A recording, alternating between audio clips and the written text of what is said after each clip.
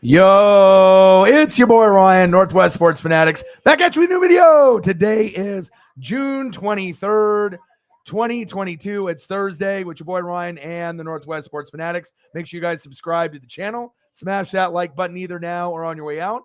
Donate to your boy if you can. Cash App, $ ORION NWSF, or the YouTube Super Chat right here. So we'll talk NFL. We got a little bit of MLB action. Looks like the Padres and the Phillies are still going on, as well as the 2022 NBA draft. Hop in the room and join your boy, and we'll be probably streaming here for, I would assume, 3-4 hours. I mean, we might go 5. We'll just kind of see where it goes, but I'll be drinking a few beers. We'll eat a few gummies, and then anything that you guys want to discuss, we'll definitely go over. I hope everyone is having a fantastic Thursday. If you're not, hopefully by the time the stream is over, you will have a smile on your face and you'll be ready for Friday. Obviously, we're going to be going into the weekend here very, very shortly. So I've been kind of paying attention to the NBA draft, even though with the NBA, it's definitely not my favorite, compared to the NFL and college football and AEW. But, I mean, this is the draft. I'm not too familiar with a lot of the names just because I haven't followed college football, college basketball that extensively, obviously, this offseason. But like I said, we're going to be here. We're going to kick it. We're going to have a good time. Anyone that has anything that they want to chime in about, based off, the picks that have happened so far, we can definitely go over that. And I don't know. I don't really know what to think. I don't know. It just seems like the NBA draft and the coverage. I mean, I know they got the first female lead announcer here, but it just seems like the NBA coverage, whether it be for preseason, the regular season, the postseason, the draft, the lottery, I'm not impressed. I'm not impressed at all. You know what I mean? It's kind of quote unquote boring, but I mean, at least I'll have it in the background if there's any, big trades with anyone else. But obviously I did see the Yankees were going against the Astros. That was really competitive. Mariners ended up winning in a wild thriller against the A's. Couple wild pitches, couple walks. They ended up getting the dub, and then the Dodgers won earlier today as well. So the Warriors are up right now. Patrick Baldwin Jr. Okay. Let's get to 100 in donos. Last 2 nights have been pretty successful with the donos. We've had a couple shows where things were a little low with the people in the room and the donos, but then we kind of ramped it back up, obviously, these last 2 nights. And we hit some pretty damn good numbers. So shout out to the GOATs. And like I said, you never know what we'll go over. We might go over Umbrella Academy. Maybe we'll go over a little Lock and Key. Maybe we'll go over a little Gronk. I mean, it's pretty much whatever the hell you guys want to talk about or go over. Any topic that you guys want to talk about, let me know, and then I'll be able to drop a picture with it, and we'll grind it out. So the draft was exciting because the Yakima kid went 24th to the Bucks. I did see that pick, but I mean, that's for you. You know what I mean? But overall, I mean, it doesn't really give me the same kind of excitement, from years past. Obviously, if you're in the Northwest or you got a local kid that's going to end up getting drafted, exciting. But, I mean, let's be honest. I mean, even if you're hardcore in the NBA, do you even know the names of these guys? You know what I mean? There's a lot of these guys that I've never heard of. Normally, I keep in touch with quite a bit of college hoops, and obviously the draft process. But, I mean, with this year's draft, it doesn't really scream like a lot of superstars to me. It just seems like kind of just like another draft. I mean, we'll see if some of these guys end up panning out to be, stars or superstars. We're going to have to wait and see. But, yeah, I'm not too sure. But like I said, even though I'm not really into the NBA that much anymore, I'm still going to, try to pay attention and watch and see if there's any other trades or anything else. But we'll have to wait and see. Chief in the building. What to do? How are you, bro? What's good with you? I got to take a look to see what other things we got here. Let's take a quick look to see if there's any breaking news, and if there's anything that you guys want to be able to talk about, please do. But you know what I'm saying, though? I mean, even if you're hardcore into the NBA, there's no LeBron James. There's no Shaq. There's not like that. I mean, obviously, you had Chet Holmgren. We saw him, obviously, at Gonzaga, and he's, pretty wiry and thin. Some people think he's going to fail. But, I mean, they said that about Kevin Durant. So if he keeps working on his body and puts on a little bit of weight, same thing about Giannis. Giannis was really thin, coming out. Kevin Durant was really thin, and both of those guys are considered 2 of the top 5 players or 6 players now. So we'll see where it goes. I know the Blazers ended up picking a shooting guard, but I'm not really sure if we're going to end up keeping him, based on everything, because I know that they were talking about possible trades and other things like that. So we'll have to kind of go from there. But Paolo Banchero, number 1 from Duke, went number 1 overall. Then you had Chet Holmgren. I mean, that's the guy I followed probably the most. I've heard of Jabari Smith Jr. at Auburn. Keegan Murray, don't know too much, but obviously Sarah follows Iowa sports, so she knows. Jaden Ivey, I've heard of him at Purdue. And then obviously you got Shaden Sharp from Kentucky. So, yeah, Paisley, you're going to have to get the hell out of here, I think. You have to get out. Paisley, you got to calm down. Calm down. You're going to have to get a sedative or something. I don't know what's going on with her. She gets her cone off, obviously, but she's been kind of acting like a hellion. But let's get to 100 in donos, bang. All right.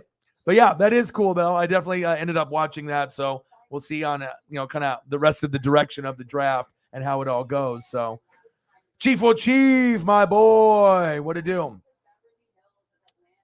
You think he's going to be? Yeah, but it doesn't have the same excitement. Maybe just because college hoops is kind of dead. I mean, we obviously, we have March Madness, and then that gets exciting. But when everyone leaves after like a freshman, campaign, you never really can build a program and watch a guy develop. And that's why college hoops is kind of boring. At least in the, college football scene, you're going to have to go, a couple years, that way you have a few years out of high school, 2 or 3, since, you're like a senior, and then you get to go to the NFL. Having these guys go so soon and so early, there's no wonder there's so many flops and guys that don't pan out because they're just too young and pretty much inexperienced. But one piece of news that I do want to talk about, and I'll throw up a picture here in a second. The news here to me is a lot more exciting than anything else. Obviously, on the NBA draft, I know some of y'all love the NBA draft, but let's see if I can find the proper one. Let's go right here. But we have some college football news, and for me, this is going to be the next big thing at quarterback. This is going to be, the next big thing moving forward in the next, maybe 2 to 3 years. We're going to have to obviously wait and see how everything transition and goes moving forward. But I'm really excited about this particular player. There should be a lot of hype. It's almost like Mike Vick hype or Johnny Football hype. And if you guys know what I'm talking about, we know Arch Manning has been going over a few different options on possibly where he might land. And Arch Manning made his decision that he is going to go to the Texas Longhorns. Matthew McConaughey, I know you're probably pretty fucking happy, okay? And obviously, Texas football has been dead. D-E-D, not D-E-A-D, but D-E-D. It's been dead, okay? So now you're going to end up having, probably good 2 years, maybe 3. I mean, it just depends with Arch and, how long he decides to stay. But if you've watched this kid in junior high, if you watch this kid in high school, he's a number 1 prospect, for 2023. He obviously is, with the Archie Manning, Peyton Manning, Eli Manning, that Manning name. So he's going to be NFL. He probably will be better than Eli, better than Archie, the dad. Maybe not as good as Peyton, but can you imagine if he ends up being on the Peyton Manning level? There's a chance. You know what I mean? Maybe the Detroit Lions, they just need to keep tanking and tanking and tanking. And then eventually, they'll get this guy. And now if this is the guy that can, take the Detroit Lions out of mediocrity and crap, I'm all for it.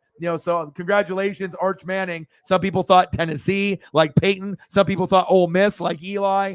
There was a lot of other offers. I mean, the guy could have went anywhere. Alabama, Ohio State, Michigan, Clemson, Oregon, USC. I mean, this guy he literally had a choice of anywhere he wanted to go. I know he had, I think, a couple teammates and a couple friends that thought, maybe I can go to Texas and we can play football together. But this news here is bigger than anything in the NBA draft, honestly, for me. Obviously I'm a big football guy and we'll have to see where it goes, but let's take a quick, peek and I'll go over the draft on the picks. Maybe you guys know more of the players than I do. I used to follow the draft to a T. All right. Every player, going through a lot of the teams, but I definitely have lost a little bit of love on that NBA side and that college hoop side. Besides possibly, March Madness, obviously. I got to go real quick outside the door, grab food for someone here at the house. Did you grab the food? Okay, food is here. All right. All right, food is here. I guess I don't have to go grab it. That's good. All right, so we're here. But I hope everyone is having a fantastic Thursday. I know some people are having good days. Some people are having bad days. Some people need to go find new jobs. Some people are stressed out by assholes that they work with. Trust me, I get it. I mean, I did phone sales for like 20 years of my life. I did warehouse. There's a lot of politics. There's a lot of bullshit, a lot of favoritism. And sometimes you got to work at a job for a little bit, to see how it really is. Everyone will talk up a job when you first get it. But, once you actually experience it and live it yourself, you can kind of make the idea or the decision. Hey, were they bullshitting and just trying to talk this job up that's a piece of shit? Or is it actually a halfway decent job? So obviously, Sarah, I hope you find something a little bit better, obviously, with that. Yankees Judge is amazing. Yankees are it looks like they're gonna break the record if they don't get injured. The 116 game mark, it looks like that has a chance legitimately to get broken. So I don't know what's gonna happen with Yankees in the postseason, but I mean, if there's one team that has looked the best, Warriors, Colorado Avalanche, and it's definitely the Yankees this year. So maybe we get Yankees Dodgers. At least that's what I'm hoping for. Chief is in the building. What to do? I hope everyone is well as well.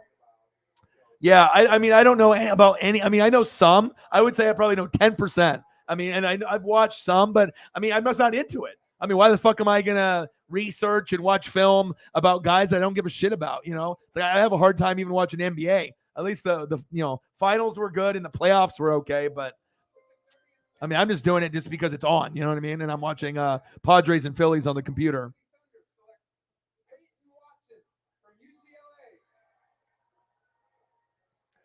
The bootleg, Jokic. Yeah, I know. I saw that.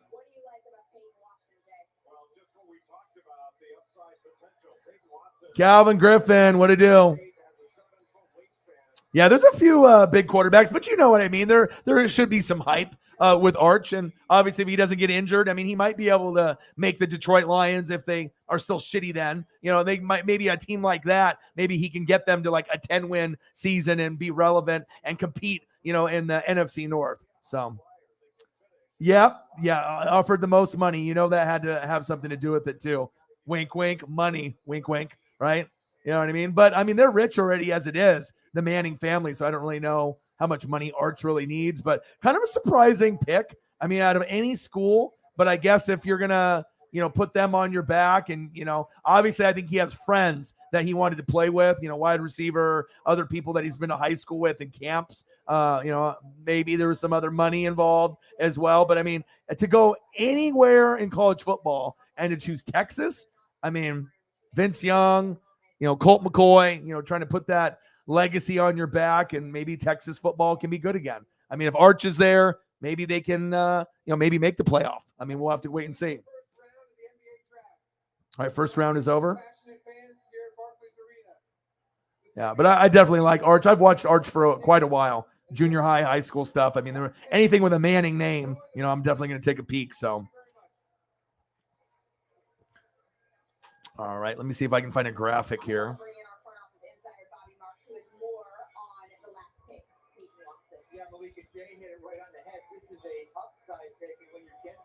Picking at 30, you can take the risk on taking a player that averaged 12 minutes a game, 3.3 points a game. That is the fewest amount of any first-round pick that we have seen here. So this is going to take a little bit of a while. But when you have a Denver team that has the MVP, the reigning MVP back-to-back years, and Jamal Murray and Michael Porter Jr., a playoff team, you can wait. And this player is certainly worth the wait. Only 19 years old, a 7'1" wingspan. Thanks, Bobby. That's exactly what Jay was talking about, right? It was the fact that we have. I'll give you guys a little NBA draft graphic, even though I don't really care for too much college hoops. I mean, I do like March Madness. That's exciting. And playoffs for NBA is better than regular season. So same thing goes for college hoops. How's the weather for you guys out there? I visited a friend about an hour ago. No AC. Goddamn, his apartment was just fucking roasting, just hot. Like, thank God we have AC here, but it's in the bedroom and the door is closed, so it's gonna get a little hot in here. Paisley's kind of just getting all riled up, and I don't know, maybe it's just getting cabin fever, just being inside the house for 10 days and not being able to go outside with that fucking cone. But hopefully everything will be good when I go take her tomorrow. I'm going to be hanging out with Swaggy P. It looks like he had a little mental thing that happened, and he was kind of going through a tough patch. And I told him to come visit me yesterday, but he just didn't want to go anywhere. But I think we're going to go maybe play some catch, shoot some hoops, maybe go to a card shop, eat some tacos or something. So that'll be cool. I mean, I already told him anytime if you're struggling, and you need help, or you just want to be able to get out of the house and whatnot. But I think he called like his therapist, just to kind of get some, a little bit of assurance on maybe why you're feeling depressed or what's going on. And I think he said that he's good now, but you never know. I mean, like I said, you can end up getting depression. Sometimes it just comes out of nowhere and you don't really know why. It could be something that was said to you. You could maybe be stressing out over, money or bills, or having just people be dicks to you. I mean, there's a lot of things that can trigger things like that. So for me to be able to not get in depression and not to kind of sabotage myself, I need to be able to party less, right? Stop drinking as much, stop partying, stop hanging out with people as much, which I have stopped really. And I don't really hang out with anyone anyways. You know what I mean? I usually just, hang out with Paisley here or I'm streaming. But if you've noticed, I mean, I've been grinding pretty much every day for almost 2 weeks straight. So obviously we got a lot of things that, are on the plate, and I need to make sure I buckle down and focus because, I mean, I got, the fucking tax shit and then bills and, I just can't fuck off and just be like, oh, it's summertime and I'm just going to be this lazy guy and record when I want to. I mean, I can't afford to do that. So I have to really put in the hard work and the effort and the grind. And like I said, I mean, I've really pushed myself and, we've been able to do 4 to 8 hour streams pretty consistently. And it's good to have you guys in the room. And like I said, hopefully we end up getting some goats here and we hit a decent number. The goal for the show will be 100. And then if we end up getting that, then we'll go to 2. Last 2 nights, though, we've had pretty good numbers, around 270, 275 in back-to-back nights. So thank you guys so much for your support. I appreciate you guys. The Passing Academy.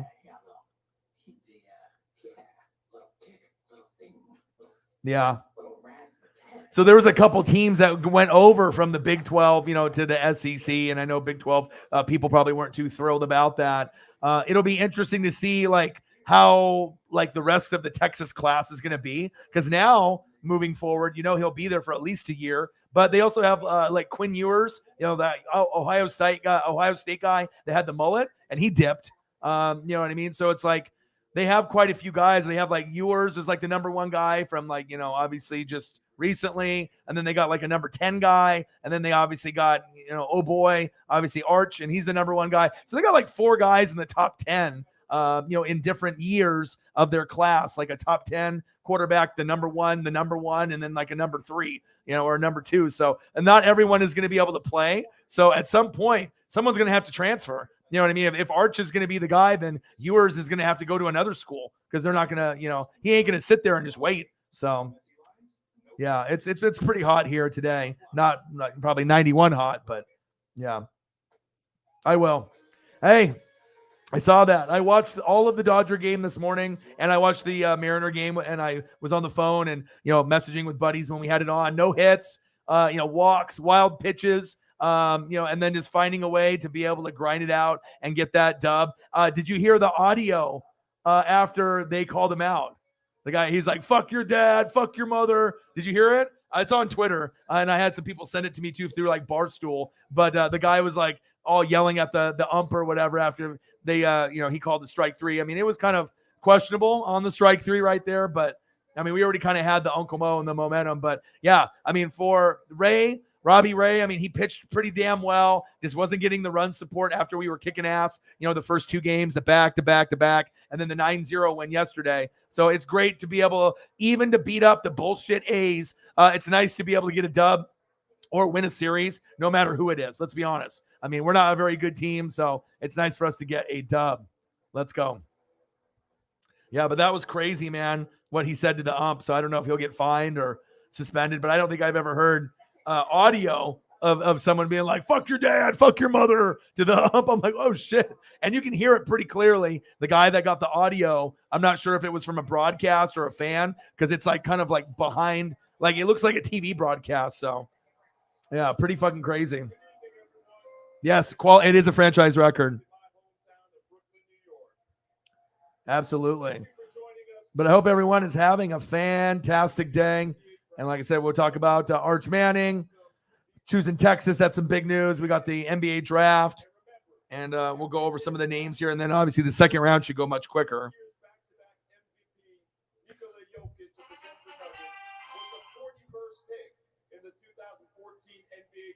See if I can find a graphic. With the 31st pick in the 2022 NBA draft, the Indiana Pacers select Andrew Nembhard from Aurora, Ontario, and Gonzaga University. Another Zag off the board, Jay. Well, Andrew Nembhard is a big lead guard. He averaged about 12 points per game, but he averaged 6 assists per game. He's got the ability to facilitate. He can be a scorer and a passer, and he's an elite passer. In pick-and-roll situations, he is surgical. I mean, he comes off, makes great reads the primary, the secondary, the tertiary defender, and he's a very good on-ball defender that defends pick-and-roll very well. Very good at getting deflection. Started his career out in Florida, and one of the criticisms of him at Florida was he didn't play fast enough. Then he goes to Gonzaga, and he was with one of the most high-powered offenses. So are they going to end up doing like a first round? A first round just like list? I'm just looking to see if I can like copy and bring over a list. If you can find a list on there, Sarah, on Twitter of all the names that were on the first round, if you can find that, send it to my Twitter if you find it, and that way I can bring it onto the screen.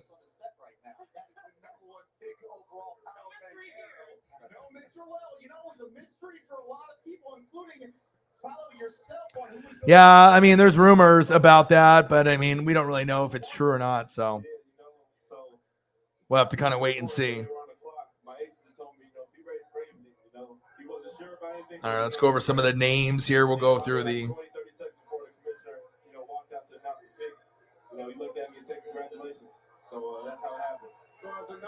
God, it's fucking hot in here. I got no fucking fan. And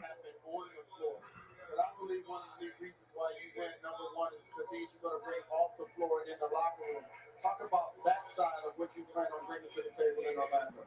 Yeah, I mean, I just feel like, I'm a great leader, and I don't force it upon anybody, All right, so let's go over to some of the picks, obviously, here. You got number one pick. All right, you got Paolo Banchero from Duke with the first pick overall. Then, obviously, number two with the Thunder, you got Chet Holmgren from Gonzaga. That's probably the most notable name. I mean, I think most people know who he is. Number three, Jabari Smith Jr. to Auburn. Keegan Murray goes to the Kings to Iowa. I saw a thing about the Sacramento Kings, how they passed on so many great players. They passed on Dame, missed him by a pick.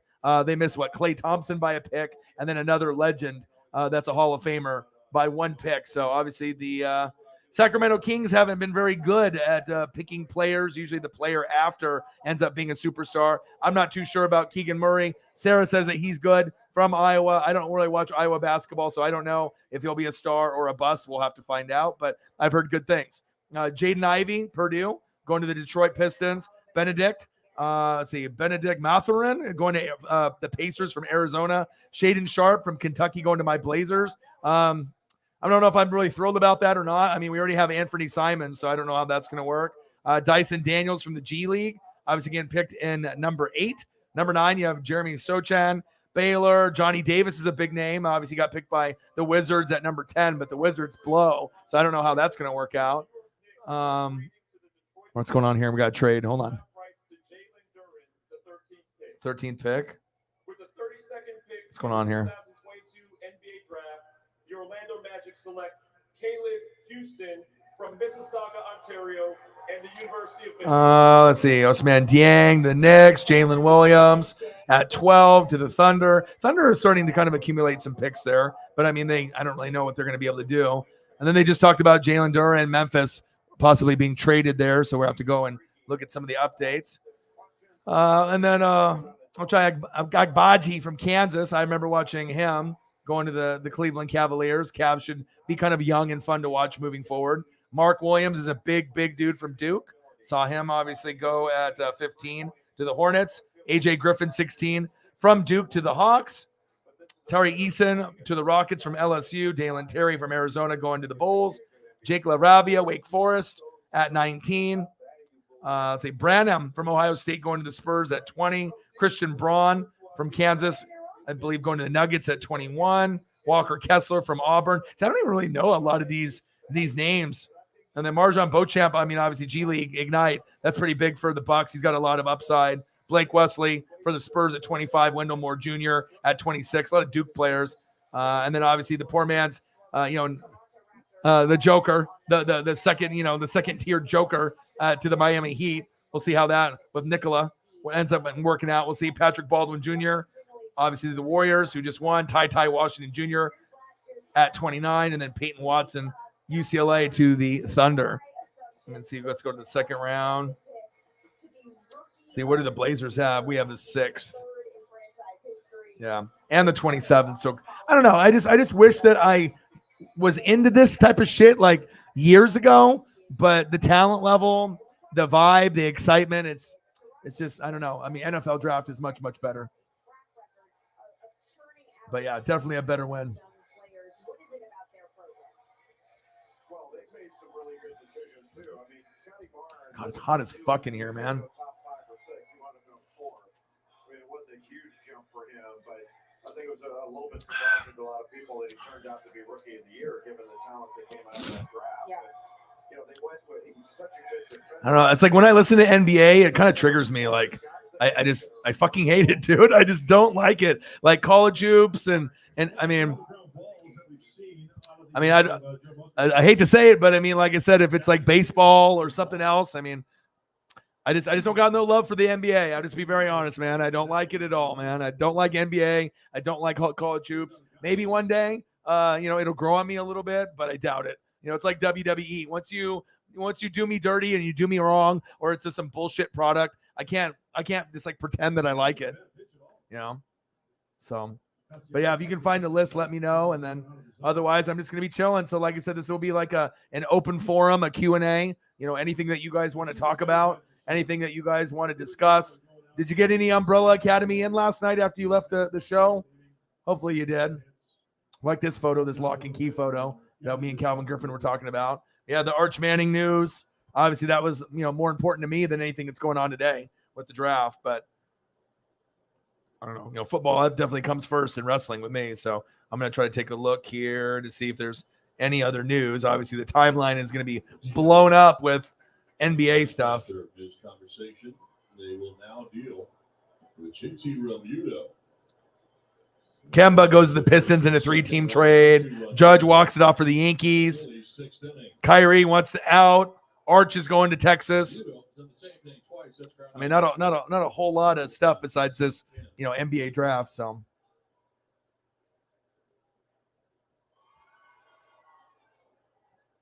The Beavis and Butthead movie, nice.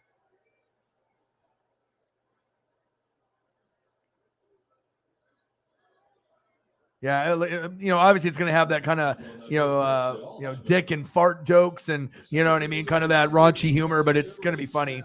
It'll be dumb, but it'll be funny, and that's what I like. So, 45 times. Scoring a lot of runs. They lead in that category. It's like, shit, maybe I should have just made the video Arch Manning to Texas reaction. But I know some of y'all do like the NBA, so, I try to cater to the people. But I don't know. I think if it's just like had a little bit more superstar hype, you know what I mean? But sometimes you don't know that guys are going to pan out, like, Luka and some guys it takes, a few years to develop. But I guess maybe I should just get back into watching college hoops like I do college football, but I don't think that's ever going to happen. But I do like March Madness a lot. I won't lie. I did enjoy Kansas Rock Chalk Jayhawk going against North Carolina. That was fun. All right, I got Phillies and go! 3-run homer. JT Realmuto, one of the best catchers in the game. 6-1 Phillies.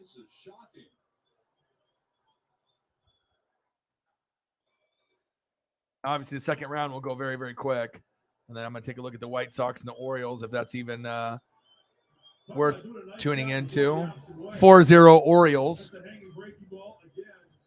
Outer third, he stays on it. Nice level swing on that breaker. Camito goes off the wall. Ooh, shit. For the home run. Nice fucking dinger.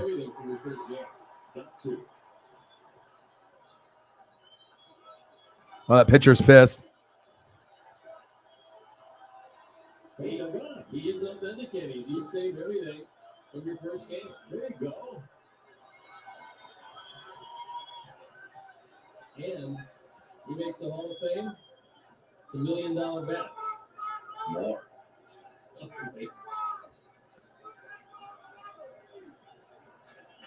3-2.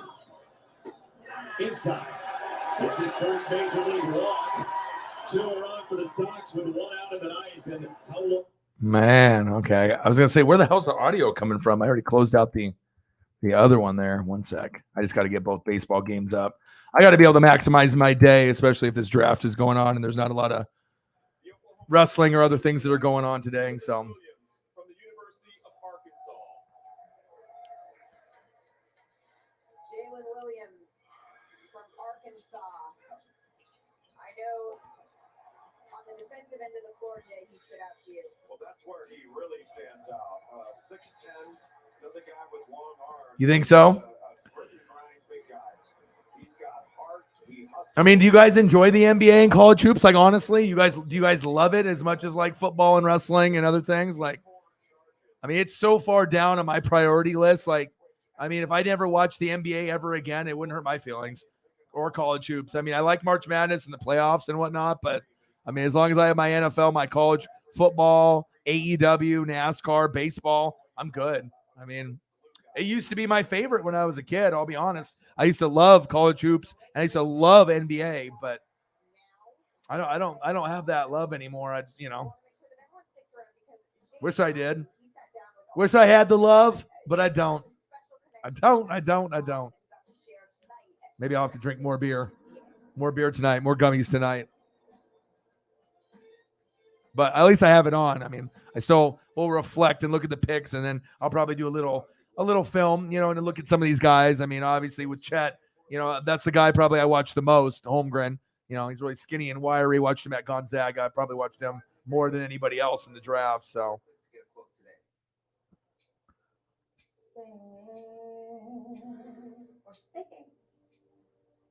All right, I gotta turn the volume up on this baseball. Turn this basketball down. And then hopefully there's like a NBA game. No. An NFL game or some college football. Something I can watch, obviously, since it's Thursday. Over the last 12 games, where they score 4 or more runs in a game. This is pitch 25 of this inning for Joe Musgrove. All right, I've got Mariners. I watched that earlier. They struggled today, but we got a dub. USFL football. Can't do it. All right, I've got the Phillies. I can actually watch them on TV here. And then what about NFL? All right, what do we got on the NFL? We got Total Access. All right, will I actually watch Total Access? Maybe I will. I mean, fuck. I mean, wish I liked the NBA draft, but we got greatest games. We got the 81 NFC Championship game, which I believe will be the Niners are playing in that. They've been showing some. They have the Niners. 92 NFC Championship, Cowboys and Niners. Yes, please. That'll be on later tonight. And then 94 NFC Championship, Cowboys and Niners. And it's like almost the whole game. Awesome. So it looks like we're going to be getting a lot of Niners and Cowboys on NFL Network. So, well, I guess for the time being, I'll watch a little NFL Network. I'll do a little bit of the draft here just on the computer. I don't want to listen to it. And then obviously we have a little bit of baseball as well. So it is what it is. They think so?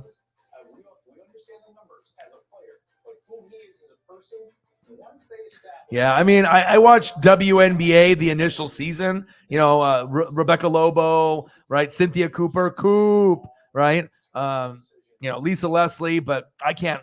I mean, for me, it's not like me just being like sexist or anything. It's just I can't do it. I mean, I just I can't even watch the guys play. So there's definitely no way, for you, obviously being, a female, you're going to have a better, connection with it and whatnot, and basically being that Midwest and, following the women's game and the men's game. But yeah, I mean, I don't know how you do it. Not for the women WNBA, but just basketball in general. I mean, it's just gone downhill compared to what it used to be.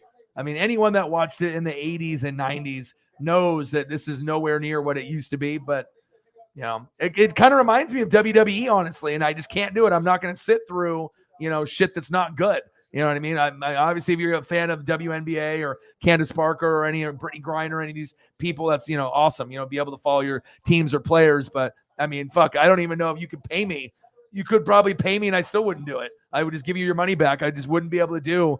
I mean, it was even hard for me to do NBA, to be honest, because I just don't like it anymore. But, at least they had Boston and they had, Golden State, and then they actually had some, decent teams, going through it. But I do like March Madness because it's the thrill of what's going to happen and a lot of crazy buzzer beaters. And obviously the Kansas and North Carolina, that was fun. But Renee in the building. How are you?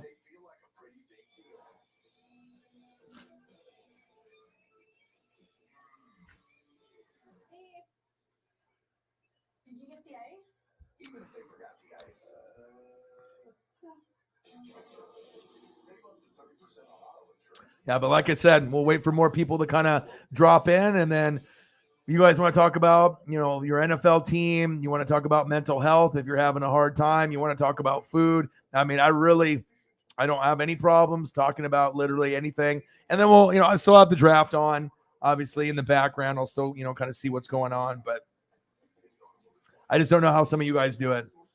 You know what I mean? Like, some people love all the sports. I try. You know what I mean? But once I feel that a sport or something is, in the shitter, I just, I flush it. You know what I mean? I'm not going to be just, it's tough.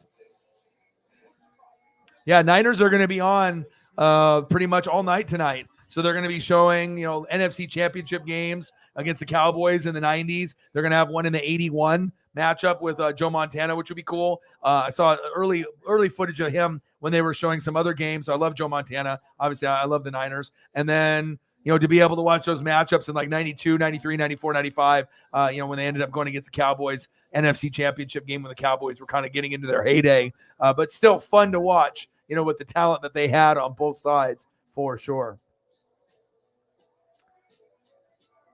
Yeah, it's too easy, man.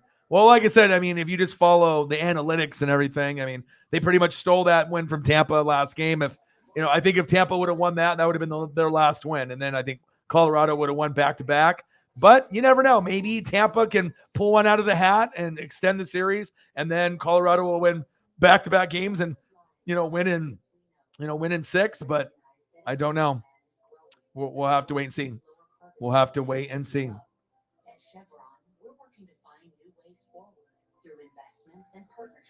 A guy, Raiders.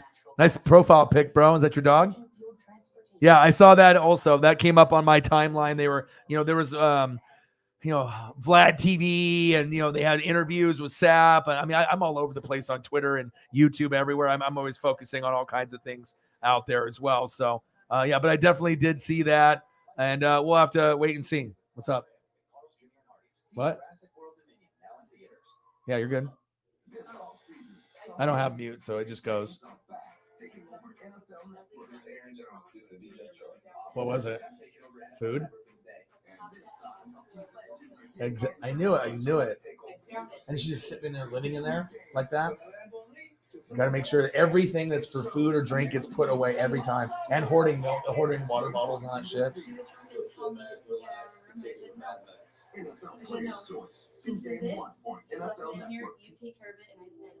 Rinse it out and put it in the dishwasher. Yeah. Yeah, I knew it was something like that because yeah. How do you not even smell that? I could smell it from my bedroom, the bedroom, and I was like, "What the hell is that?" I knew. But at least you investigated and found it. Seriously, freaking A, man, that's crazy. So, girlfriend just came in here, and then our daughter is just like has all kinds of bottles and food and whatnot, and there's some kind of like maybe like cereal bowl that had spoiled milk or something, in there. Because I was like, what the hell is that fucking smell? I was like, is that like BO? Like, what is that? It's fucking reeked. Like, I could spray like Glade and it still reeked. And I guess the girlfriend went into the room and found it. It was like some, like, how do you not smell that? You know what I mean? If it's like some spoiled milk in a bowl or whatever, and it's like, you know what I mean? It's like, first off, you shouldn't have shit in your room anyways. You know what I mean? That's going to be like, ants are going to come after that, food or drink or whatever. But I was like, it smelled like throw up or BO. I was like, what the fuck is that? Well, at least we figured it out now. So note to self, if you guys eat and drink shit, clean up after yourself and put your shit away. Otherwise, you're going to have some stinky barf BO smell. I was like, what the fuck is stinking up the house, dude? What the fuck is that? But yeah, well, that'll do it. Fucking milk that's just been sitting there, fucking spoiled, like nasty. But yeah, I did the story of my life being fucking doggy dog here on the 503. But yeah, I did see that, but I don't know if that's him just, talking shit, you know what I mean? Or if Kaepernick did really have a bad workout. I mean, most of the workouts, they said that it were, decently positive and whatnot, but I mean, they didn't have any footage of it. So, I mean, who knows really if it was that bad or not? Because usually, you'll have something that gets leaked, a drone or someone that has a camera, but maybe it was just like a closed practice, so no one got to see it. So, Holly's in the building. How are you? Oh, okay. Well, I'm sorry to hear that. You know what I mean? But it's always good to be able to, have memories of, a dog or a cat or anything right there. Yeah, I'm sorry to hear that, man, because, dogs and, are man's best friend. Obviously, Paisley's going to get her cone taken off. And like I said, it's going to be tomorrow. So I think she's getting cabin fever because she's starting to be a freak. Like, she's really starting to, like, get aggressive. Like, she started to chew up some of these, like, old, power strip wires in here. And she normally doesn't do that. Starts running around crazy, jumping on the couch, running in the hallway, onto the bed, back and forth.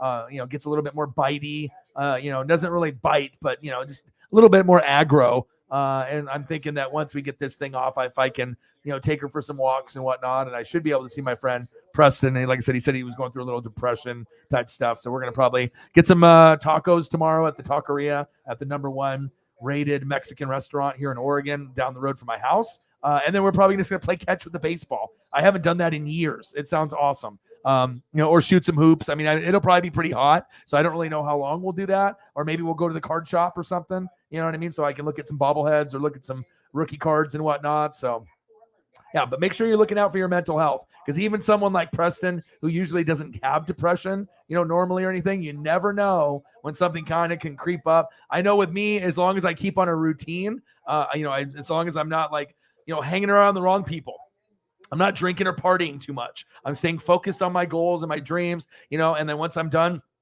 streaming, you know what I mean? I'll watch a little Simpsons, a little King of the Hill, I'll make sure I laugh and I feel good. I'll go to sleep at 1, 2, 3, 4 in the morning. I'll wake up at 7 in the morning, and then I'll start my day. Like, I even went for a walk early, like 7:30, 8 a.m. I ended up going for the walk, and before it got too hot, and it felt good, to get a little music in and to get out there. And it just sucks that we have these like vandals that, you have like TriMet, and you have like the buses that go, near our place. And for whatever reason, these kids either are shooting the glass, or you sit down and wait for the bus, or they're hitting it with like a hammer. And they're breaking the glass. So they just broke the glass like 2 weeks ago. And then I went out there yesterday and they did it again. And I don't know how much each glass panel costs and the cleanup, but obviously it's going to waste someone's time and the money. But I don't think they're going to put up cameras. So I told them maybe you should do like plastic or something instead. So, I mean, how many times are you going to keep putting up new glass and you're going to have the same idiots that are going to vandalize it? So I don't know what's going on with people, if they're bored or what it is, but I mean, I would assume that they would be able to find something better to do than to break glass where dogs and, animals are going to be passing by on that sidewalk, as well as kids and older grandmas and grandpas waiting for the bus. So, yeah, I don't know. You know what I mean? It's like, hey, I used to be younger and I used to do dumbass shit, but I would never break the glass inside of a little area where, you're waiting for a bus to show up. I mean, it seems kind of, they got other things like video games and, you can go to the pool. You can actually go do something, but I guess vandalizing TriMet shit is what they want to do. How are you doing, Holly? How you feeling today? Yeah, you know what? It sounds like a lot of people have been struggling today. Like I said, Sarah sounded like with her job, she's already ready to move on. And a lot of people have just been dealing with just moody people that are being rude. Just I don't know if it's just the weather, and it's getting hotter. People are getting aggro. I don't really know what's the situation with it, but I hope everyone ends up being better after this. Like I said, I'm not going to be able to turn everything around, maybe from a horrible day to at least, you're okay. But I feel that, usually try our best to be able to vibe together. And I know that, no matter how bad, things are, if you guys hang out with me here, usually for 30 minutes, an hour, 2 hours, whatever it is, but usually by the end of the stream, you feel a little bit better than what you did prior to going in. So I hope things get better for everybody. A guys in the building, Raiders in the building. What to do?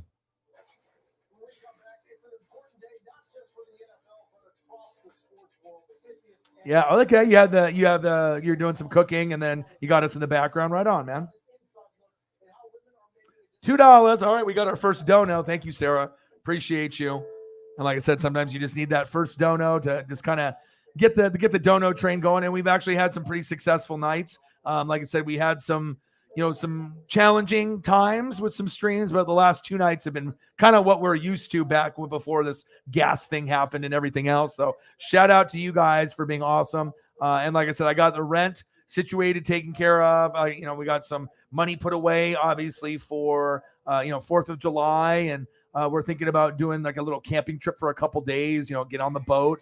Megan's dad's got a boat, so we'll be able to go on the boat. They'll do the fishing thing, but there's a couple little spots in Detroit Lake where you can go in and it's not as choppy, and you can just jump in the water and float. You can be on a float or like a tube, drink beer, just kind of hang out, and then we can always go on the beach itself. But I definitely love water and I love camping, and even if it's the only thing that I get to do all year, I'm going to definitely enjoy myself. I'll probably be more tan than you see me now. And that'll be a good couple days, in a couple weeks that we'll be able to enjoy that. And Paisley's first trip kind of out towards the lake and her first camping experience. I do want to go to the coast with, obviously the girlfriend and the dog, and stay at a dog friendly hotel. But with gas prices being so expensive and with everything else that's going on, I don't know if we're going to be able to afford doing that. And if we do, it might have to be in the fall. But at that point, maybe the beaches aren't going to be as desirable. And also, we're going to be in the busiest season for me,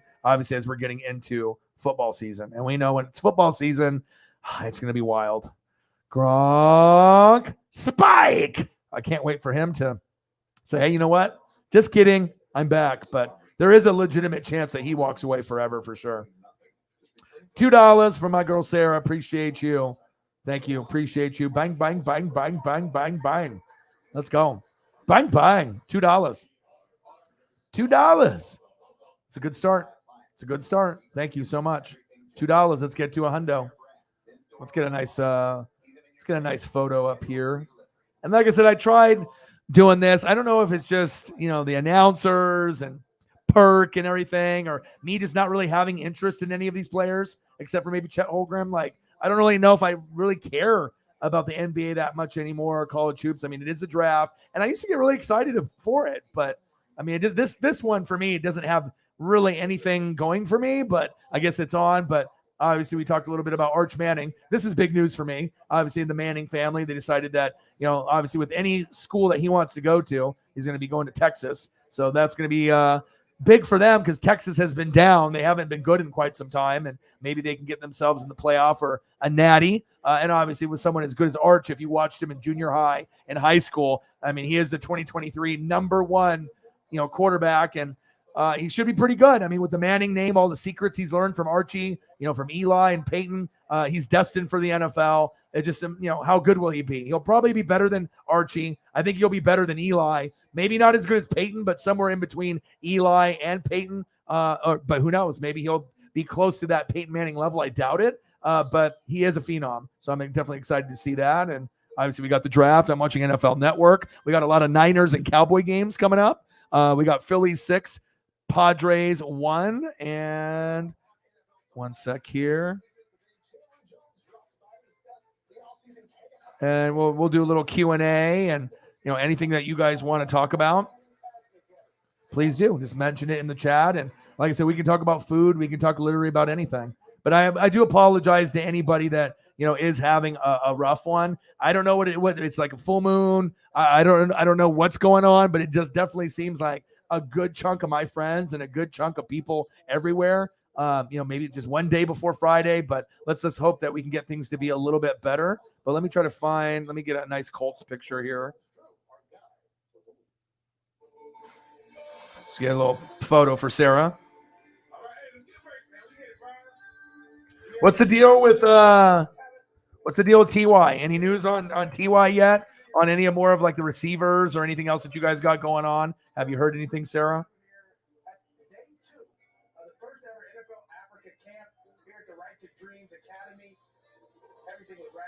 Ooh, this is a cool photo.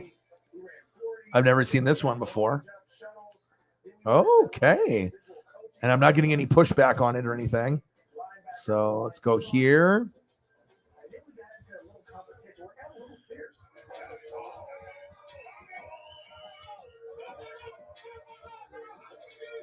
See guys separate themselves from the group of 50 that we started with. We're starting to see the cream rise to the top. You'll like this one, Sarah. Obviously, I love Jonathan Taylor. I loved him at Wisconsin. Let's stiff arm some fucking Buffalo Bills today, huh? Micah Hyde, sit down. I like this one. This one's going to be saved probably. I'll keep this one. Let's go. Number 1 running back last year, Jonathan Taylor.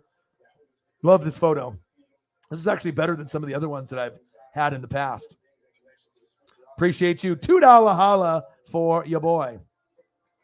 Yeah, I'm sorry that you lost that pet as well. I know it's tough. Yes. Thank you.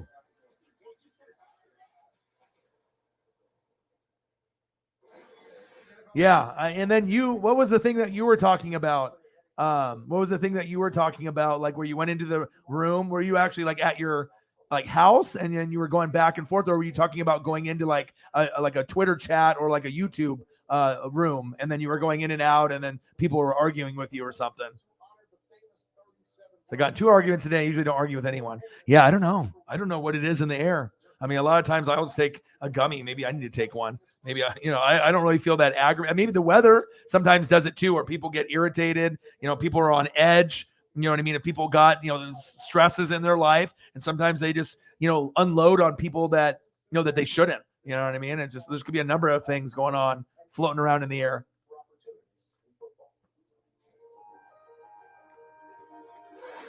The 37 words. So no person in the United States shall on the basis 17 years. Be excluded Wow. From participation in, be denied the benefits of, That's awesome that you got to be able to spend that much time. When I had my purebred Samoyed, I had Jito. He was like my brother, and I had him for about 17, 18 years. It was like 87, 88 around that time, maybe when I was like 5 or 6 years old, like 6 years old probably, and then lived all the way till 2000. I mean, it was a long time, you know what I mean? It was probably like 15 to 18 years as well. And making sure that as we move forward that there are equitable experiences for men and women moving forward. When Title IX was enacted in 1972, Barbara Hedges became the assistant athletic director for women's athletics. There are many athletic directors across the country that fought Title IX. Oh, yeah. I mean, ours, the Samoyed that we had, not to bring the vibes down or whatever, you know what I mean? Because obviously people are having some tough days and whatnot, but I just like to be able to discuss whatever's going on. But I feel for you, man. Like when we had our, dog, it was a purebred Samoyed, like a husky, all white, and had like tumors. And so when we came home, when my mom and my dad got divorced, I was not living with my mom at that time, but she called me, and Jito had this blood all on like the left side of his fur. You know what I mean? So I was like, oh fuck. Like, I already knew that they were getting worse, but then so we had to put Jito down, and it's definitely a crying moment. Like, me and my mom definitely cried, and that was the only pet that I ever had, growing up, and then until I moved out and whatnot. So yeah, but at least you ended up getting a couple more years to be able to spend time, and people don't understand unless you have a pet of your own or you have had one, like when we raise money, to be able to save sports life. Some people were asking me like Cyber did 500, Holly did a couple hundred, I did 1,000. This isn't even my fucking dog. You know what I mean? But that's not the point. You know what I mean? You realize, you know what I mean, when you end up having something special in your life that it doesn't matter, 500, 1,000, 2,000, 3,000, 4,000. I mean, it's like you treat it as if it was like a human baby. You know what I mean? Like you can't just be like, oh, whatever, we'll just get another one. It doesn't work like that. You know what I mean? And yeah, it's just tough even seeing, a pet struggle, especially when the dogs are so loyal. Sport's good now. And like I said, I just would have felt horrible, if he would have called me and just like, yeah, the dog died. You know what I mean? And then maybe he would have went into a little depression or whatever. And so I'm glad that we, did something, on a good cause. And Holly's done it here. Holly's done it over for Sinclair, for Grossi. And, anytime a dog gets sick, I mean, it's very hard just to, turn your head and ignore it. And you can't. I mean, if anything, you're going to do whatever it takes to be able to make it work. So for sure. Yeah, it sounds like people are having some rough weeks, but let's lift the vibes up a little bit. Stranger Things is going to be coming out. I heard Obi-Wan was fantastic. I haven't watched it yet, but through the 6 or 7 episodes, I heard it was lit. Like it was very good. Still got a couple episodes of Boba Fett that I need to watch as well. So I'm definitely going to have some things to watch. And it looks like we were thinking the camping thing was going to be around the Stranger Things time, but I think it's going to be around like the 4th, 4th, 5th, maybe 4th, 5th, 6th. I mean, we'll see, but there'll be a couple days. But I'll still be posting. I'll give you guys some pictures and show you guys the views and whatnot. But yeah, it'll definitely be a good thing for me, for my mental health. So yeah, morale is very, very important for sure. Some Darius Leonard. I got you. But I'm glad you got at least a little bit more time though. Right. And like anytime a dog goes past 12 years, like 10 to 12 years. And you already know, I mean, it's not like dogs are normally living, 25, 30 years or anything like that. So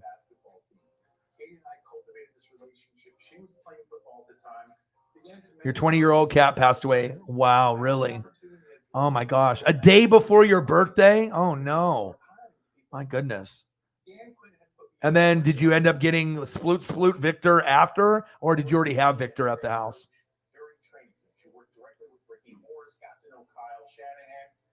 Yeah, the horoscopes to see what's going on. Yeah. Well, we love you. I appreciate you. Glad to see you in the room. And like I said, I can't wait to be able to watch football with you this upcoming season. And yeah, I know. I mean, like I said, I mean, I that's why I have to even work harder now. It's like I was already putting in the work ethic where I was doing, 2, 3, 4 hour streams. Now it's like with everything, I got to do 4 to 8 hours because I don't know who's going to show up when, and I have to give maximum effort, especially if this is my full-time job to make ends meet. You know what I mean? And I mean, I know once we get into July, people are still going to be vacationing and whatnot, but I think that once July's over, it'll be ramped up. I think August, September, October, November, December, January, February, I think we're going to be good for 8, 9, 10 months after that, but just got a couple more days for this month. And then obviously next month might be a little bit of a challenge, but I'm up for it. And I'm going to try to stream every day besides the days that I'm on vacation. So yeah, I forgot what you were. Yeah, okay. Oh, so much.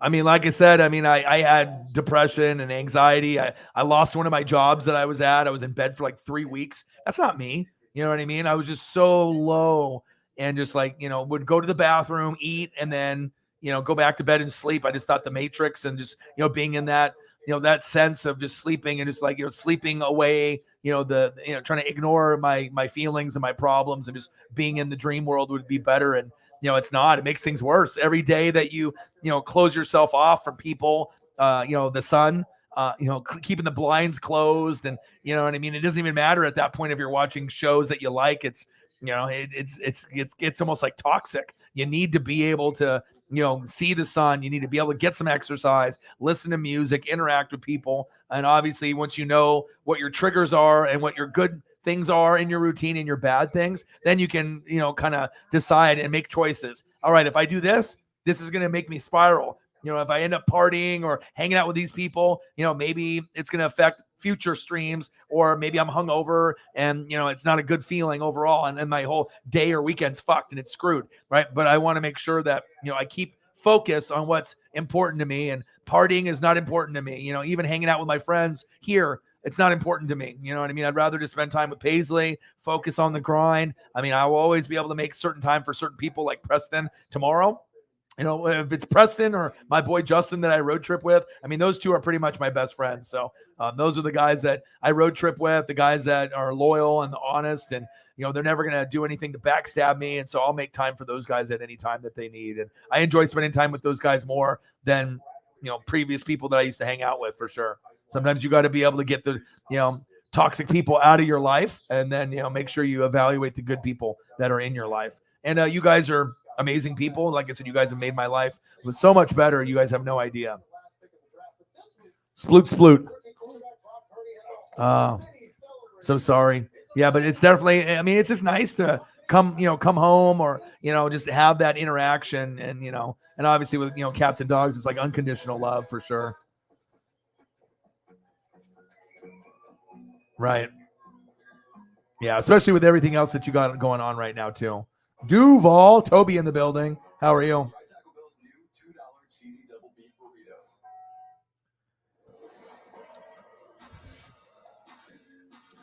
right, I'm going to take a quick peek to see if there's anything else going on.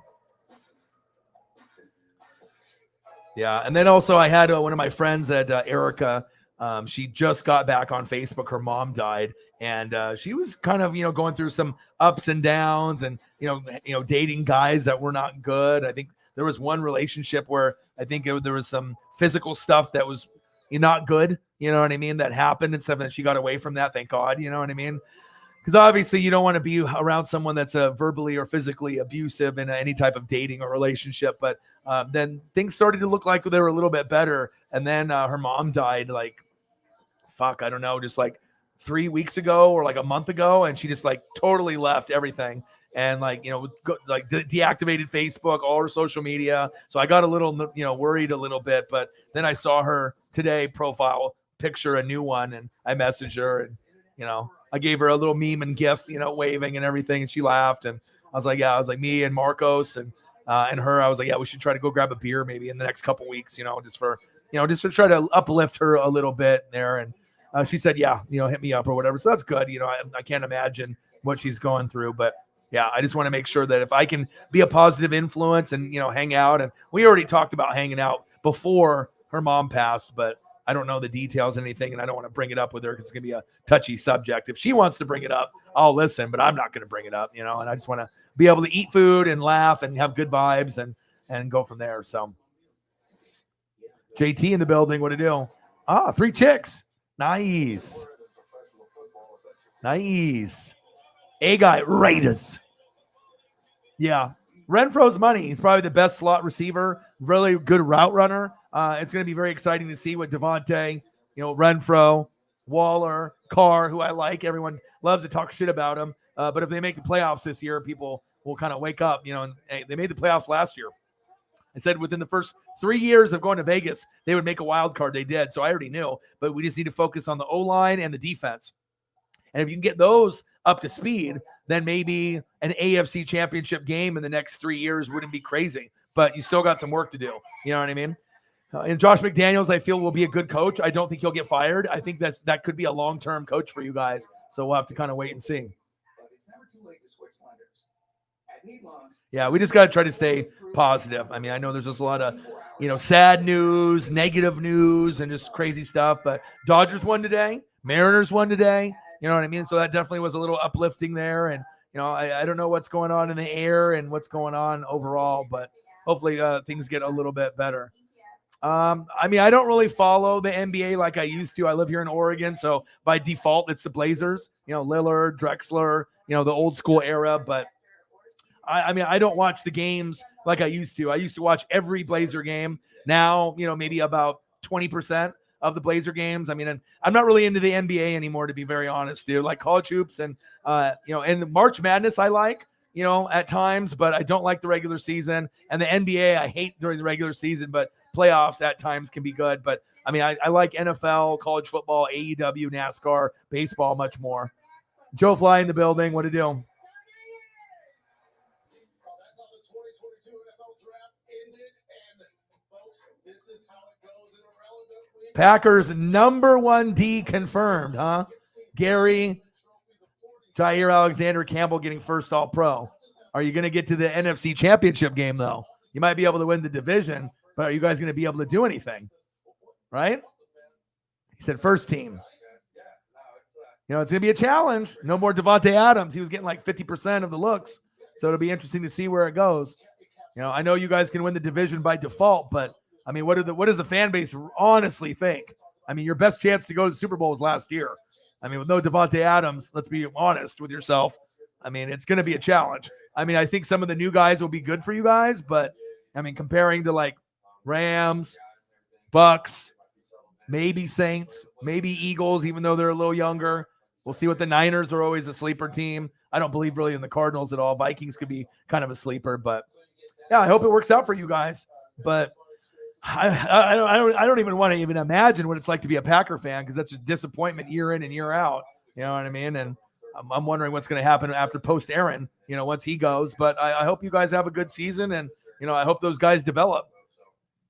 Defense should be very good. I'm not really worried about that. It's just really and Aaron makes everyone better around him, you know, in the regular season. So a lot of these guys should be able to step their games up as long as they don't have stone hands. But, you know, we'll find out. So now, you know, some other guys, Mr. Irrelevance, come on, they get on the surfboard for the first time. Oh, but you can kind of stunt on the people just a little bit. Oh, I can watch old stuff. I mean, I like 80s and 90s stuff. You know, just the current game right now is just too soft. You know, no one plays defense. Everyone shoots threes, even like centers. There's not enough superstars for me. It's just, I don't know, man. When you ended up growing up and watching the best era in 80s and 90s, it's just, I don't know.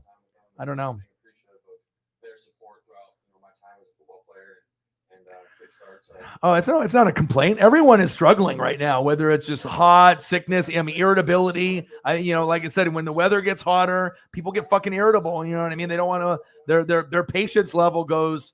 You know, it goes down. I mean, there's people snap at each other and stuff. Gas prices going up. I mean, there's a lot of reasons where people are getting kind of agitated and whatnot. But I hope you feel better. I know, you know, things have been kind of tough for you in the last few days. Defense wins championships. Going to be hard, but not impossible. But yeah. But in all reality, do you really think the Packers are going to win a Super Bowl without Devontae Adams? I don't think so. I mean, that's not me trying to be a hater, but I mean, like, I might not even be able to get there with my team. I mean, with no JPP, no Ndamukong Suh, no Gronk. I mean, and maybe Gronk will come back, but I mean, I'm hoping someone other than the Rams or the Bengals goes, so we get two new teams. But I mean, they just were so heavy with Devontae. I don't know, man. Defense does win championships, and you guys should be good, but it's like you guys are almost cursed in the postseason.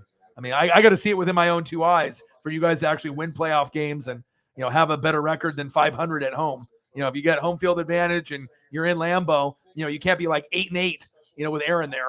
I mean, that's not you know what I mean? That's not a good look, but I don't know how you guys do it, but it's not like you would switch teams or anything, but that's got to be a really, really fun, you know, time during the regular season, and then a lot of heartbreak and agony in the postseason. So, and the main thing also, you know, if you actually go back and look when the Packers did win, you know, they won based off defensive studs that they brought in, right? They ended up getting Reggie White, you know, when they had Brett Favre, right? Yeah, Desmond Howard. Those were key contributors, obviously, you know, special teams and defense. And then obviously the last one with Aaron, no one wants to talk about it, but Charles Woodson was there. If you didn't have Reggie White, you didn't have Desmond Howard, you didn't have Charles Woodson, there's no fucking Super Bowls. Plain and simple. As great as the offenses were at the time, those were really key pieces to me. So, yeah, well, the Bears suck. I mean, comparing yourself to the Bears, you can't even do that. I mean, comparing yourself to any team that's in the division, that's not even a fair comparison. Come on, man. Bears? That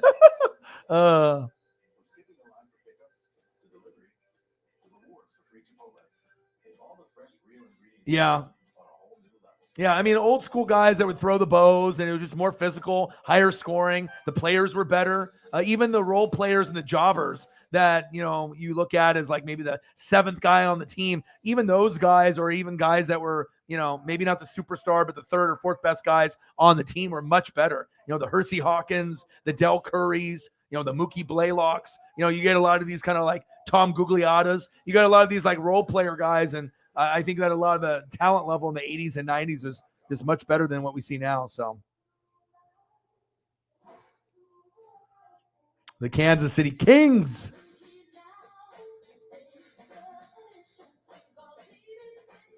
I don't know. I think I just been spoiled. Like, I've been spoiled with the best wrestling, the best basketball, the best football, the best baseball, the best hockey. Like, once you actually get spoiled by growing up in a generation that had literally the best players of all time, they're in that same little 10 to 15, 20-year window.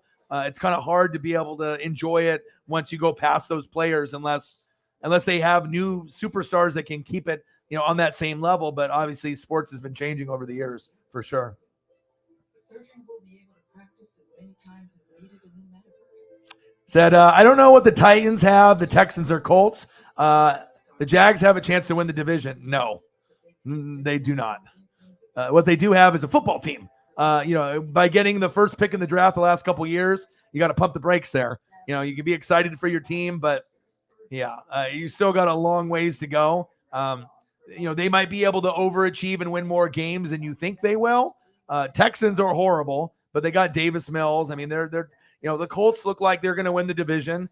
Titans obviously are going to be in rebuild mode after the Tannehill thing that happens, depending on when they bench him. And you got Malik and you got Treylon Burks. So I would assume it'll go Colts, Titans, and then it'll be, hopefully for your sake, Jags in 3rd place and then Texans in 4th. But, they got a lot more quality pieces on the Colts than the Jags do for sure.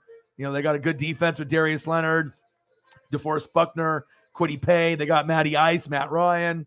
You got Jonathan Taylor, the best running back. I mean, last time I checked, Trevor Lawrence really hasn't done a whole lot yet, right? You don't have a number 1 running back like Jonathan Taylor. Defense is nowhere near what the Colts is. So maybe you needed to do some research and take a peek at some of the rosters on the other teams. But, I'm hoping for the Jags and the Lions and the Jets to be good. But I don't know how long it's going to take for them to be good. So, ooh, there you go. There you go. Yeah, but dudes on ESPN are fucking stupid. If you're going to listen to people on ESPN, good luck, bro. You know what I mean? There's a lot of people that are on ESPN, FS1. Those guys are fucking morons.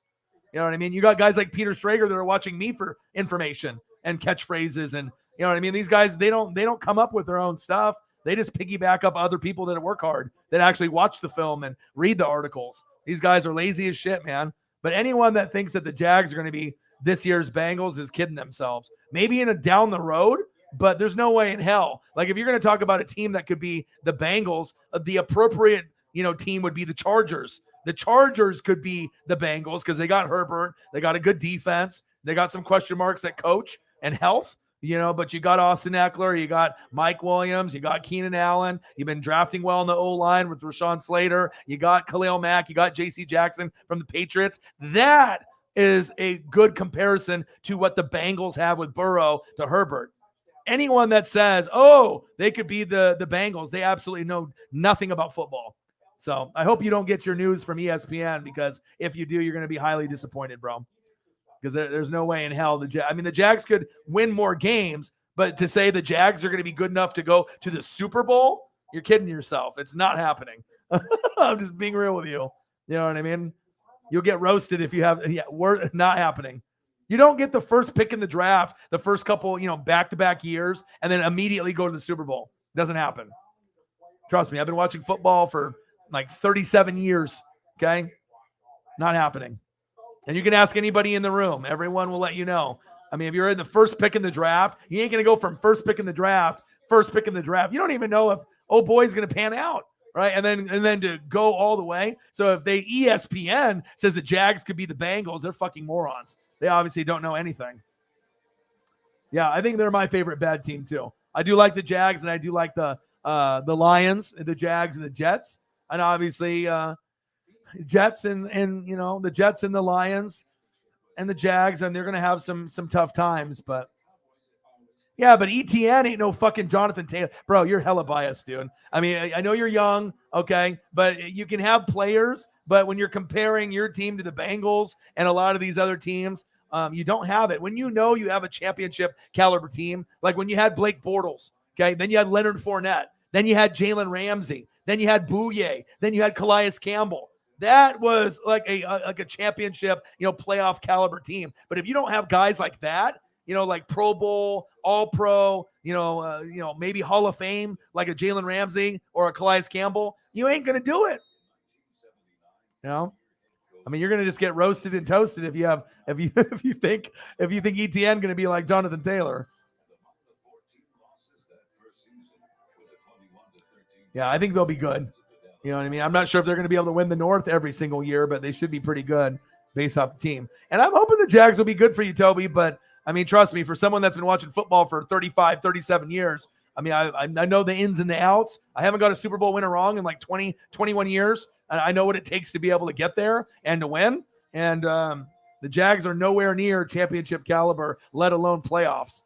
I mean, they might the only way the Jags would end up making the playoffs as like a wild card is if every motherfucker on the Colts, and the fucking Titans and Texans, everyone got hurt. You know what I mean? And then, they overachieve, but that's not going to happen. So 70. Ooh. Right. You know what I mean? But if you're going to compare a Bengals team for a team to maybe overachieve, that's kind of on the cusp. You know what I mean? And, to be able to get a little bit further than people think, you know what I mean? And if you're going to talk about a Bengals team getting hot at the right time, that perfect team to talk about that would be the Chargers, because you see talent with Herbert, but you have question marks with coaching with Staley, and then the curse of, injuries, especially on the defense and not being able to stop the run. So, no. Do you watch football? Like, do you watch like other teams besides the Jags? Like, honestly. Yeah, because you're embarrassing yourself right now, man. Come on, bro. I know you're young and you're under 20 years old, but you're just going to get roasted. I mean, there's no way in hell ETN is going to be Alvin Kamara.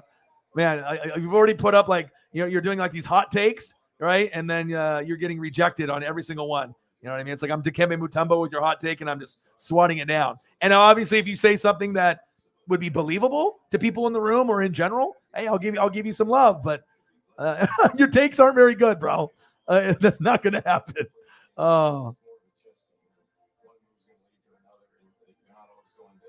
Well, remember, first pick in the draft. You're the worst team in the NFL.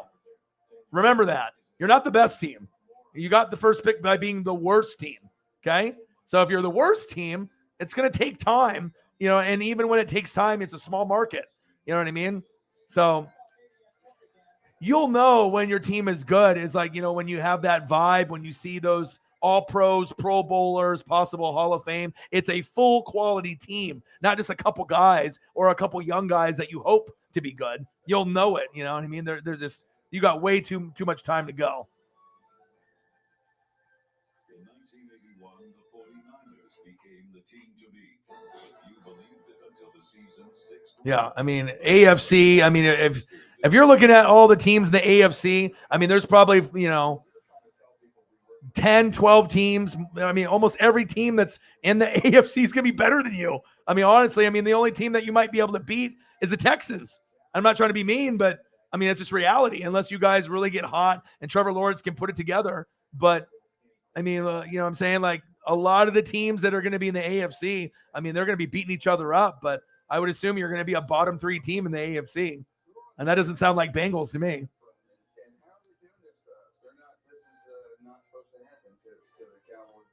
Yeah, and you can ask anybody else in the room. It's not like I'm saying something that's not true, but nobody thinks the fucking Jags are going to go to the Super Bowl, bro. I'm just being honest. Okay? I know you love your team and everything, but they have it might take 10 years. It might take 5 to 10 years, and you still might not be able to get to an AFC championship game. AFC is stacked. Russell Wilson, Herbert, Mahomes. You don't got a guy like that. Lawrence is pretty good, but he ain't like those guys, right? And you're going to have great coaching, which I don't know if you guys will ever have, right? And you're going to have to stay healthy, and you're going to have to keep building the team. There's going to be a lot of a lot of things that are going to have to happen for it to be able to fall into your lap like that. And I mean, you just look at all the different teams, the Bills with Josh Allen, the Colts temporarily. I mean, even teams that I don't like the Ravens with Lamar. I mean, even with default Lamar, you're going to get 10 wins. You know what I'm saying? You got to have the proper coaching. You had Urban Meyer. You moved on. But, I mean, there's going to be a lot that you're going to have to be able to overcome. Well, how old are you, Toby? Let everyone know how old you are. Okay. I've been watching football for, 35, 37 years. Okay. I think I know a little bit about football. I'm not going to know everything, and I'm not going to be right 100%. But what I do know is that the Jags ain't going to be the fucking Bengals next year. Okay. Just being honest with you. Because if you have those expectations, you're going to, if you have those kind of expectations, you're going to be crushed. Because it's just not going to happen. All right, Holly Hundo, appreciate you. That was actually from before Toby was saying that the Jags are going to be the Bengals of last season.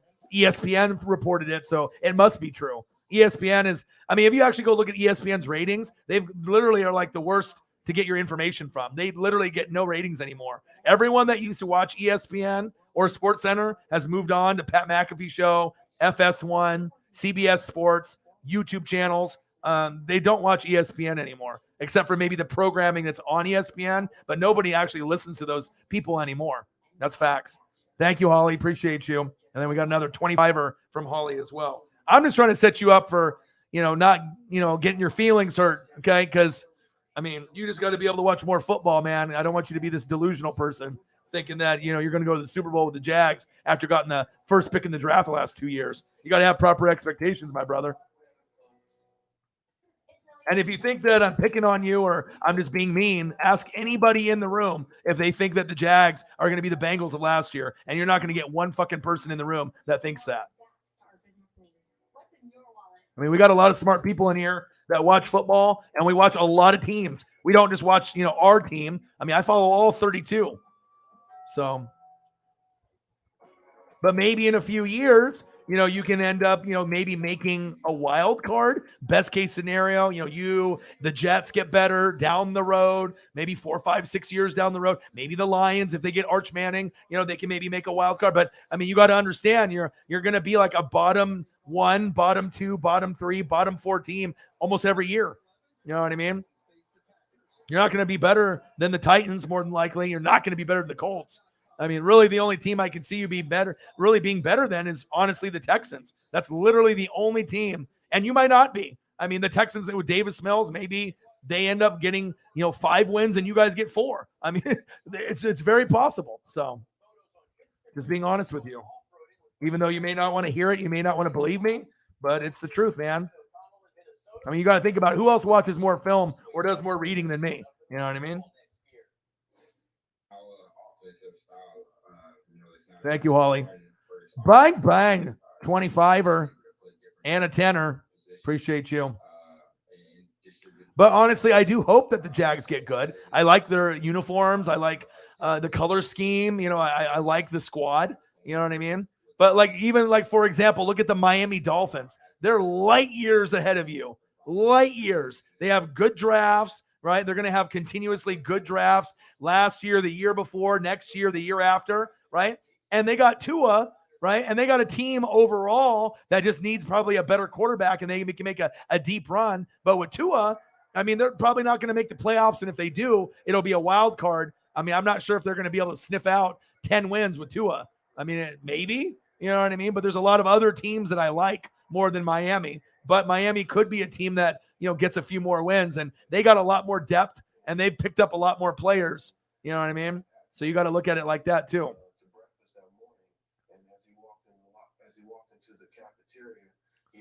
And then let's not bring up the whole Christian Kirk and how much money you paid. We don't need to bring that up.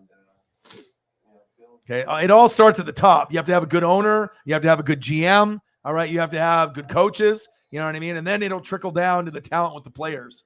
The overall players don't really matter as much. I mean, you can have average players on your team, right? But if you have elite GM, elite coaching staff, elite OC, elite DC, elite head coaches, you can take average players and they'll end up being good.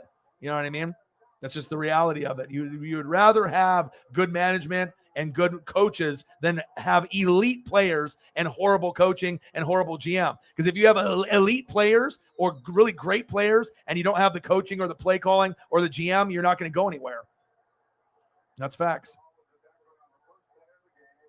Appreciate you.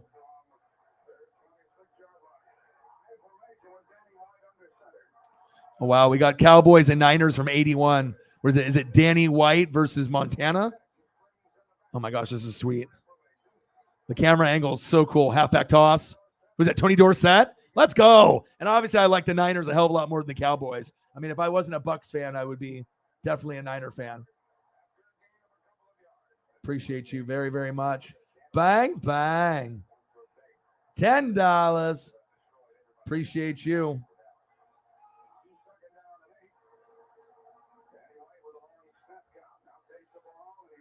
$25. Bang, bang. Appreciate you. Now it's time for Tommy. We talk it to existence. Talk it into existence. You got to get another meetup, a meet and greet. Bang, bang, bang. Appreciate you always supporting the channel.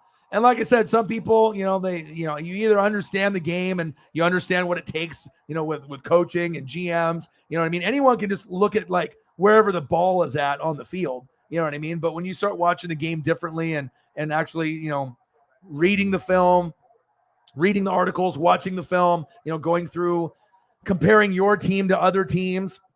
I mean, if you're listening to ESPN for what they think, I'm sorry, bro. ESPN is going to make you dumber because they don't know what the fuck they're doing over there. They really don't. That's facts. Let me see here. Let me go up.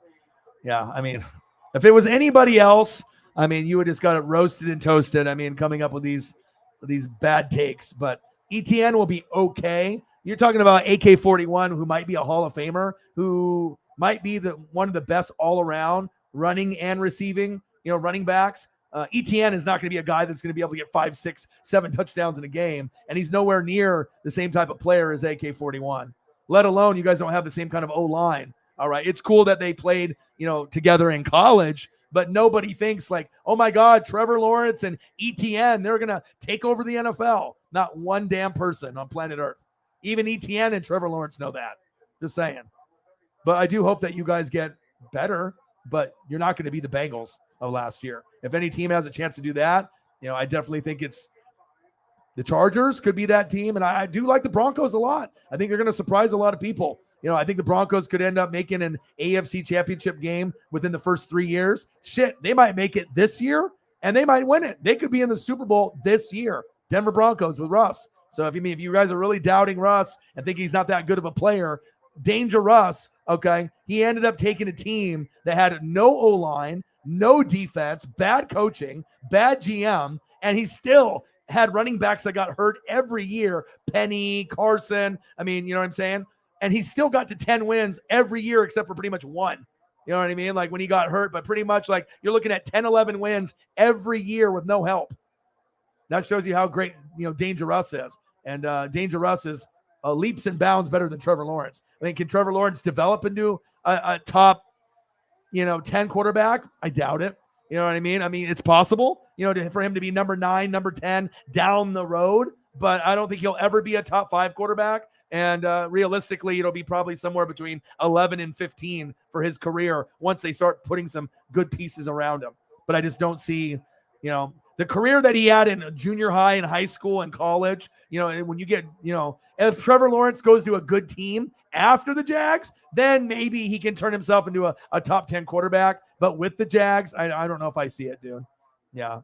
Worst to first. Not happening. Not with the Colts, bro.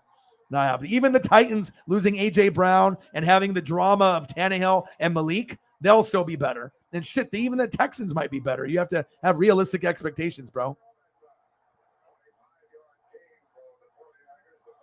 All right, I'm going to go through some of these other comments. Hopefully Toby doesn't have any more takes like this. Because, I mean, you'll get roasted not only by me, but everybody else in the room. I mean, you might have to build for 10 years, and it may not happen. That's just the reality. AFC is stacked.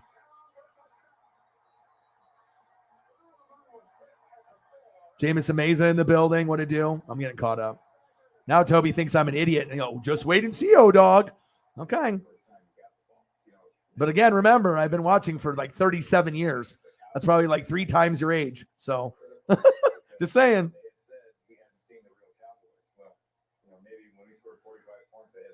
Seriously, that's what I was about to say. I'd be shooting for, if you get 5 to 7 wins, that's a success. Reality, you're probably going to get, 2, 3, 4 wins, 4 wins or less. But, if you can overachieve, maybe getting 5 to 7, would be ideal. And then if you hit 5 or 7 this year, then the next goal would be 8. And then after that would be, 9 or 10. You have to do baby steps. You just can't go from the worst team in the NFL, first pick in the draft 2 years in a row, and then they're going to go to the Super Bowl as the Bengals of last year. I mean, that's horrible expectations, bro. Just saying. Appreciate you. 19. You got to watch more film, bro.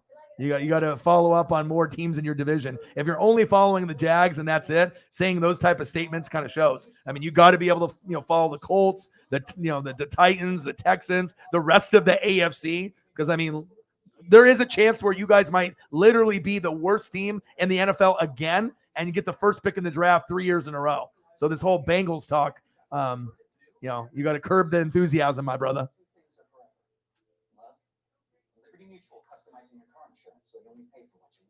And if anyone objects to this marriage, Kevin, no. Yeah. Yeah. 15 or 20 years ago. Yeah, but CBS Sports isn't good either, just to give you a heads up. They're not good either. ESPN isn't good. CBS Sports isn't good.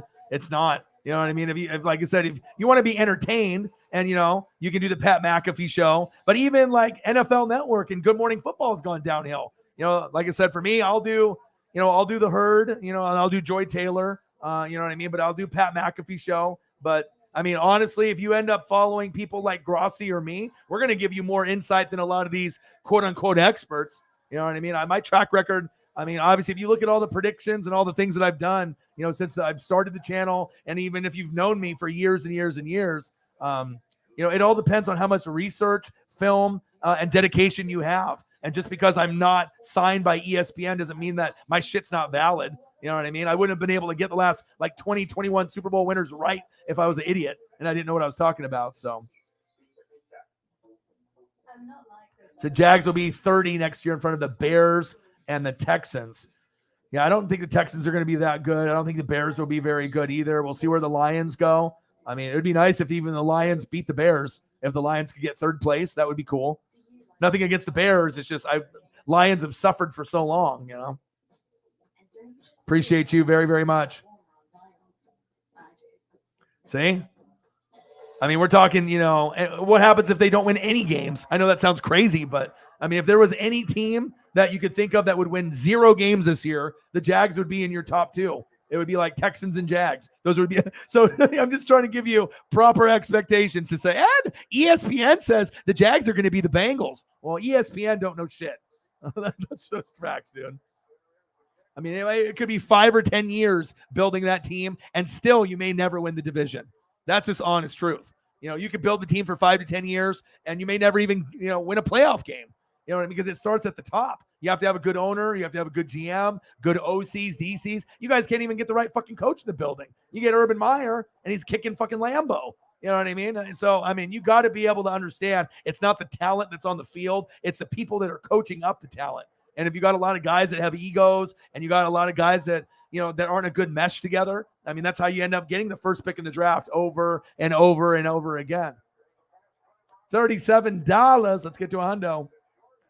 Yeah, and like I said, if you really look at the rest of the AFC teams, the AFC is deeper than the NFC. So, I mean, if we want to go over all the, the different teams in the NFL, I mean, there's quite a few that I think that everyone in the room would say that are better. Like I said, I mean, the Jags realistically could be a bottom 3 team. Now, I hope that they get better. I hope the Jets get better. I hope the Lions get better, just because you guys have struggled, but that's when when you have a good team, when you compare it to that Blake Bortles, Leonard Fournette, right? Calais Campbell, Bouye, right? You're going through all those different pieces that you had. You have to have players like that. And if you don't have players like Calais Campbell, a Jalen Ramsey, a Fournette, if you don't have that, you can't compare, what you have and just because you like a player and he's on your team, that doesn't mean shit. You got to be able to have a true team. That's facts, bro. I mean, yeah, 5 to 7 wins would be great for them, but Zach in the building, Chiefs Kingdom in the building. What to do? Appreciate you, Holly. Much love. Gang, gang, gang.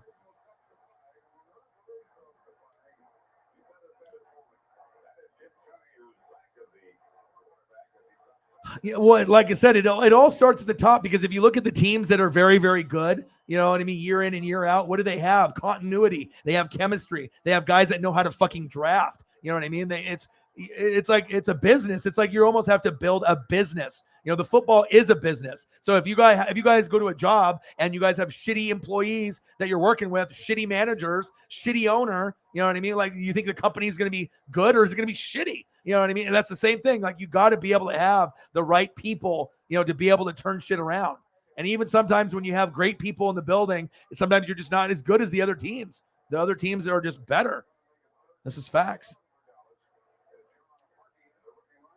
Yeah, but please don't take those hot takes to anywhere else, because I guarantee if you start talking like that on any other chat, on any other YouTube or any forum, you are just going to get slam dunked and roasted. You're going to be just roasted on the fire, brother. I mean, you got to understand, you got the first pick in the draft 2 years in a row, and the person that gets the first pick in the draft is literally the worst team in the NFL. So I'm not sure if you forgot about that. I mean, you do have players that I like. I do like Trevor Lawrence and ETN, but I mean, comparing them to, a Joe Burrow or ETN could be Alvin Kamara is nonsense. I mean, they have so far to go to even get into a poor man's version of that player. Like I say, Dak Prescott, and then you got Jalen Hurts is a poor man's Dak. I mean, you're nowhere even near poor man's with Trevor Lawrence yet, because the offensive line hasn't been developed. They don't have good coaching. Ownership is, they do the AEW thing good, but I don't know about the Jags, bro. Just saying.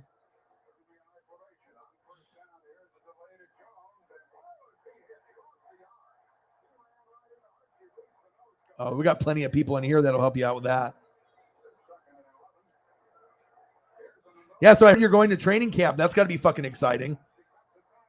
So do you get swag and autographs? Because I know the Buccaneers closed theirs off, and a lot of people were pissed. They're like, this is a they had all kinds of nasty words that they were saying on there, how horrible it was and how horrible the Bucs are, for people that can't afford to go to the games and this and that. But at least you get to go, so that's awesome.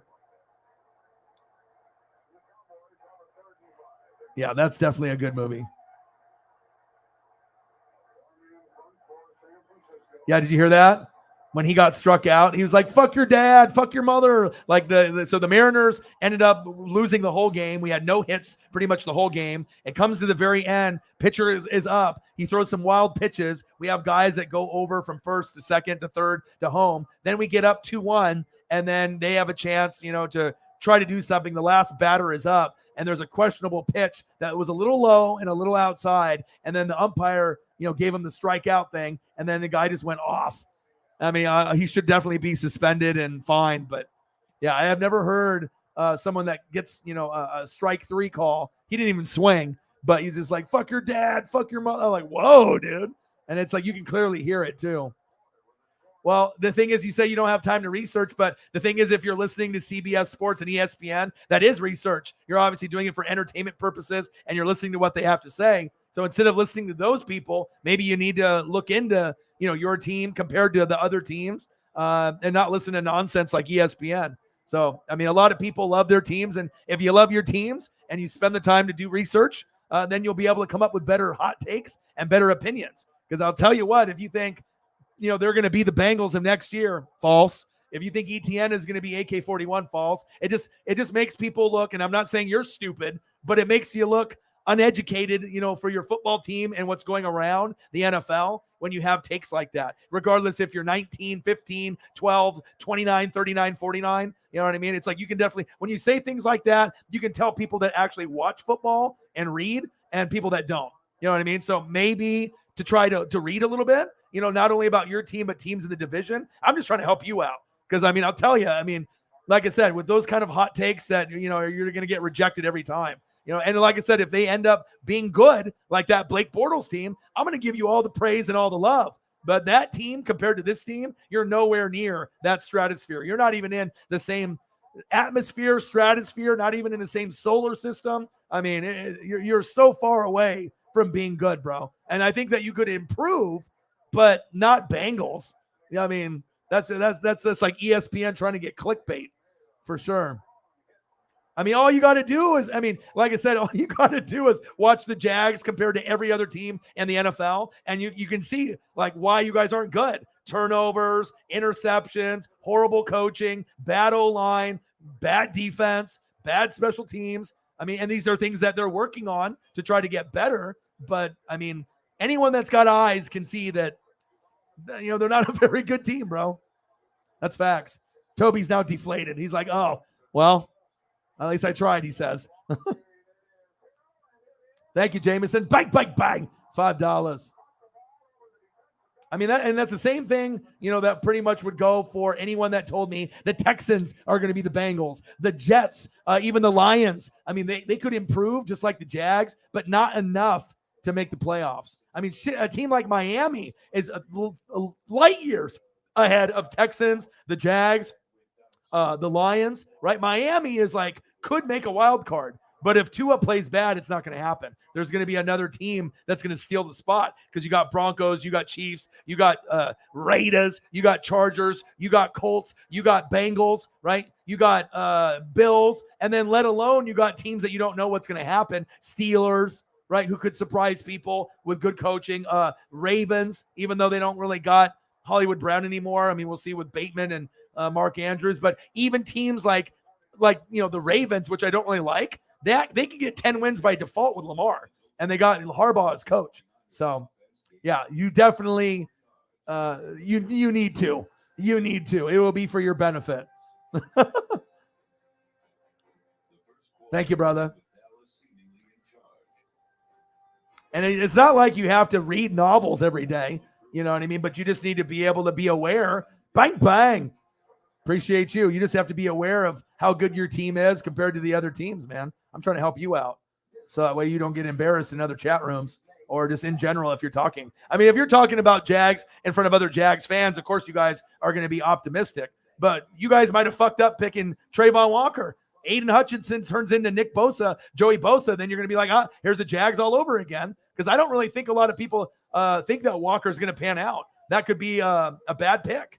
There's a lot of guys. You could have had Kayvon Thibodeau. You could have had Aiden Hutchinson. And you went for Trayvon Walker. And he might end up getting hurt or being horrible. And, you could say Shad Khan and, so the AEW side is good. But it's more than just that. It's coaching, D coordinator. It's the whole, everything. All the way down to the water boy. It's everybody. It's a collective unit. Less video games, more research on your football team. Just to make yourself so you don't look stupid or look like you don't know anything. You know what I mean? You don't want to come across like an idiot and you don't know nothing. You know what I mean? There's potential, but remember comparing yourself, not just the love you have for your team, okay? But you got to compare your team to all the other teams. Dylan, my boy. How are you? Obviously, I'm not biased, and I'll keep it 100 and real. I'm definitely excited to see what they're going to do. Obviously, with the pickups that they've had, it's pretty amazing to see the if you're talking about a good football team, I'm talking about like this one. And even sometimes you have the best record in the regular season for 4 or 5 years in a row, and you still don't win a Super Bowl. So if the Jags are going to go from, number one pick to the Bengals, how do you explain the Saints? You know what I mean? They got all the pieces that you really need. But, with the defense, I think the defense is going to be awesome. I would assume it will be Rams, Buccaneers, Saints as the top 3 teams in the NFC so far. Packers with Rodgers, Eagles with all their new pickups. They'll win their divisions as well. But I still think that the Rams, Bucs, and Saints will be better because they have better overall teams all around with the depth as well. And then you also have, the Vikings could be a sleeper. I don't really believe in the Cardinals. We'll see what they do. So you'll have those teams, and then AFC Bills, and then the Bengals, and then the Chiefs and the Chargers, Raiders, Broncos, Colts, and then you even got wild card teams like probably Steelers, Ravens, Dolphins, where if they play well, they might be able to get in as a wild card. But I don't know about the Steelers or Ravens, but maybe Miami would have the best shot if Tua can just play like okay or like above average. So let me pull up Jameis here. And like I said, I didn't like Jameis on my team for the plain simple fact, turnovers. We were the laughing stock, pick sixes, fumbles, bad reads, throwing into double and triple coverage. You couldn't see shit. You know what I mean? Now he can see. And I honestly think that you guys would have made the playoffs last year. I've said it numerous times. I think that, if, obviously you didn't get hurt, there would have been more opportunities, for you guys to not only win a playoff game, but you maybe overachieve. And, you never know how far you could have got. But now you can see the wide receiver room is much better. Olave, Landry, hopefully a healthy Michael Thomas. AK-41, the rumor is he might be suspended for 6 games, though. So if he gets suspended for 6 games, that's going to take the dynamic out of you guys a little bit. But I do like Jameis. He can throw for 4,000 to 5,000 yards. I think that you guys are going to be very, very good. Honestly, I think you're going to be very, very good. But if you guys would have played me in the playoffs, last year, there would have been a chance that you guys would have beat us because you guys have our number. You know what I mean? That's just facts. You know what I mean? But regular season wins and playoff wins are completely different. If it's us in the playoffs, I might not have Gronk Spike right now, but if he comes back, we definitely are going to have a shot. But I mean, with Tom Brady, that we're going to be motivated and we're going to be able to find a way, especially with my boy Devin White as well. Because, when you have leaders like Brady and then you end up having leaders like Devin White, anything is possible. And like I said, if we just would have had, less injuries with Tristan Wirfs and Ryan Jensen, our 2 best offensive linemen, and then Godwin with the ACL, and then AB went crazy. If AB just didn't go crazy, I think we would have won. Even with Godwin out for the year and Wirfs and obviously Ryan Jensen being fucked up and injured, I really think that could have been enough. Because when they were, double covering Gronk, double covering Mike Evans, we needed someone better than Tyler Johnson and some of those other pieces that we had that just couldn't fucking catch. But, I mean, I know what we got. But I am excited for you guys. I think there's a chance that you guys could win the division, even though the Bucs will be heavily favored just with Brady and the rest of the squad. But I think 10 to 13 wins for the Buccaneers, and I think, 10 to 12 wins for the Saints. I think we're just right there with each other. So, if you guys get 12 and we get 11, or if we get 12 and you get 11, as long as we get to the dance. But we could have the 2 best teams in the NFC in the same division together. Because, I could be 2 and you could be 3, or you could be 2 and I could be 3. And we have to assume the Rams are probably still going to be number 1, but unless they have injuries. So we'll see how it goes. Exactly. Super sticker, baby. Let's go. Jameson Mays, I appreciate you. Bang, bang. Zach is in the building. What to do? $42. Let's get to a hundo, baby. Yeah, and like I said, for me, I've been watching sports for this long. I mean, you're 19, dude, I'm 40. You know what I mean? Like, the amount of time that I would put in reading and doing research and film, even when I had 2 or 3 jobs, to say that you don't have time because you work, that's bullshit. There's 24 hours a day. I mean, if I had 3 jobs and I still was able to make time to read and watch film and do not only my team, but the other teams, it's just a personal choice. You just choose to play video games instead. And, if you want to be able to talk sports and have some good content and, some good hot takes, you're going to have to put the effort in to be able to do the research, not only on your team, but other teams. So that way you don't make kind of like horrible comments like ETN is Alvin Kamara, You know what I'm saying? That's just not a good take. I mean, it's like almost a take that someone would say that doesn't watch football at all. Honestly, not to be mean, but it's just true. That's very true. Dylan in the building. What to do? Saints in the building. I imagine you do.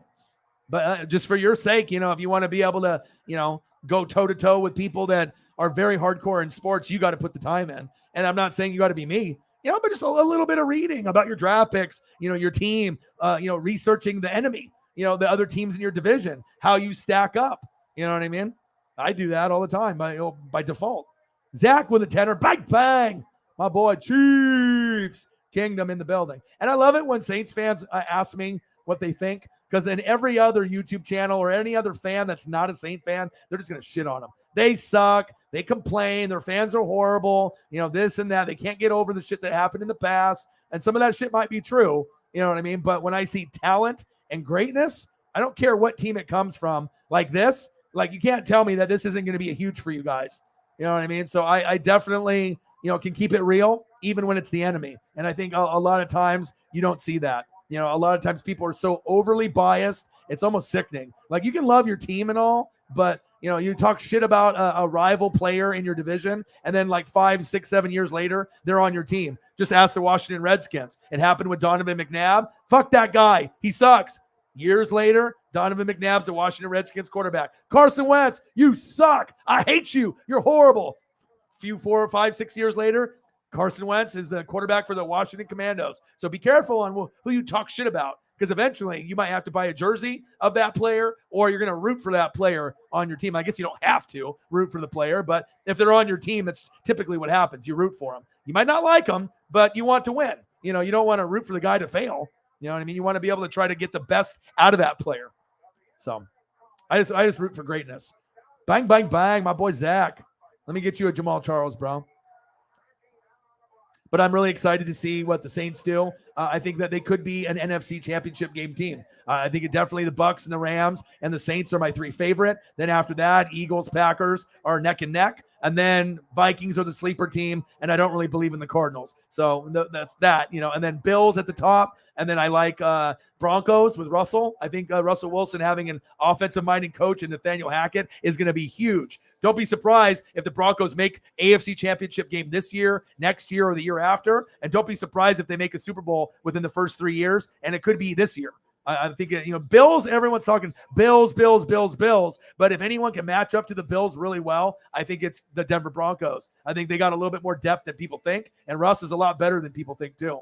You know, he's a lot better than Aaron Rodgers in the playoffs. I'll tell you that. Russ is special. He might be corny as fuck, and he might be Mr. Unlimited. But Danger Russ is special. They will win a Super Bowl. They probably will go to 2, win 1, and lose 1, just like they did in Seattle. But they are too good to not, you know, get a Super Bowl with that squad and with Russ. Just saying. I mean, you got a lot of different pieces that are going to be, you know, injury status and coaching, but if they're going to follow that legacy of John Elway, Peyton Manning, Russell Wilson, guaranteed they do win a Super Bowl before Russell is done playing on the Broncos. 100%. That's how confident I am. And like I said, I don't say shit like that unless I truly believe it. So that might not be good necessarily for Chargers, Chiefs, and Raiders fans, but I just want to give you the true reality, because he's never had an offensive-minded coach. He's always had defense. NC State, defense. Wisconsin, defense. Pete Carroll, defense.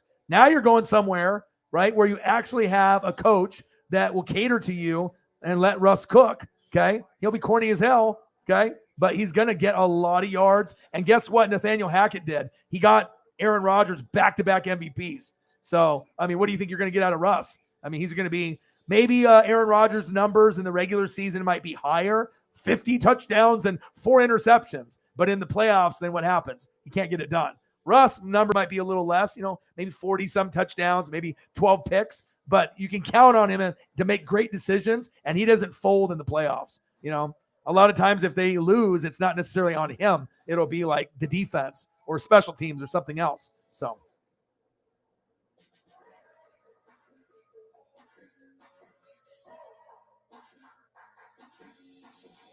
Appreciate you, Zach. Let me get you a Jamal Charles. This is what happens when I get takes like this. And Toby's been a part of this channel for a long, long time. I just want to be able to educate him, and that way he doesn't get made fun of or just get roasted.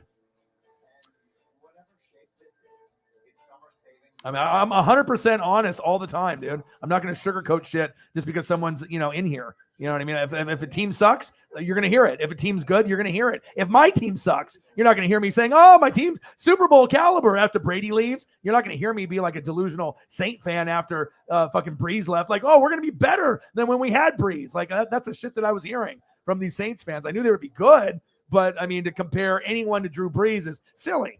I mean, we're talking about one of the greatest of all time. You know, like Trevor Siemian is not going to be him. Jameis and Taysom Hill are not Drew Brees, you know? More from your headlamp at its brightest for more brilliant memories. Engineered for you. And I'll keep getting caught up to everybody else, and I'll look at the Cash App as well. The NFL Amazon Web Services is using artificial intelligence. Maybe we need more people to have, I don't want to say horrible takes, but just more people to come in. I mean, and obviously I think that, you know, he's not trolling either. You know what I'm saying? He's not like, it's not like one of those things where, you know, he's just trolling. Like, he truly loves Jags, Auburn. Like, he loves his teams. It's not like he's just doing it to cause an argument or, you know, have something to talk about or get attention. Like, certain people, you know, I don't want to say Toby's delusional, or some Saints fans or any fan base gets delusional at times, but sometimes you do get blinded, you know, by your fandom. $9.99, my boy. Zach, Chiefs Kingdom in the building. My boy, appreciate you. Zach, doing big things, trying to get big rings, baby. Let's go. I see you. I see you, Chiefs Kingdom. I see you. I see you. Appreciate you. Gang, gang. Chiefs. Chief Kingdom, the #1 supporter to this channel. Appreciate you guys. All right, here we go. 52. Let's keep it moving. And like I said, I always keep it real with you 100%. And, you know, I'm not going to lie to you. I mean, we could be buddies and we could be friends, but I just can't be like, yeah, Auburn's going to beat Alabama and the Jags are going to be the Bengals. You know what I mean? Just to make you feel good. I can't. You know what I mean? It's not about hurting feelings on the channel, but just being real. It's being genuinely honest. And fuck no. Alabama is going to be so fucking good this year. I mean, you have to read. It's like, okay, you have your favorite teams, but if you think like a question like this, have you actually looked at Alabama's draft class? Have you seen how many players are returning? Have you seen how many 5-star players that they have? They got a guy named Nick Saban over there. So, I mean, you can have love for your teams, but to be able to, you know, have these certain hot takes, you got to do research before you say a hot take. Because if you don't know Alabama's roster compared to your favorite team, Auburn, you know what I mean? Like, if this is a team that had Cam Newton, you know, I'm definitely have some possibilities there. Or the team that beat my Ducks in the Natty, you know what I mean? But this team isn't going to be like that, right? And, you know, but you have to do the research and know football players and follow teams and rivals to be able to come up with opinions.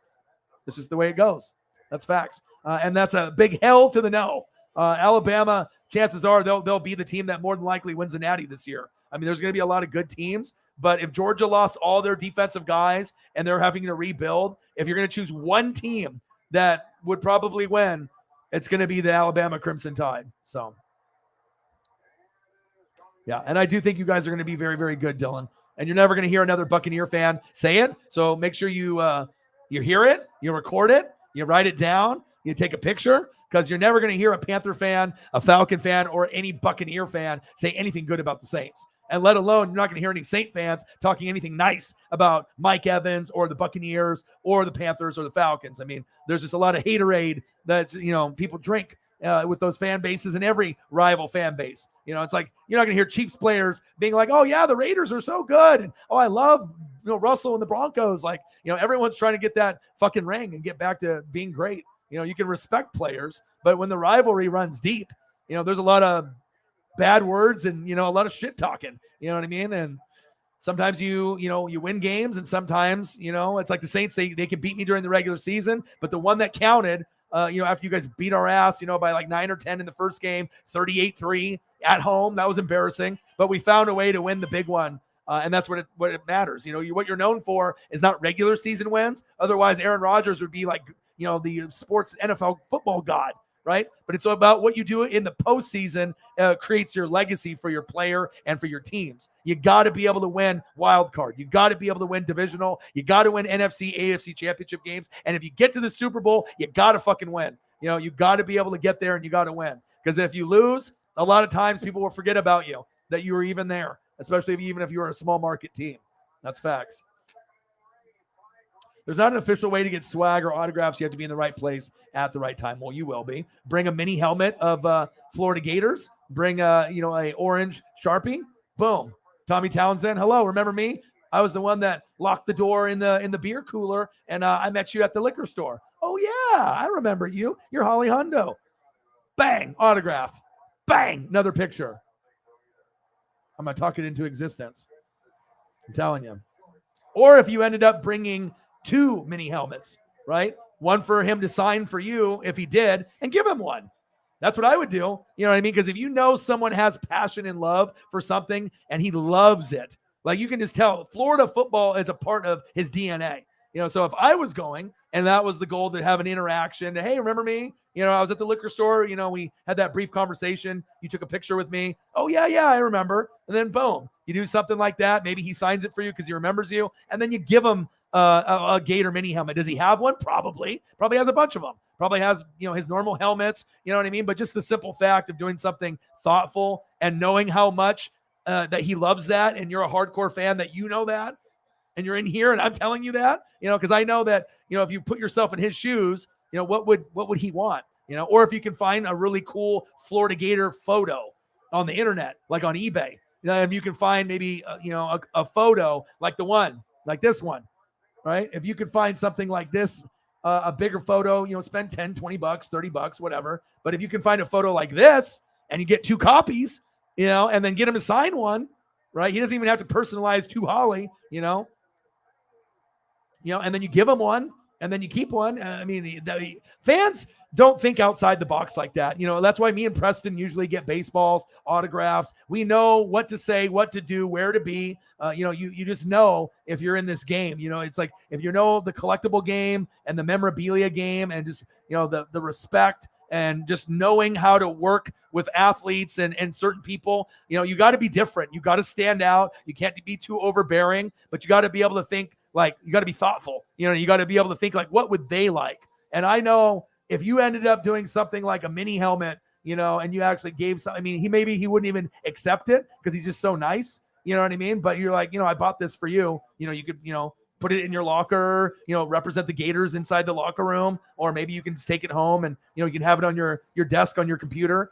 I mean, I know if someone did some shit like that for me, and even if I was a punter, I'd be like, oh my God, like no one's going to do that. And then let alone if someone, you know, goes out of their way to find something dope like this, you don't think that he would see that photo. And if you had 2 copies and you gave him one, that he wouldn't just be like, his eyes would get all big and he would just get like giddy. You know what I mean? Like, I know he would, you know, and he'd be like, where the fuck did you get this? And then he'd be like, thank you. And then boom, then you become friends. Boom. Then he starts a Twitter. Boom. Then he comes on NWSF. And then boom, we end up doing a show and it's Orion, O-Dog, Tommy Townsend, Holly Hundo. Do you see how I'm talking it into existence? You know, you didn't think you were going to meet him and you ended up meeting him already. I mean, we're talking about, you didn't even have to wait like 2, 3, 4, 5 years. You already met him. You already got the selfie. So now it's a game plan to take it to the next level. You know, it's like me getting the Julio foul ball. First year, I mean, I just went, you know what I mean? And I went to 2 games and I already got like the most prized possession you can get for Mariners, a Julio foul ball or a home run ball. So it's, you know, some people could say it's luck, but it's not. You know, it's all about knowing where to be and, you know, positioning yourself to be able to win the day. And that was Oregon's slogan when Chip Kelly was here, win the day. And if you know how to win the day, your day will be very, very good for many, many days after. That's facts. Dylan, my boy, in the building. I promise I'm going to get caught up. Jameis Ameza, bang. Let's go. Better days ahead, but have to have realistic expectations. All right.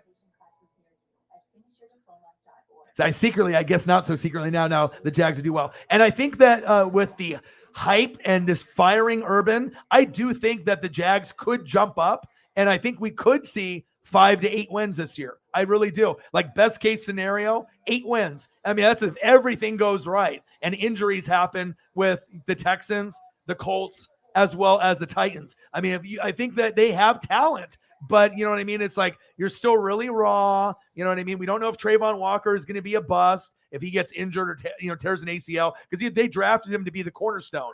And then if he tears an ACL week 2, well, and Aiden Hutchinson turns into Nick Bosa and Kayvon Thibodeau turns into Von Miller, and then this Trayvon Walker guy is a bum, you're going to be like, what the fuck? We just, you know, it's like you're shooting yourself in the foot. And then ETN got hurt. I do like, you know, Lawrence, and you got some more players, you know, Christian Kirk and some of these guys, you overpaid for that big time.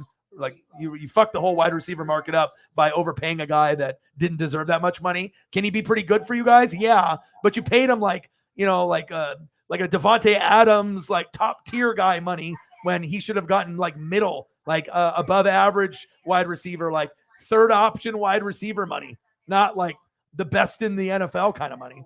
So, and that all depends on who you have at the top that recognizes the player and doesn't overpay or underpay. You know, I did see that. See, now this is something that we can agree on. This is a fact. And yes, it is coming out next year. And yes, we're both going to buy it. And maybe if I have the connection, maybe we'll play online if I end up getting like a PS5 or something. Oh, we got Cowboys and Niners from 81. Danny White versus Montana. I love it. And then they got some 90s, my wheelhouse, where they got Aikman, Irvin, Emmett, Leon Lett, Dion. I can go forever versus Montana, Rice. You know, you got the Rathman, the Brent Jones, you got the John Taylor, you got these different generations. And then obviously you got Dion in 94. All night on NFL Network is going to be like a lot of Cowboys and Niners. And that's actually one of my favorite rivalries of all time because back in, obviously 70s, 80s, 90s, I mean, it was a great rivalry. And I always love when these teams play each other based off the history. And then always something weird or special happens when these teams play. Look at last year, obviously with Kellen Moore and McCarthy running the draw with 15 seconds and no timeouts. That's like, they never disappoint. I mean, maybe the Cowboys with their play calling and this, not being good since 95 is disappointing, not only for Cowboy fans, Scooter Magruder, everyone else, okay? But it all starts at the top, and you got to have better coaching. But I will say this, me evaluating people and reading systems. The Dallas Cowboys are going to hurt not having Randy Gregory, Broncos, even though he's a troublemaker and he's an idiot, right? And he definitely does things beyond the whistle and hurts the team, Cowboys. You're losing Amari Cooper, all right? CeeDee Lamb has a chance to be on that level. Michael Gallup is kind of injury prone, but he's good, right? But Amari Cooper was your best receiver. He was a top 10, top 12 receiver, the most underrated, great route runner, very kind of like nonchalant, like Marvin Harrison, doesn't dance, doesn't really show a lot of emotion compared to other wide receivers, like a Justin Jefferson or a Jamar Chase that's dancing around and's got that swag. But Amari Cooper's quiet, but he gets the job done like Marvin Harrison. So now he's going to be on the Browns with Baker, maybe Deshaun Watson in jail or suspended for a year or two. Maybe Baker stays there, probably not. You know what I mean? So, but Amari's going to get the football from someone. But with the Cowboys, if you get Sean Payton and you fire Kellen Moore from OC, right? And you have Sean Payton just call plays, right? You fire Kellen Moore, you get rid of McCarthy, you bring in Sean Payton, you still have Dan Quinn, you will win a playoff game. Will you go to the NFC Championship game right away? No. But you could win a playoff game, and over a couple years of building a squad in their vision, Quinn getting the defense right with Micah Parsons, who could end up being the best linebacker in football sooner than later. I love Darius Leonard, Sarah's linebacker. I love Devin White, okay? But Micah Parsons has a chance to end up being as good as them or maybe better. And I'm not an idiot, and it's like, I'm anti-Cowboys or Patriots. I just recognize greatness and talent, and Fred Warner ain't going to do it. Bobby Wagner's getting too old, and you got these hybrid guys, Von Miller and Khalil Mack, they're old, right? So if you're really looking at, who can actually compete with Devin White, Buccaneers, and who can compete with Darius Leonard, who's pretty much been the best one. I think it's been like 1A, 1B. Some people think it's Devin White. Most people think it's Darius Leonard. But if Darius is the best, right, how much better is he than Devin White? Not by much. I mean, they're pretty even, honestly. 1A, 1B right there. I feel like they're almost identical. Except I think that Devin White's got more big playability for pick sixes, fumble recoveries for touchdowns. I think that, like I said it before, I think Darius Leonard's more of like a predator, like a hunter. And he's just trying to knock everyone's head off. And he goes for the big tackles, sideline to sideline. And he's very, very good at what he does, right? But I think for big playability, I think Devin White gives you a little bit more upside with his athleticism. And then you get Micah Parsons. He's kind of a combo of both. He does the kind of hunter predator thing, or Schwarzenegger, he's going after all the different players. And then he also does sideline to sideline, but then he can also, do some things with interceptions and, punch the football out. You see the athleticism there. So, but I think that if you did that, that could turn it around. So that's a great case right there to show, like Toby, like you can have a roster, but if it's not coached up the proper way, all you're going to do is go to the playoffs and lose every year, or go 8-9 or 9-8 every year, right? And honestly, if you look at McCarthy compared to Jason Garrett's a better coach, and they gave up on him. You know, Jason Garrett, he's not good, but he's better than McCarthy, and that's not saying a whole lot. But you're going to be able to squeak out a couple more wins, and I think that the Cowboys, even though they eventually gave up on Garrett, I think once McCarthy came in, they probably realized, damn, maybe the grass really isn't greener on the other side, because I don't think they really connect with him. And they weren't really connecting with Garrett at the end. But I think I like Garrett more than I like McCarthy, because McCarthy's horrible. I wouldn't have him as a head coach in the NFL for any team, honestly. And Kellen Moore could have been a head coach, but after you call a draw with 15 seconds left and no timeouts, no one will hire you ever again. So if you're the Cowboys, you got to pray for Sean Payton. You get him, be like, all right, and then all of a sudden it's like a year. We have an update. The Dallas Cowboys have just signed Sean Payton. O-Dog with the ESP. That's facts. Welltown Best 88M is dropping an album soon. He just released a song off the album with Snoop. It's been too long. He's in my top 2. Out of all the guys that I like listening to, I like E40 just because I'm a West Coast kid out here, and I like, E40 and P-Lo and Be Legit. I like listening to stuff that's uplifting. And every time I listen to E40 or Too Short, some of the lyrics will be a little graphic, but it gives you the beats, the West Coast beats to get me lit, get me hyphy. I'm going to go walk the dog. I'm feeling good. You know what I mean? I don't need to hear any like slow jams like Drake's new thing. I don't need to do any dancing. You know what I mean? Listening to Drake while I'm, cleaning the house. I don't need to be doing that, right? Even though I will end up listening to the full Drake album at some point. But yeah, I definitely like M a lot. I listened to him earlier today. He's I think that he's like obviously the greatest white rapper ever, right? But also, if you're just looking at rappers in general, not just being white, but if you compare him to any rapper, white, black, Mexican, Asian, I mean, he's at like the top. I mean, if you listen to like his lyrics and obviously going through the dictionary, I think there's certain people that stand out that are just so talented. They're like generational talents. You know what I mean? I'll put like Lil Wayne in that category, definitely, as well as Eminem. Like you're not going to find another Eminem and Lil Wayne anytime soon. There's guys that you get like Jay-Z, and they'll come and they'll go. And he's a legend in his own right as well. Very, very good for what he does. But I think that overall skill set and creativity and just, spitting bars and saying words that are very similar, that sound similar, but they have different meaning, and being able to do like 10, 15, 20 words that are all similar and very close sounding, but it all goes quick and makes sense. Not many guys can do that.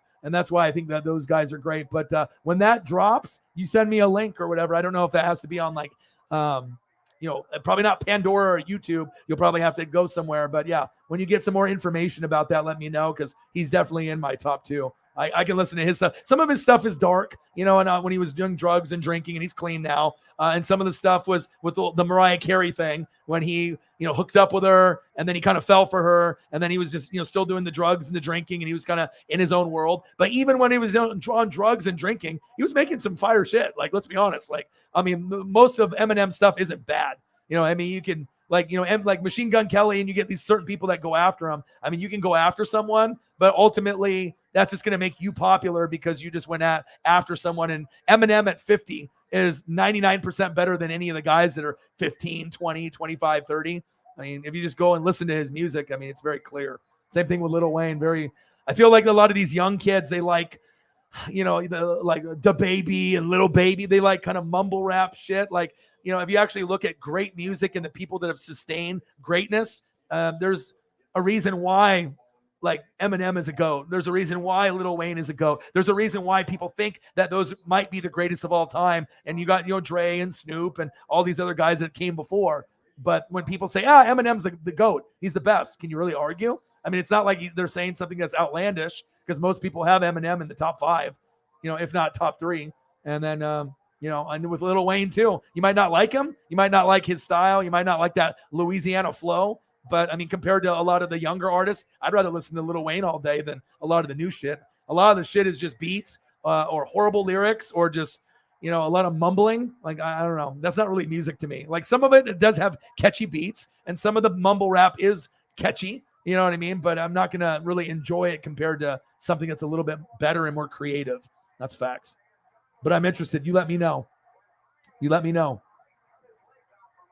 So hopefully Ingram does good. I know that he lost some weight. Mark Ingram. Well, you better hope AK-41 isn't suspended either, because there's rumors. Obviously, Sarah sent me some things, and we've also been hearing that there is a chance that he might be suspended for 4 to 6 games for the elevator incident when you guys, obviously him and his homies, like, curb stomped the guy and kicked him in the head and punched him in the head and knocked him out. And he had a black eye and it was bleeding and everything. And it was like 6 to 10 guys versus him. So, I mean, I don't know how that's all going to play out, because obviously you're going to need AK, because he's obviously great running the football as well as receiving. He's my favorite running back in the league. But after that bullshit happened off the field, I definitely lost a little respect for him. I mean, you got to be able to know your friends, dude.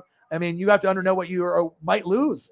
You might lose this, but you might lose your career. Is it worth it to beat up some guy that was maybe talking shit, or maybe you guys were drinking and on drugs and you were drunk or high, and then you guys decided just to be a bully and then, beat on somebody, and then you just lose, possibly money, maybe your career. You know what I mean? I don't know. I mean, sometimes I think some of these people, they don't realize like how special, like they got it. You know what I mean?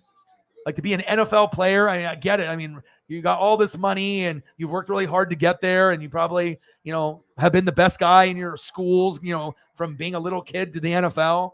But at some point, if you don't buckle down, you don't want your career to end over some bullshit like that. That would be horrible. I would be sick to my stomach if they were like AK-41 is no longer in the NFL due to that incident, like a Ray Rice thing. I would just be so sad. And I'm a Buccaneer fan, and I wouldn't want that. So, yeah, but we'll see. He might have to start. You had AB. Yeah. He did good in the beginning. He was actually the number 1 receiver for a while, even over Evans and Godwin. Some of the games he was getting, 15, 20, 25 points in fantasy. I know.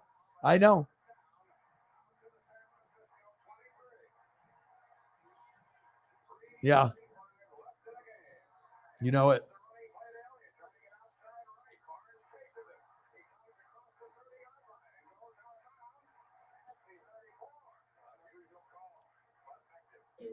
Russell Wilson. Well, Russell Wilson was good. I mean, I don't know. I mean, you're 19, so I don't know how much football you watched when you were younger, but I mean, I've been watching since like 3, 4, 5 years old. And when Russ was at NC State, he was good. When he went to Wisconsin, he was great. He led the team to the fucking Rose Bowl, and they almost won against my Oregon Ducks. So, I mean, I already knew that he was going to be a GOAT. I could tell because he played like an NFL player when he was at Wisconsin. He had really good footwork. I mean, he had good vision. He had a great spiral. He was actually fast. He was just a leader. And the only thing that was a knock, he's short. He can't do it. He's short. Well, Drew Brees did it. Russell Wilson did it. And they did it in the biggest way. So that's a horrible thing to judge a quarterback just based off height. They have all the other intangibles, including leadership. And then they're like, they're short. Let's wait for him in the 3rd round. Like, shame on everyone in the NFL. 1st and 2nd round, and you went 3rd round. I mean, if the Seahawks didn't get him, there's no Super Bowl. I mean, they went to 2 and they won 1 and they lost 1. Michael, my boy, in the building. How are you?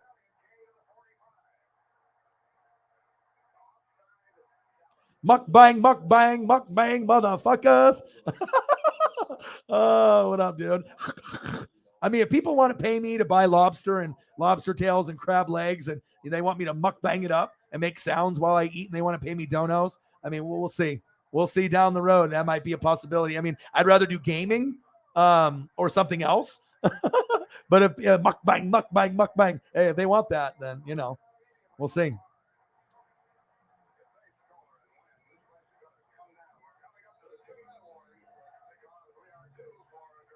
Yeah. The myth, the legend, the Miss Hundo.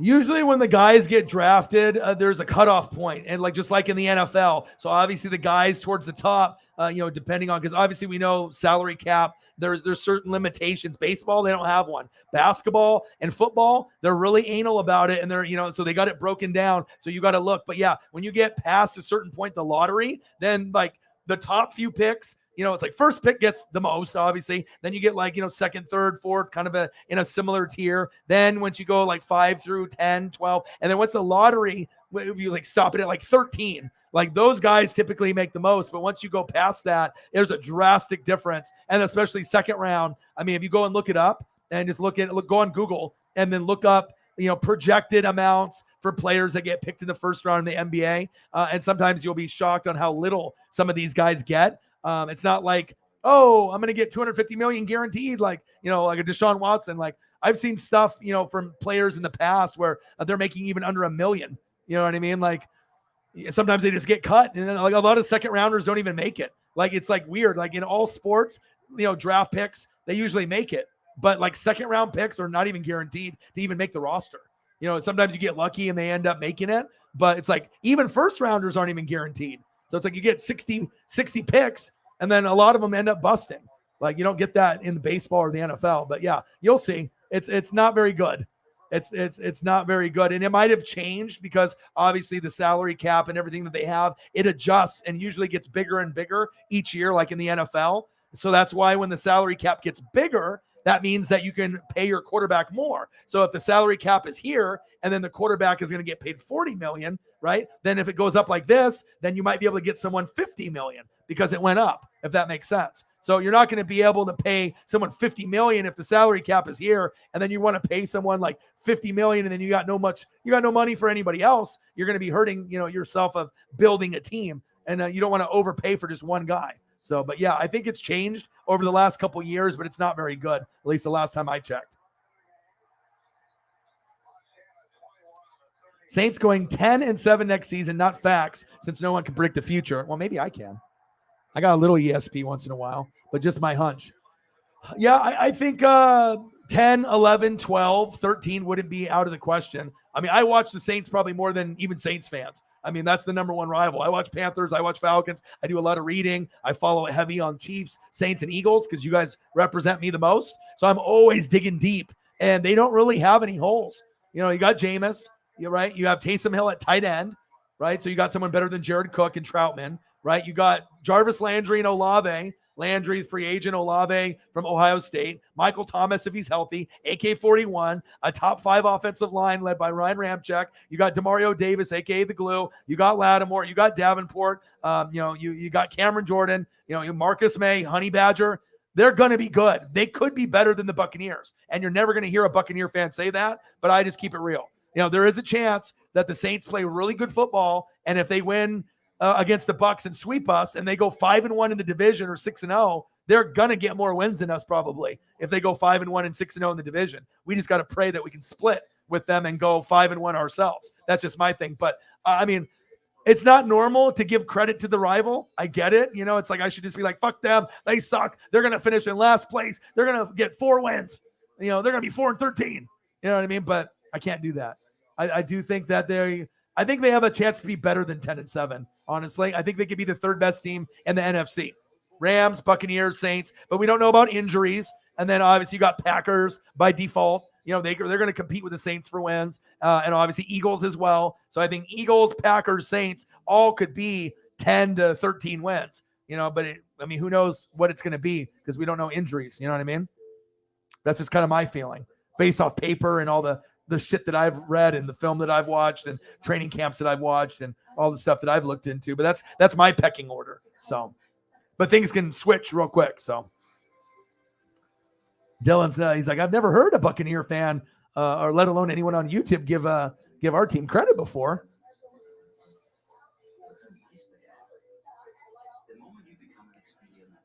Right. Well, we can beat you in the playoffs, but you guys got us in the regular season. But once he's gone, then you guys can really dominate. But if I get Tannehill as my quarterback or Gardner Minshew, I can be close to you. So if you guys end up, dominating, drafting well, and you guys just keep killing it with Dennis Allen, then maybe you guys win 11, 12, 13 games. But maybe I can win 10 and I can get in, or 11, if I get Tannehill. So, it's going to be a drop off. I get it totally. You know what I mean? You like these ideas. I'm an idea guy. You know what I mean? I'm not like a lot of people on planet Earth. You know what I mean? I'm definitely a little bit, thinking outside the box. And, me and Preston, based off, Preston got 2 Kobe Bryant armbands. Do you understand how hard it is to get Kobe Bryant anything when he was alive? It's literally impossible. You know what I mean? So for a guy that looks old at the time when he even got them. He normally would give them to a kid. He's not going to give it to a grown man. And my boy, my best friend, one of them, Swaggy P, who's the Colts fan on here, got not one, 2 Kobe armbands. I mean, those things, like a normal armband, from a player, maybe, $50 to $200. A Kobe armband, I mean, that might go for $1,000 or $1,500, because it's just Kobe Bryant. The Kobe Bryant sweat is in there, the DNA of the greatness, So, but that's what I would do. I would try to find some Florida photos that are unique and cool. Get 2 of them. Get 2 mini helmets of Florida Gators, and see if he would be willing. If you talk to him and he comes over, just let him know that you have a gift for him. Give the gift first, and then see if and then you say, I got these 2. Would you sign these for me? And if you give the gift first before asking for the autograph, you know what I mean? Then more than likely he probably would do it just for the thoughtful, kind gesture of you knowing how much he loves Florida Gators. You did something nice, and that could end up building something right there where you could turn into friends. You never know. Then all of a sudden he creates a Twitter, and then all of a sudden he comes on the show. Just saying.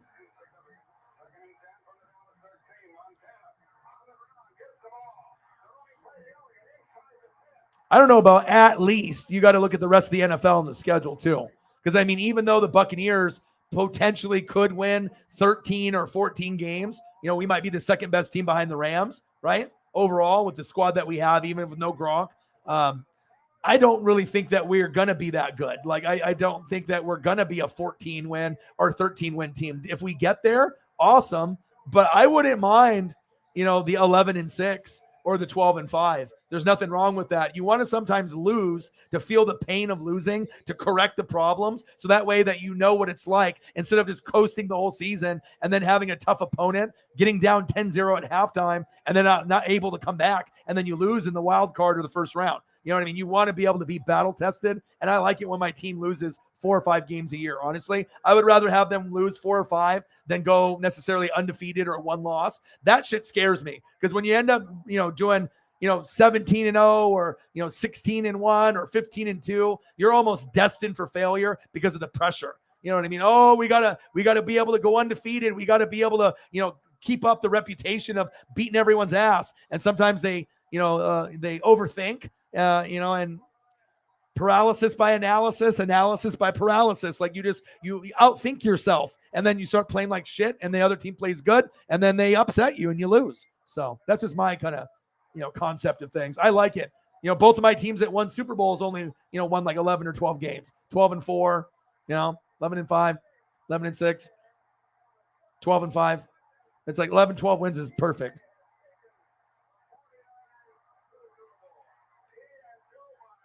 I know he would love the gift. I mean, look at the shirt that he's wearing. He's not only wearing, like, let's say he might not even give a shit about Grateful Dead, but he's wearing a Grateful Dead shirt, but it's not even Bears, it's Florida Gators. That's the tall tale right there. And look at you. What are you wearing? You're wearing Chiefs. Obviously, you guys like to represent the shit that you love, right? So you just got to be able to get in Tommy's head. I'm not saying stalk him on Instagram, but look what he's posting. See what type of stuff that he talks about or what he posts. So then you can get an idea of what kind of gift to get him, or another shirt similar to this one, like a blue, a blue shirt, like a Florida Gator colored shirt with that type of stuff. I don't know if they make it in other colors or whatever, but anything Florida Gator related he would just be, just giddy. I know he would.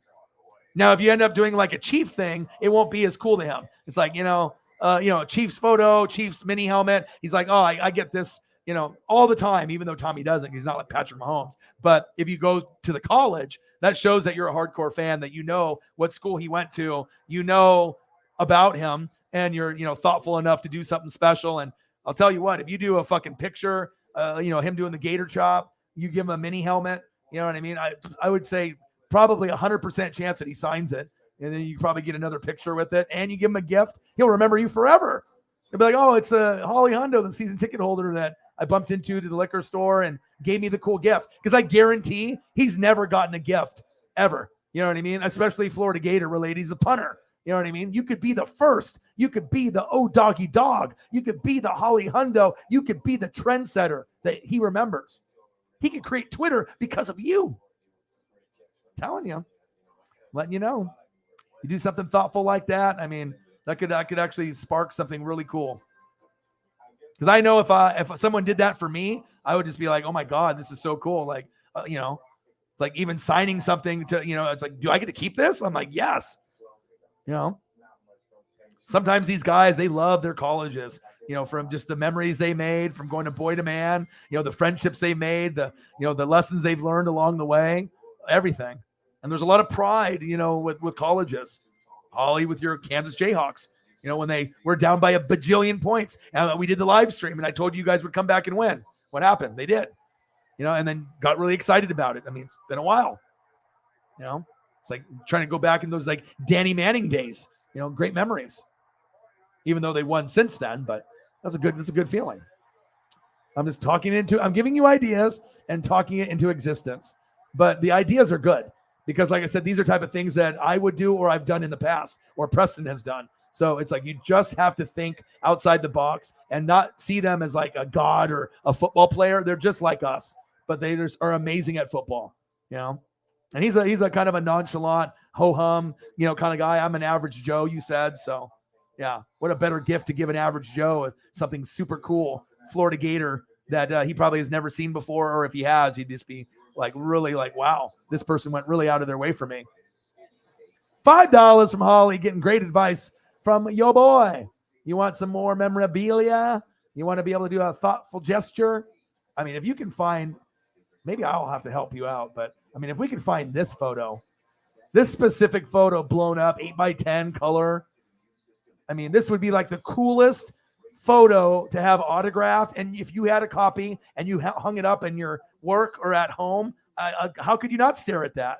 You know what I mean? It doesn't even matter if it's a punter or kicker, a coach. You know what I mean? It's just Gator Chomp, great photo, cheerleaders in the background with the stadium. I don't know if it gets any better. This by far is one of the coolest photos I've seen throughout the show. Let alone it's the best one out of Tommy that we've been able to find. This is so iconic. It'll be better than any Chiefs photo. No disrespect. You know what I mean? But just the college vibe and, how much love he has. I mean, this would be an amazing autograph photo. He could sign it just right here to the right. He'd do a little Tommy Townsend. He could do that. Maybe do his little number. Incredible. You know what I mean? It like to me, like if I had a photo like that and it was that kind of originality compared to like, a Mahomes or a Kelsey, like this would be more valuable to me just because it's like, you can get a Mahomes or a Kelsey, and they're more popular, but to get an autograph or get something special from someone that's unappreciated that you do appreciate and to do something special and that has a cool pose like that, I mean, it's fucking sick. This would be the exact type of photo you would want to give to him to have him remember you, even though he probably remembers you at the liquor store. So that's what I would do. Something iconic, really, really cool. And you could ask anybody in the room. It doesn't have to be a Chiefs fan or a Gator fan. You could just be a fan of football, right? And if you understand the Gator Chomp and the whole vibe around it, I mean, you could ask anyone that has any type of alliance to any football team, right? This is a fucking cool photo. Like you don't have to even like the Gators. Like even Florida State fans would be like, you know what? I hate this team, but that is an incredible photo. That's facts. On public.com, you can invest in over 25 different cryptos. UAB usually competes like USF, depending on in their divisions and whatnot. But we'll have to wait and see. I don't know. I haven't done enough research on USF or UAB. I mean, when we get closer to the the season to start, I start doing more research. But usually UAB and USF for schools, usually they do pretty good. So yeah, there probably would be a possibility, but I need to read more. See, I can't just make an assumption if I don't know. Gang, what to do? My boy Elliot eating pepperoni pizza and fingernails. What to do, my brother? Elliot has actually branched out. He hated baseball. He's like, nope, stupid. I don't like it. Then he goes to his first game. Now what happened? This guy has did a full, 720.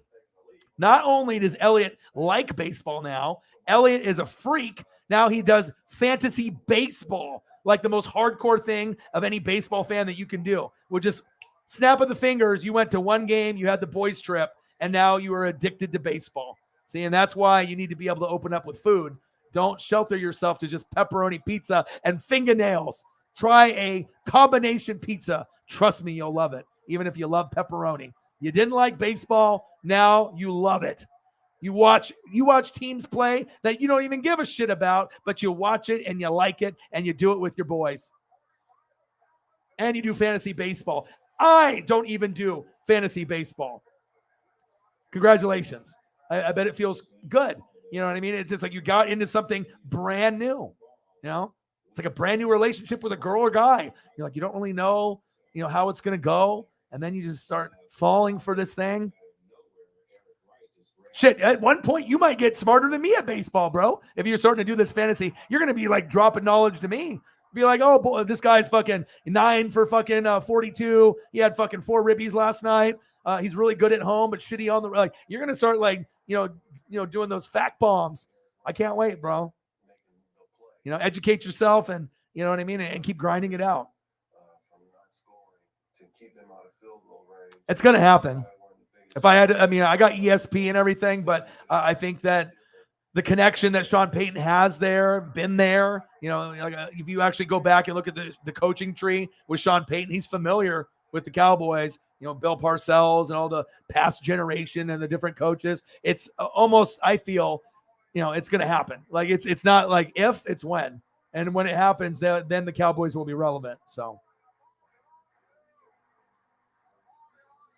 Well, it doesn't really matter what the Saints fan base might go nuts. I mean, he's not, he might be still, under contract with you guys, but it's not like he's still there. You know what I mean? He's not going to come back and coach you guys ever again. At least I don't think so. Bro, I'm 40 years old. I might look, 30, 25, 20. Of course. Of course I remember Jimmy Smith. Of course I remember Mark Brunell. Of course I remember Keenan McCardell. Of course I remember Tony Baselli. I mean, this is like an Encyclopedia Britannica. Some people can't remember what they had for lunch yesterday. And I can remember names of people like Sheldon on Big Bang Theory from fucking 35 years ago. Of course I remember. And they ended up being an expansion team, and they ended up being pretty fucking good. Trying to get themselves in like AFC championship game first couple years. Of course I remember. Those are the good old days. So when you got guys like Mark Brunell, Jimmy Smith, Keenan McCardell, Tony Baselli, right? And you got guys like Leonard Fournette, right? Bouye, Jalen Ramsey, Calais Campbell. You'll know when you're good. You'll know it. You'll know it. Yes, Sean Payton is a genius. But if you got to think of like, if there was one coach that the fans in Dallas would love, right? That they would believe in, that's smart enough to get those players to listen and not be an idiot and not make dumbass, false starts or late hits to lose the game for your team. If there's a guy that could turn the narration and the perception of this, annoying fan base that they're just really passionate and they want to win. They were really popular in the 70s, 80s, 90s. They had a lot of success, over that section, 92, 93, 95, Cowboys. Okay. If you ended up remembering and watching that from back in the day, all right, they had their moments and they did the damn thing, right? But, if you go Cowboys and Bills and Cowboys and then the Bills, and then you go Cowboys and Steelers, and you just look at everything that's happened, they haven't really had a whole lot of success, but Sean Payton could be the guy that could turn that, perception around where they could actually go to the playoffs and win. Now, could they win a Super Bowl with Sean Payton? I don't know about that because there's going to be a lot of competition in the NFC, but I think if Sean Payton went there, and depending on how good Dak was and if he was still there, I think that an NFC championship game with Dak could be possible. With any other coach that I've seen in there, no. But with Sean Payton, you could probably win a playoff game. And then if you have the right matchup and other teams eliminate each other, like Rams, Bucks, for example, and then you don't have to worry about playing both of them to get to the Super Bowl, then you might be able to overachieve and get something done. So. All right, man. Get some sleep, brother. I'm going to get caught up, I swear. Toby's just going all over the place. Football, baseball, basketball, college, Coldplay. Is that a framed poster of Asia? Hey, you know my favorite movies, bro? 40-Year-Old Virgin. I am that toy guy.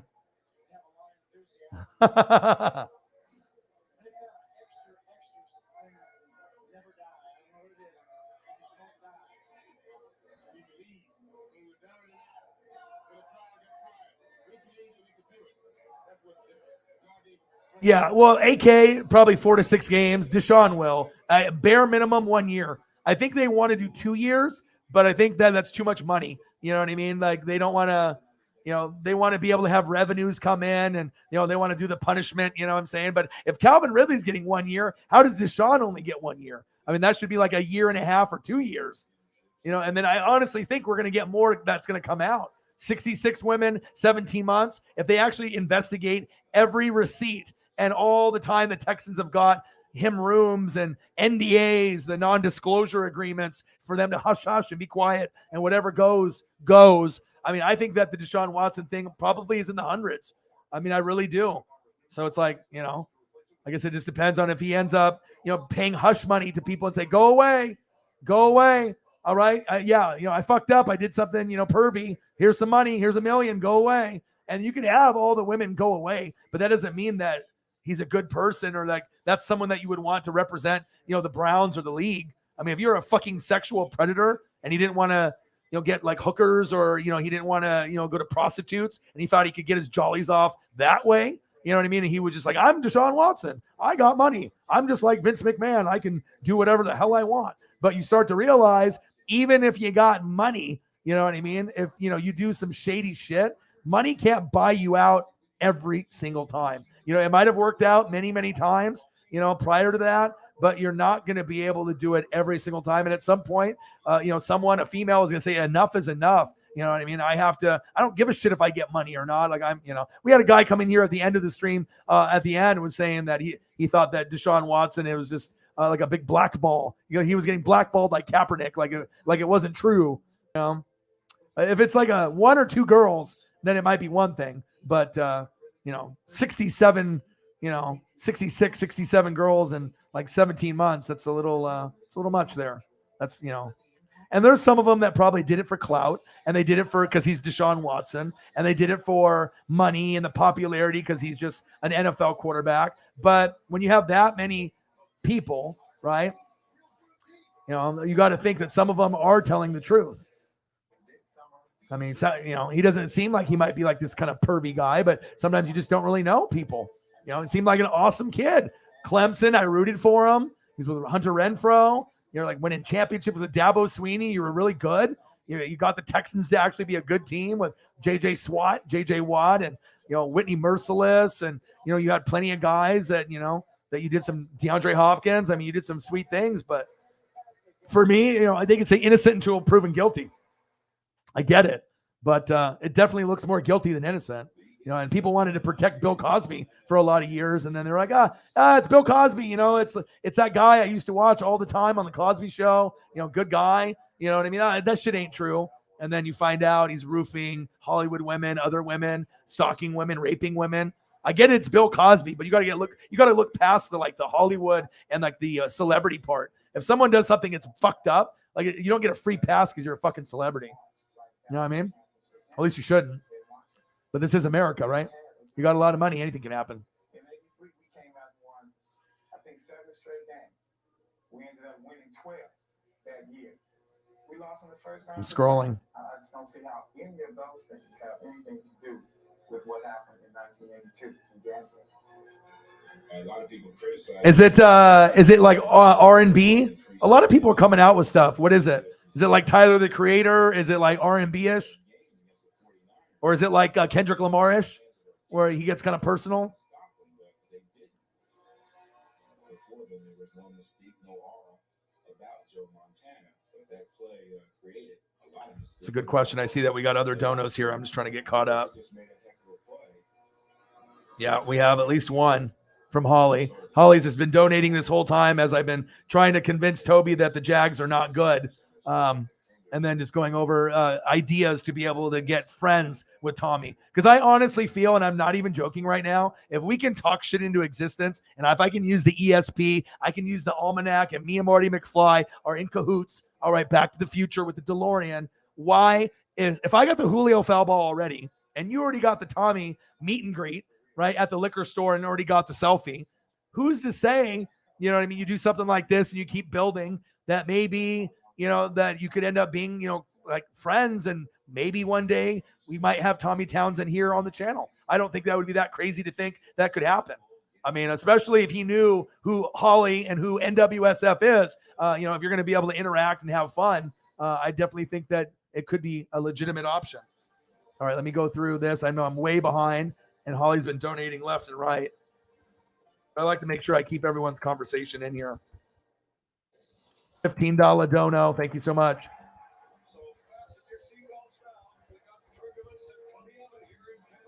I'm giving you ideas. Okay? Everyone likes to listen to your different conversations. I'm just brainstorming for the both of us. I mean, if we could have Tommy on the show, you know how killer that would be?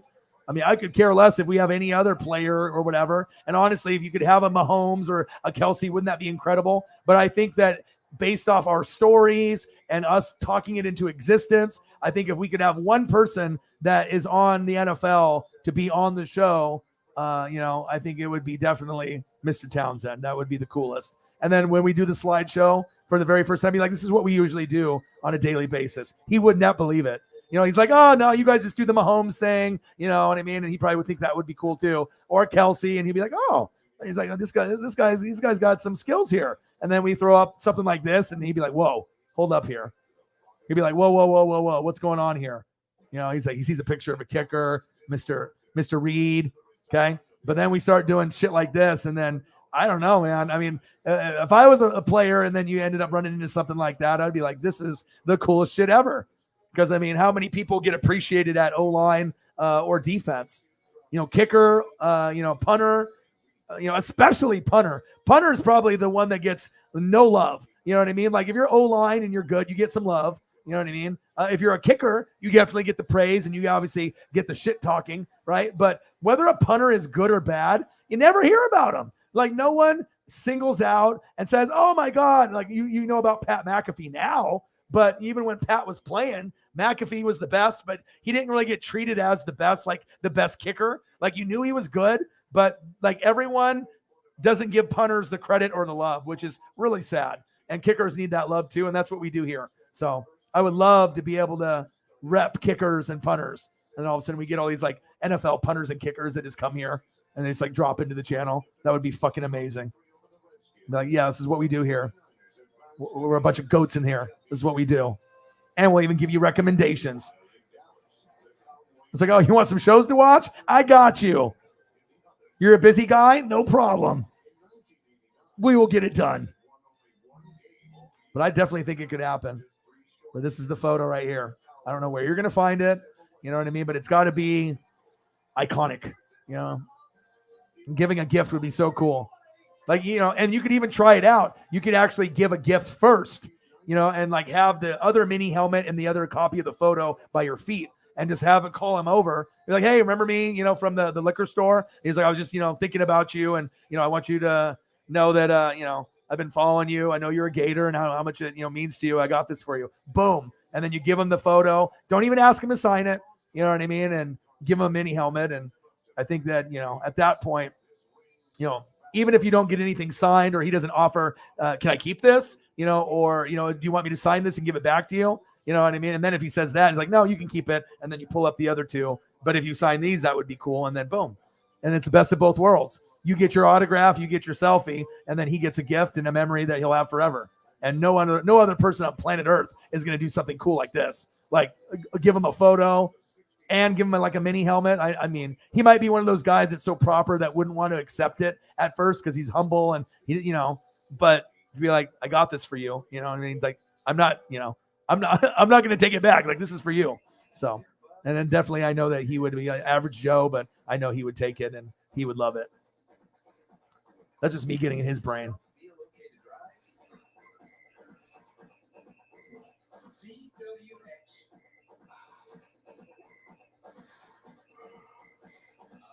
All right, promise I'll get caught up.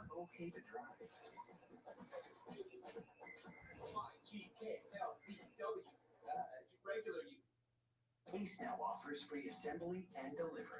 Yeah, stocking tutorial. You know I am. No, it's not. It's not creepy because it's fan. You know what I mean? It's like if you have Kobe Bryant's armband or wristband that my buddy got. Do you think he washed it? Fuck no. It's got the DNA and the sweat in there. It's not creepy. It's just like, game used. You know what I mean? It's like what you want. You want that shit with the grass stains and the mud stains, some spit. You know what I mean? You you want what it was when it was like in action. You know what I mean? That's what makes it cool. Never wash. Never. Yeah, there's nothing wrong with it. Trust me, if you think that's weird or creepy, there's a lot of people that probably much worse than that. You know what I mean? So I think, I would do the same thing. I would definitely not wash it. And who cares if it stinks? You can put it in a bag. You know what I mean? They have plastic bags that they have for like suits, for like jacket tops, for like blazers. You can get one of those that's clear and you could put memorabilia in there. That's what people do for like custom jerseys and, stuff that's like rare, like band t-shirts and stuff that you don't want to get lint on or ruined. You get one of those bags from like the dry cleaner, plastic one or a gray one. You zip it up, zip it down, put it in there. It smells a little bit. Fuck it. You know what I mean? Memorabilia. That's what you do. The Stalking Tutorial 101, baby. Let's go. Holly coming up big today. Tommy and his two brothers are all Florida Gators. Huge pride there. See, and if you really wanted to be really cool about it, you would bring 3 helmets, right? And you'd be like, here is 1 for you and 2 for your brothers. I don't even know what the fuck he'd do. He'd probably cry. He'd probably be like, what? He'd be like, here's some photos and stuff, But it's like those little acts of kindness can go a long ways for a player to remember you, let alone, maybe into a friendship, maybe, Twitter friends or something, maybe be on the show one day, and then you end up getting your moments with the player. And,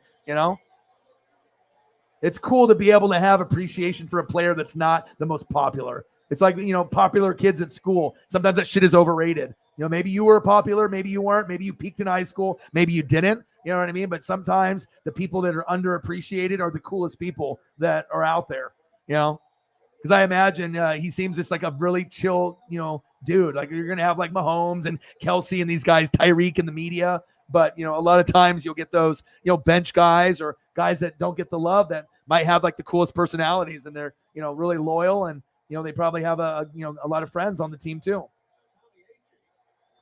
Right here. Stalking 101, baby. Stalking 101. Yeah, I know he's a Gator fan. I've watched some of his stuff.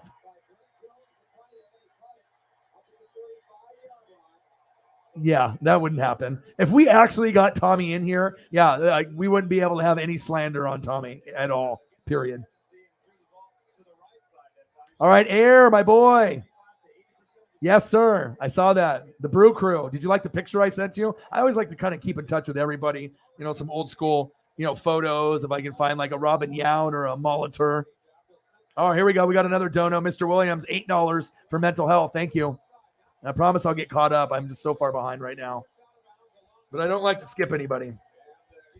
I will get caught up. I promise. And it's like 100 degrees in here. It's sweating. Mukbang, mukbang, mukbang. As Mr. Williams would say. $8, my boy. My boy. Let me put up a Kobe photo for you. Yeah, let's get this Deshaun Watson out of here. Let's throw up a Kobe. Oh, Jerry Rice. Go, go, go. Touchdown. Niners. Bang, bang, Niner gang. He's so good. The GOAT. Holding on San Francisco. Steve Young. Oh, I remember that. That changed the whole Uncle Mo of the whole game. That's where everything went downhill for the Niners. If that Uncle Mo play would have, been legit, no penalty, the Niners probably would have won.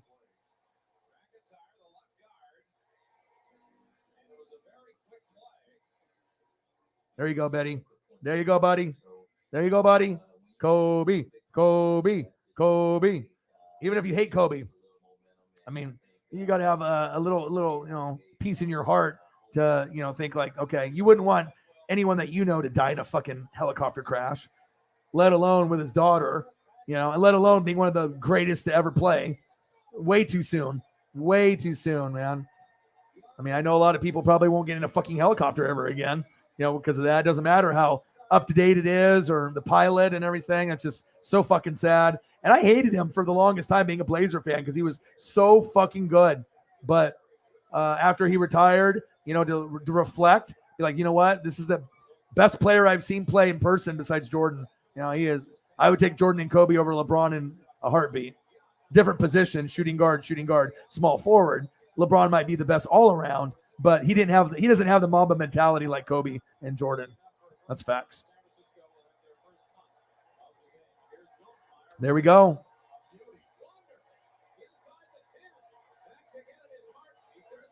Marcos, he's like, I used to dislike baseball too. Now you love it. You love it. You can watch Cubs with Rick. You can watch Mariners. You love your Beavers. Sorry about your Beavers this year. How's my boy doing? Hey, you saw Erica. She came back to Facebook. I tagged you in her post that we should go get a beer sometime. So sad. Like I said, her mom died, and Marcos is close with Erica, and you know what I mean? Like, we used to go to clubs way back in the day when I was in my 20s, and me, Marcos, and Erica would go, and we go dance and, just drink, and we'd buy 10 Coronas and we'd put them near the dance floor, at that bar area, next to the dance floor, and people would steal our beers while we were just, having a good time. We used to have fun. Marcos and me have some good stories for sure. My boy.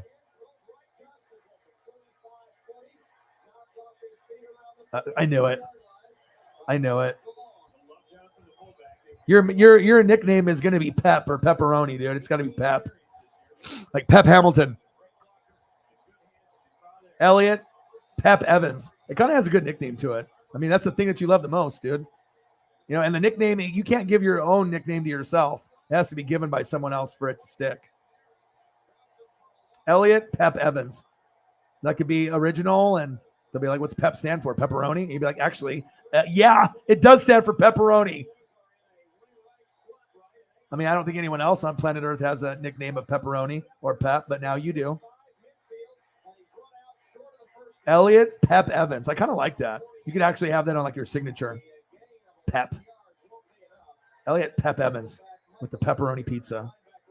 The legend, the man, the myth, the legend. Elliot, Pep Evans. Hated everything. Now loves everything. MLB. Man, I love you guys as a community. You guys are the greatest.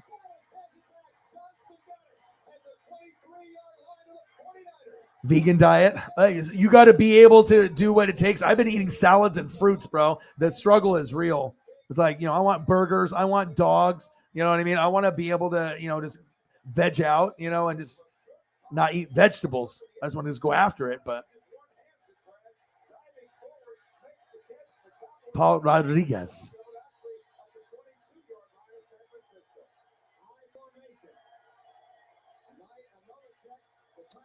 Favorite college quarterback of all time. Obviously, when we watch this motherfucker, he just committed to Texas.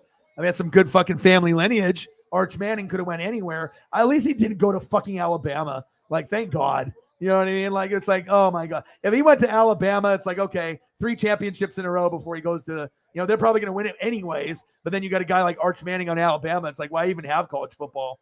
It's just not, it wouldn't even be fun. You know what I mean? Now, if you went to Ohio State, then you'd be ooh, Arch, Ohio State, Bama, maybe they could win, but you would have to have someone like Arch. But I would say my favorite college quarterback, I mean, I like Joey Harrington. I like Mariota. I like Justin Herbert. But I think the ones that aren't Oregon, by far, to me, that were my favorite, maybe not the best, but the favorite, definitely Michael Vick at Virginia Tech, and definitely Johnny Football on Texas A&M, because they made you not want to look away. And they were doing amazing things. Johnny Football going into Alabama and winning. What? And just the way that he was playing in Vic was just crazy. Now I got to throw up a couple pictures. That's a good question there. But those are definitely mine. Let's see if I can find a couple cool pictures of Johnny Football and Michael Vick. So you never know what we're going to talk about in here.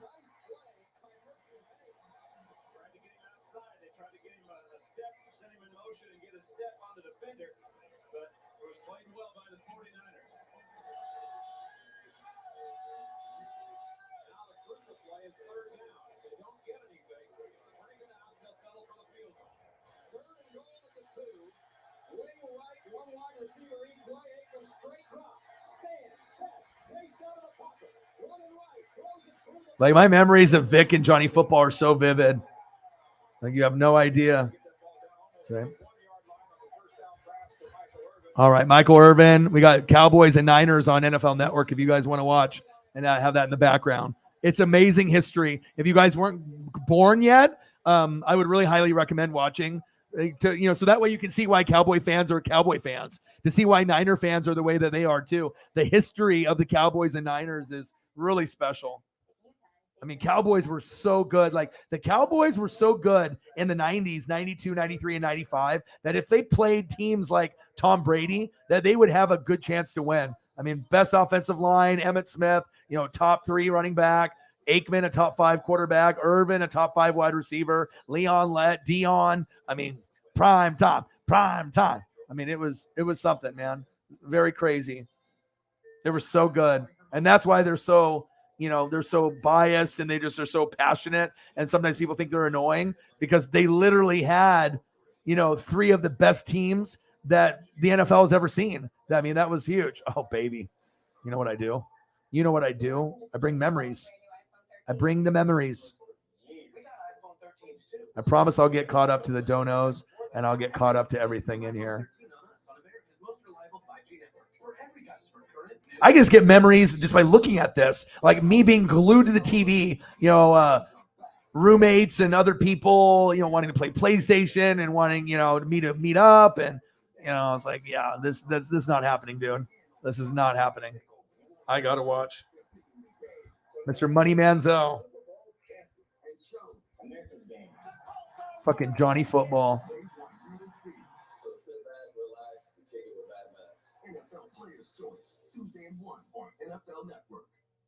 Sabala is the easiest home-cooked meal I have ever had. Take your barcode and then you just hit scan. Press that scan button. And it's cooking for you. So here's the fun part. I'm not doing anything. And just like that, 20 minutes later, it's done cooking my meal. How good does this look? You cannot get this from a microwave. Sabala, your secret weapon for impossibly convenient home. So love me some Michael Vick. That was must-see TV. I mean, it was just, you never seen anything like that before. His speed, the accuracy, the arm strength, the ability to juke past safeties and corners and linebackers and having them run into each other, not only on the NFL side, but I don't know. It's very hard to explain unless you actually lived it. Like, it was just something that was so unique to the game. It was just awesome. Johnny was awesome too. The only problem with Johnny is that he loved to, drink and drugs and party with Drake. I mean, when you're winning the Heisman and you're partying with Drake, you're almost destined for failure. I mean, it's going to be really hard to be able to, keep yourself and hold yourself accountable when you're hanging out with Drake and all the fucking rappers. And I mean, it's fucking Money Manziel, baby. I still like him to this day. I mean, I know that he's a fuck up. I know he's doing like the fan officiated league or whatever with like TO and you know what I mean? It's like, I feel really bad. And then he went to like the worst possible place he could go to, the Browns, instead of maybe, playing on the Lions. That could have been, bad or whatnot. I see that we just got another huge dono. I promise I will get caught up here shortly. I'm not trying to be rude. I'm just trying to make sure I get caught up with everybody. All right. So we got Holly. I'm just going through the comments. I don't want to go too far. Then we talked about, the king of the ESP. Just like Bianca Belair, the EST, or Dr. Britt Baker, DMD. O-Dog, Orion Mikulek, NWSF, ESP, not ESPN. Thank you. Bang, bang, bang, bang, bang. Appreciate you.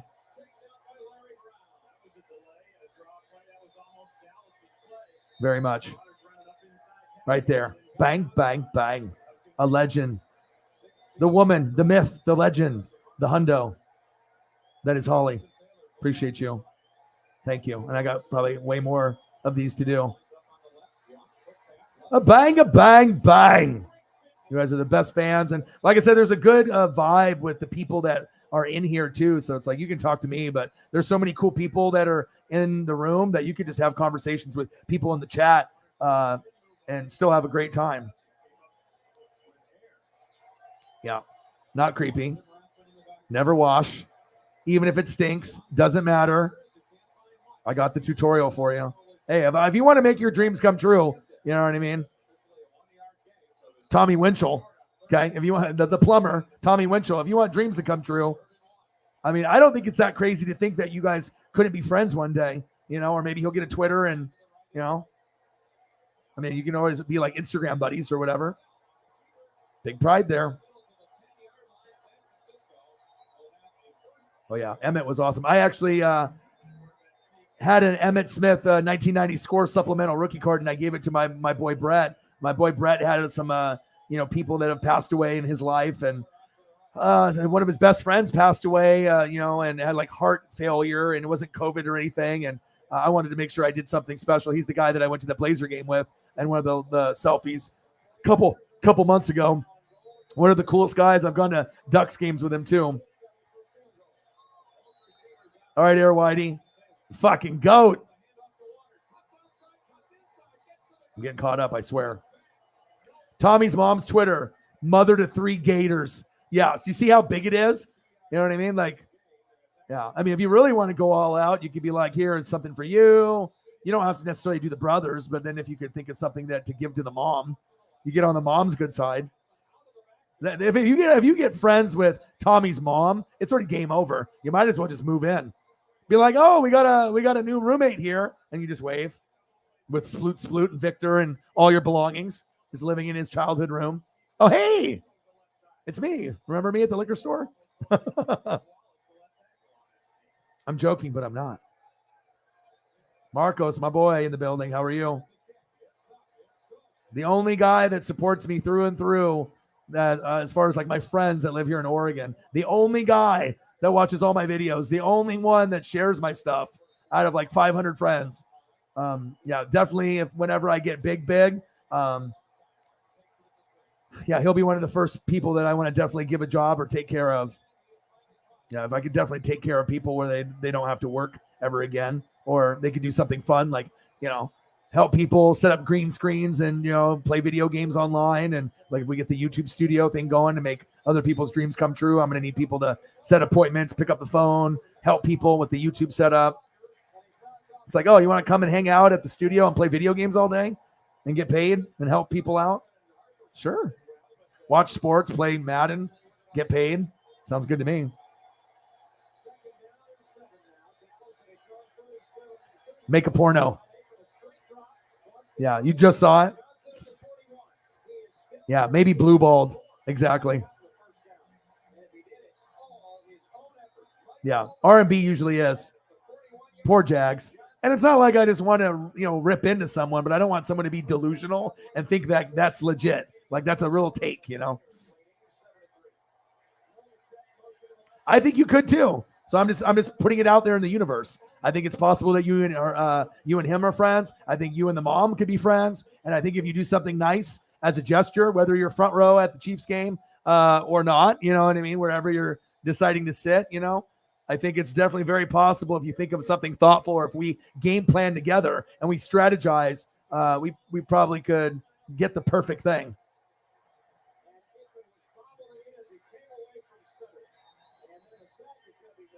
8th all time to Ocean. Wow, you love Ocean, dude.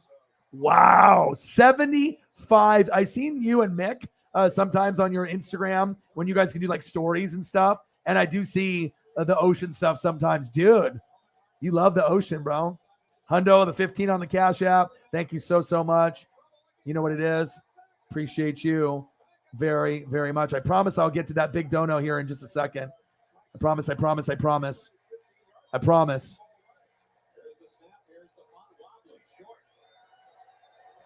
97 at that point. Yeah, of course. Well, you got to think it's got to be something that it's probably doesn't happen to him often. That someone is genuinely excited, and it's not like, of course you want to marry him and you want it to be, Tommy Winchell, Holly and Tommy Winchell. It actually has a nice ring to it. Tommy and Holly Winchell. Tommy and Holly Townsend. Would you be okay with Holly Townsend? So that's a pretty good ring to it. Holly Winchell, Holly Townsend, it could work. But I definitely think that, if it already happened this soon, I think that definitely, I wouldn't be surprised in a couple years if you, me, and him are on the show here and we're all just vibing and hanging out. I really think it could happen. Yes. And that's what makes him cool. And that's what makes it, that would be a perfect person to have on here. Dylan, week 1 needs to hurry up. Bang, bang, bang, my boy. Saints in the building. I got a photo for you.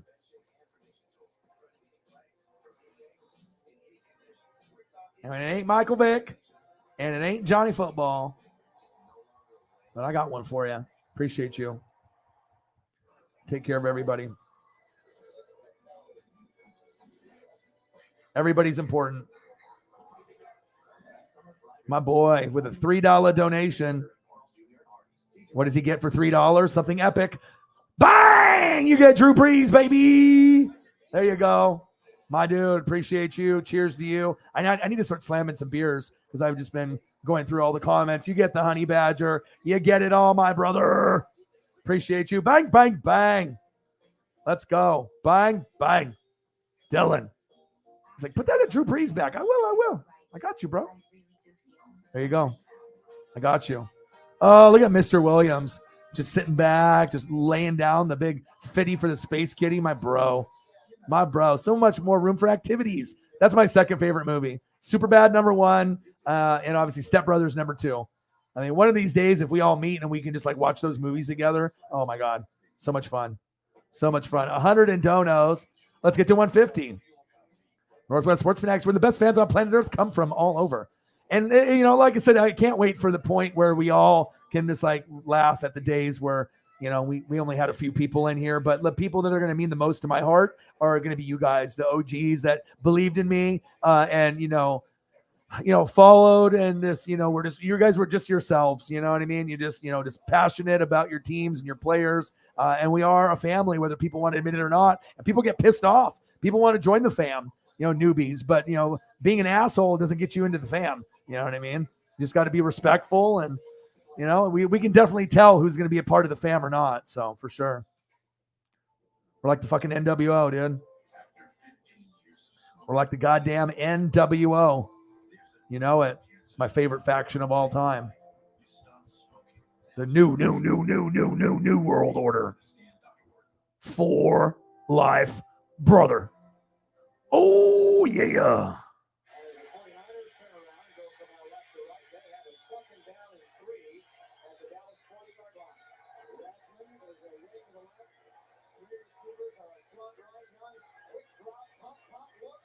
Because when you're NWO for life. I got to make sure we take off NWSF. I cannot do Kevin Nash dirty like this and Diesel. There we go. Let's go. Because that's what we are. We are the NWO. Okay? Often imitated, never duplicated. Schrager, you're not allowed. You're not getting into the NWO, brother. Not by stealing my material. Yes. I'm going to rebrand all my stuff too with Johnny Thumbnails. So if I end up paying them, I'll probably come up with maybe a new logo, new clothing stuff to come up with. I'm going to have him kind of rebrand it, the channel. So in the next year and a half, we'll probably have t-shirts, new, catchphrases, all kinds of stuff that we can come up with. So.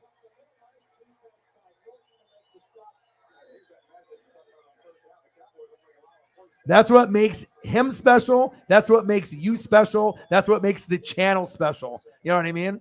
Like if he actually came on here and be like, we actually talk about you almost every day, he wouldn't believe it. And if other NFL players heard about like the channel and like what we do here, they wouldn't believe that we showcase a punter, or a kicker. But that's what makes this channel special. We appreciate the O-linemen and the punters and the kickers and the defense and the coaching, not just the glorified positions of quarterback, running back, wide receiver, and tight end. Those are cool, okay? But these other positions are important and cool too. My boy.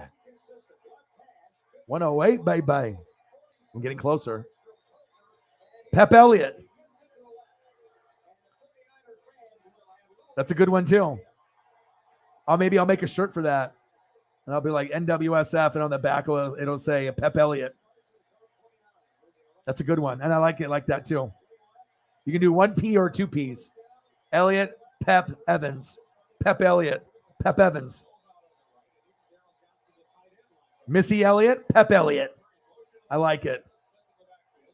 I like it a lot. I like it a lot. I like it a lot. Jim Carrey. Now I want to watch Dumb and Dumber. Pep Elliott. There might be a shirt made with that name on the back, and you will wear it. Said nothing beats Pep. See, it's your favorite thing. Elliott, Pep Evans. Pep Elliott, Pep Evans.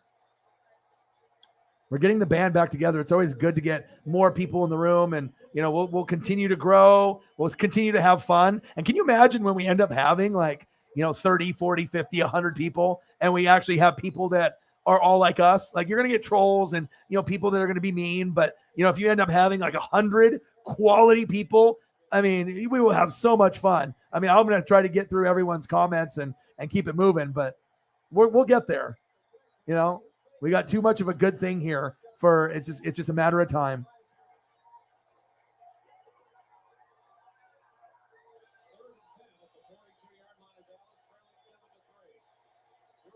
We are getting the band back together.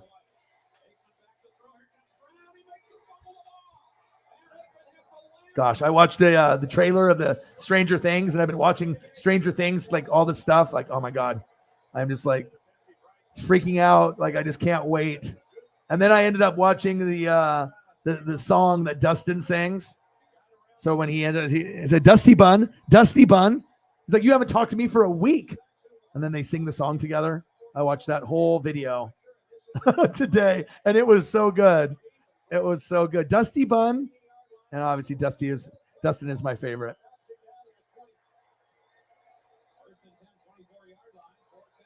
So nothing beats pepperoni pizza. It's like Elliott is like a Ninja Turtle. Just loves the pepperoni pizza. Leonardo, Donatello, Michelangelo, Raphael. Then you have Splinter, Casey Jones, April O'Neil, Rat King, Shredder, Krang, Rocksteady, Bebop. I mean, if anyone wants to go toe to toe, name for name, tit for tat. I mean, there's a lot of information in that brain with no notes, nothing written down, just right there, memories. Especially if I liked it. If I liked it, yeah, I definitely remember. Yes, it is. It is nice.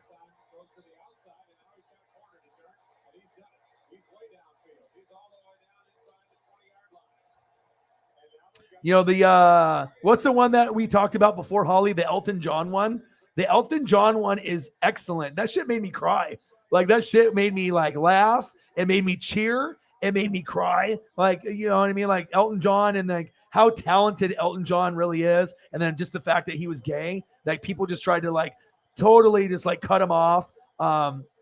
If you're looking for something really inspirational, and I know Jameson Mays is getting ready to watch the Elvis movie, and I definitely love all kinds of music, old and new. And when I'm in the vehicle, I usually have 80s rock, on in there. That's stuff from movies and stuff. I just like the old school 80s music. It puts me in a good mood.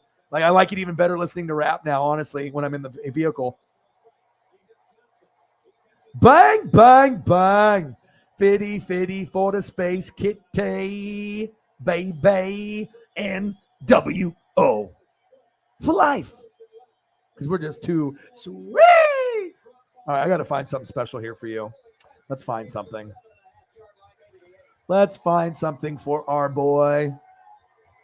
One of the best supporters of the channel. And we actually have a pretty good friendship, too. It's nice when you can end up, talking outside the stream. We can motivate each other, talk Dodgers, just have a little conversation, see how each other is doing. And then, like I said, I know, there's certain channels that will never do that, maybe because they're just too big or, and they don't care enough to do it. But it's all about connection. And I'd rather have a great connection, with 10, 20, 30 people than just to have hundreds and thousands with no connection. So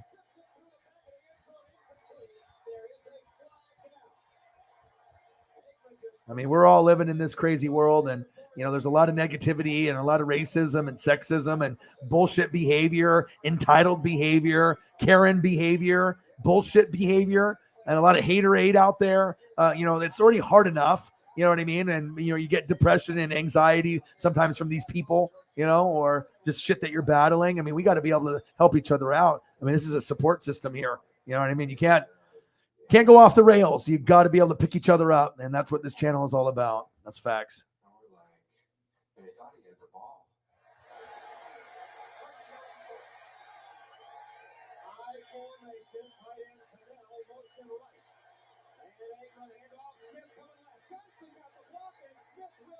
Oh, I'm not done.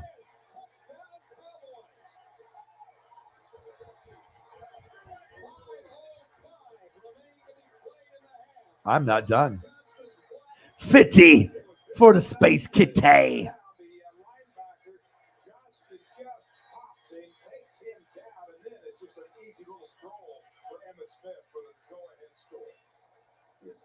Is a play where it's off tackle to the You never know what I'll bring up. right play. Just never know. Get up on the backer and make a great block to spring the outside where everybody else was caved inside. So it was a complete walk-in once we get around the outside guy.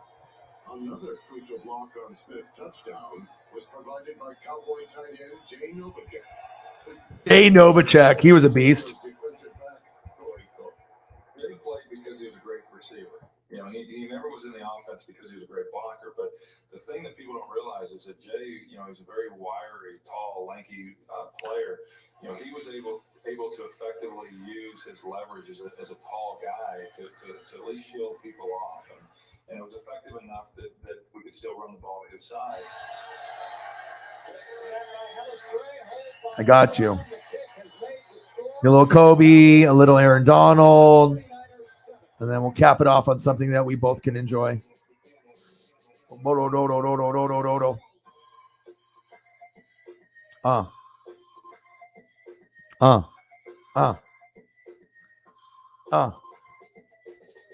go, baby.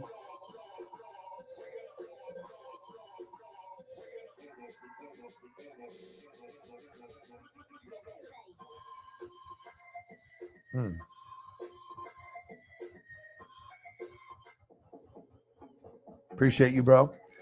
And normally, like I said, I don't like to keep stuff hanging. You know what I mean? But that's just who I am, and I want to make sure everyone feels heard. And obviously, I want to get to everything as quickly as I can.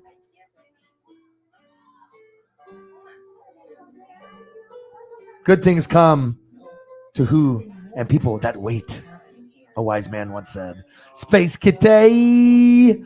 50 for the Kitty with the little Kershaw. Love it. Appreciate you, bro.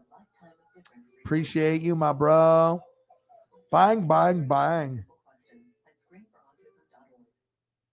Some people say the metaverse will only be virtual. Let's go, baby. And though they're virtual students, what they'll learn together is real. The surgeon will be able to practice as many times as needed in the metaverse. It's crazy how much better I think everyone feels compared to how maybe they felt early.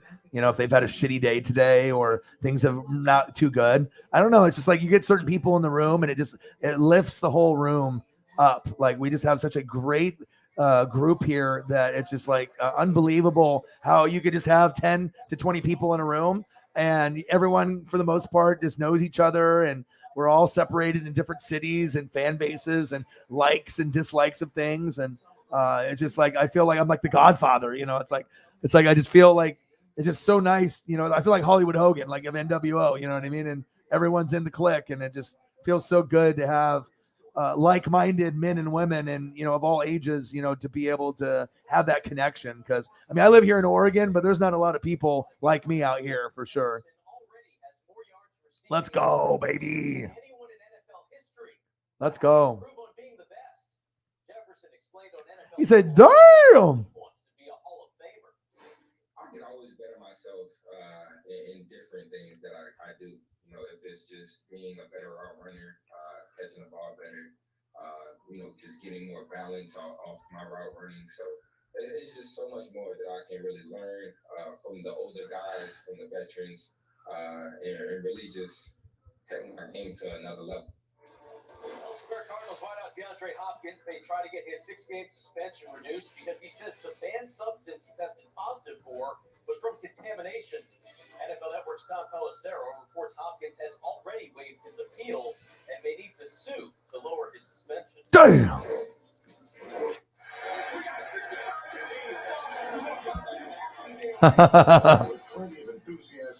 Bang! Drew Brees. You know it. Dylan's like, oh man, I love this. I mean, Elliot saw it. Calvin Griffin came in here and did like, what, $50 donation, like a 10, 2. I think he did like 8 to 10 donations. I mean, I'm a Bucs fan and I still miss him. You know what I mean? Bang, bang, bang. Tommy Winchell, Holly Townsend, NWSF podcast incoming. I'm telling you, don't be surprised if it happens. If we follow the steps of the Stalking Guide 101 on how to get an autograph to a player and touch his heart, right? Boom. Florida Gators. Boom. Give a gift. Boom. A photo. Boom. Mini helmet. Boom. He loves it. Boom. He contacts you. Boom. He's on the channel. And then we're best friends.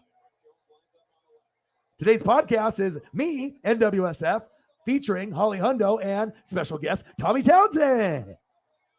I would not be surprised one bit. And if it was like, Kelsey or Mahomes, it's like chances of that happening, very, very, very, very slim unless they know of the channel. You know what I mean? But someone like Tommy would, be the person that we would want. And that could maybe be someone that we could get. Kind of like how, Kurt Benkert, for Grossi. It's not like he's going to have Aaron Rodgers on the show. I mean, maybe one day, who knows? But, Grossi's big enough to have anybody. But to have like a Benkert, our Benkert could be Townsend. Oh, you're not being goofy. That's why you're the best. That's why people like talking to you. They like the interaction when we talk and the vibes. We bring good vibes here in the room. You know what I mean? You get Cyber in here. I mean, and like I said, there's just certain people that always have something to say. You know what I mean? Mr. Williams, Hundo, I mean, Sarah, all the people in your Jamesons, Elliot, you know who you are. You know who you are. See? ESP, DMD, EST, Pep Elliott, baby. Say, the funny thing about Missy Elliott is that my mom's name is Missy. Is that a coincidence? I think not. It's destined, dude. Pep Elliott. It's it. Elliott, Pep Evans. Pep Elliott, Pep Evans. See? It's funny how the world comes together. You know what gave me chills today? Is listening to the old Mariners announcer that has passed away, Dave Niehaus. Oh my God. When I ended up listening to him with an old game that was on, I almost teared up. Like it's like Harry Carey on the Cubs. If you're an old motherfucker like me, you know who Harry Carey is, or maybe Dave Niehaus. And my gosh, like hearing the voice and the tone after a homer, unbelievable. Unbelievable. You know who else is unbelievable? Holly Hundo Fitty, a space kitty. Appreciate you. Always repping the channel to the fullest.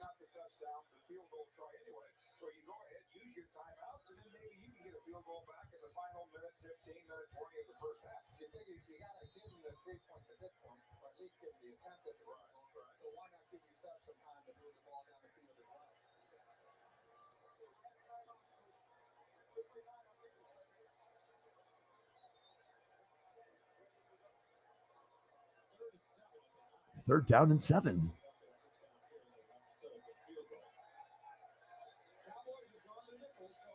And honestly, who wouldn't want to be friends with you, Holly? It doesn't matter if it's an NFL player or, anybody.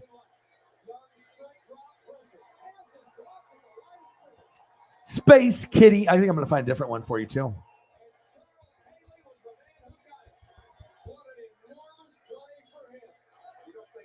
Maybe I can find one that looks like Victor.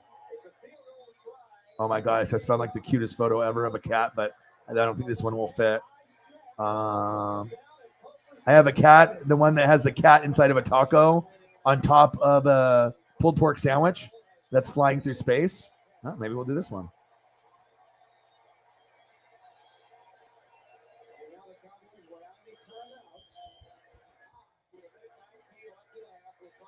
don't know who makes these on the internet. I mean, there's definitely people that love cats that have way too much time on their hands. But am I entertained? Yes, I am.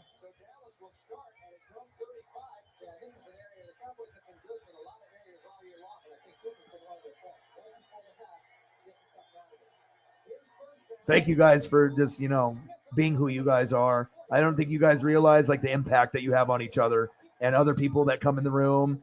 It's just a special thing when you can have so many people just all about, the same types of values and same types of things. Look at that.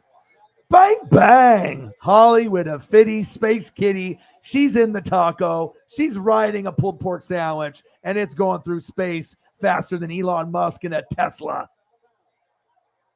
Let's go. You know, it's a cool video that I saw today. You know how we all like food, right? And I obviously will show this in a second. You can stare at the Space Kitty. Bang, bang, bang. Thank you so much.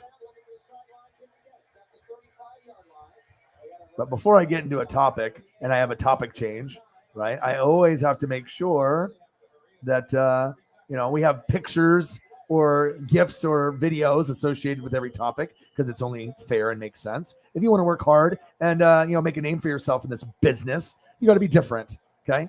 Let's talk about this guy right here, Gordon Ramsay. So I watched this video on the internet, and it's this Asian guy, and he literally visits every Gordon Ramsay restaurant in the United States. There's like 13 of them to try to get Gordon's reaction. Spends like $30,000, beef Wellington and all the goodness. At one point, he even had Spider-Man, SpongeBob, Elvis, some people join him as well. It was very interesting, but it was pretty cool to be able to see the different locations. And he got to meet some of the winners of the past shows that were there, some of the chefs. But if I could road trip across the MLB parks, go to every major league ballpark and eat hot dogs and enjoy the game or football, or, go to like Gordon Ramsay's thing. Oh my goodness. It's worth a watch. It was pretty cool. I won't lie. 50 burger. We got 150 burger here. And then guess what? Another 10 right here. And then guess what? A 50 right here. You guys are beautiful people. The haters are like, I don't understand it. The guy doesn't even have that very many people. It's connection, baby. Let's go, baby. Holly Hundo, often imitated but never duplicated. And I'm actually excited to have you on here. I think it'll be exciting to be able to get, you, because whether you know it or not, you are your own brand too. Like the Holly Hundo brand, you could actually market yourself. You know what I'm saying? Like, I know that seems weird because you're just like, you're Holly Hundo. You're just you. You're just, a generous person, a nice person, a caring person, that will definitely support, people and channels that you believe in, but, you could do, Holly Hundo t-shirts and stuff like that. And you know what? Even though that sounds silly and crazy, people would buy them. You know what I mean? People love you, whether it's in the Grossi Posse or here. I mean, shit, I'll rock a Holly Hundo t-shirt. Got NWSF on the front, a little Holly Hundo on the back. Could have like some kind of mod symbol or whatever for the mods, and I can have shirts made and little NWSF logo and a little name on the back. I'm telling you, your guys' influence is a lot higher than you know. I appreciate you guys. Everyone's dropping dimes like Magic Johnson. Yeah, we are. But I think that's what makes it special. I never in my wildest dreams did I think I'd be able to connect with people like you guys. Like, I knew it was going to happen eventually. But like I said, it's always going to be the originals that mean the most, that, have been there since day one. And it'll be awesome where people follow when it's a popular thing to do, like with Grossi now. It's popular to sub to him. So you're going to get, people that are just like bandwagoners that are just subbing to sub because obviously he's good and he's great at what he does, but he's at such a high number now. You're getting people that are subbing that might not even watch him, or they might watch him like a little, and just because of the number that he's at, he's earned that. He's definitely earned that for sure. There we go. See, it's a sign, bro. Yeah. Yeah. Yeah. All right, bro. I appreciate you. Absolutely. Everyone needs a Snugs, yo. Jameson Mason, bang. $3. Let's go. Cindy, do you think our crispy flavor will last forever? I bet. I love you. No, you love the flavor of this thin crispy crust. Dude, all kinds of goats in here. It's a goat party. It's a great lineup tonight. I'm not lying. Meow. I'm what you call I want to get to a point where I can like have my shirt off, right, and look in the mirror and I can say meow. Except it doesn't. It's not me or ow. It's more like ow. No me. Too much me and then a lot of ow.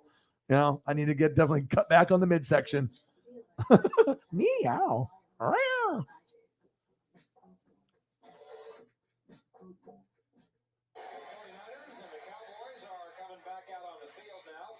Perfect sense.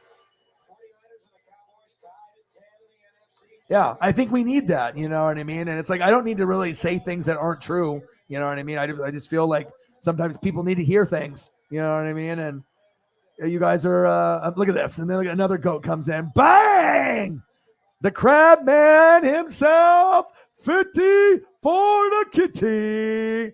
Jake Paul gave me crabs. And in this corner, weighing 190 pounds, standing 6'3", Jake Paul gave me crabs. $50. Bang, bang, bang. Everyone in the building today showing the love. You the man, baby. You the man, baby.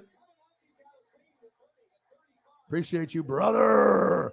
Guess who's the man? Jake Paul gave me crabs. 50. So generous, you guys. Appreciate you very much. Nobody works harder than your boy. Anybody can play sports. You know, anybody can do certain things. But I'm telling you, when you got the gift of the gab, right? And you can flex on the mic. There's a reason why we like Stone Cold, like he has there drinking the beer.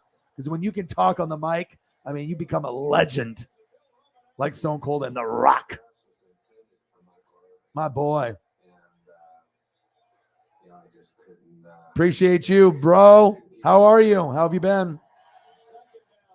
Yeah, and I love you guys genuinely. You guys already know this. Like I said, I go through the ups, I go through the downs. I'm not perfect. I have flaws. I'm not going to be right all the time. You know what I mean? But like I said, when you have people that genuinely enjoy, you know, and support, and, you know, we have something special here, you know, it's just, you guys are great people. And I couldn't think of a better, you know, 15 or 20 goats to start off with than you guys. Makes me feel really blessed. Like, no joke. I'd rather have 20 people or less in the room and have you 20, you know, than have 2,000 people in the room or 200 that just don't give a shit about me, or, you know, or you get a bunch of trolls or kids. Like, it's about the quality. I mean, of course I would love to get more people, like, don't get me wrong, but you guys can tell, like, once you start getting like toxic people, sometimes it only takes one person to just kill the whole mood in the room.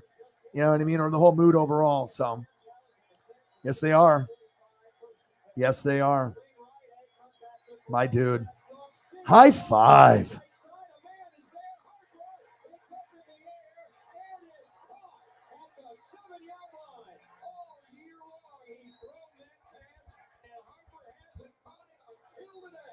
When I threw the ball, I thought it was intercepted. I knew that I didn't get enough on it. I knew it was going to be underthrown.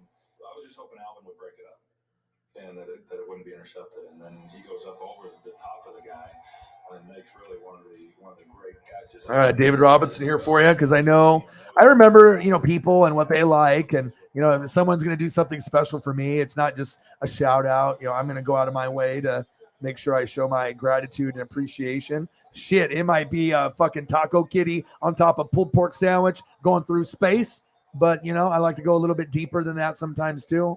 So I'm going to show that appreciation, love, Chiefs Kingdom. I'm really excited for the NASCAR race this weekend. I've been just dreaming about NASCAR like every day. It's like, I got the bug. Like, how did I get the NASCAR bug? But I got it. Let's go. One of your idols and one of mine. David motherfucking Robinson. It's like, I'll look at the photos of the NBA of the old, but gosh, watching the stuff, like watching the draft right there, the NBA draft, that was like, made my ears bleed. Like, that was really bad TV. Like, I know it made some lives change and these kids are happy, but it's not like the NFL draft. Like, it was kind of cringy, actually. Like, there's not enough superstars. Like, I mean, Chet Holmgren getting drafted, cool, but I mean, that was almost unwatchable to me. Jake Paul, bang. Let's go.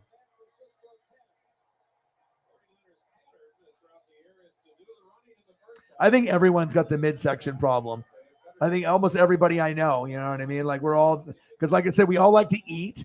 I mean, I guess I could just go like not eat anything and I could have a 6-pack or 8-pack, but then my mental health would be in the fucking shitter. It would be just horrible. Oh, look at me. I have an 8-pack. All I do is eat lettuce leaves. No.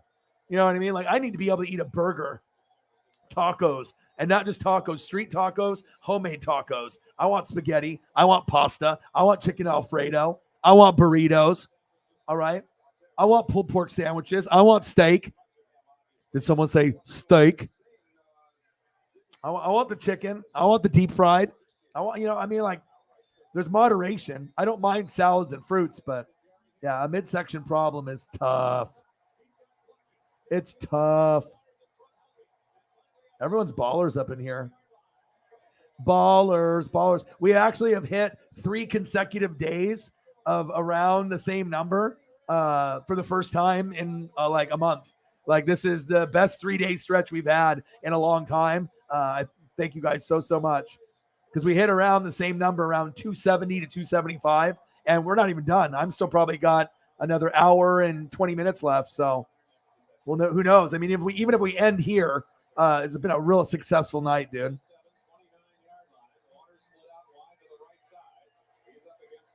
I got you, bro. Appreciate you.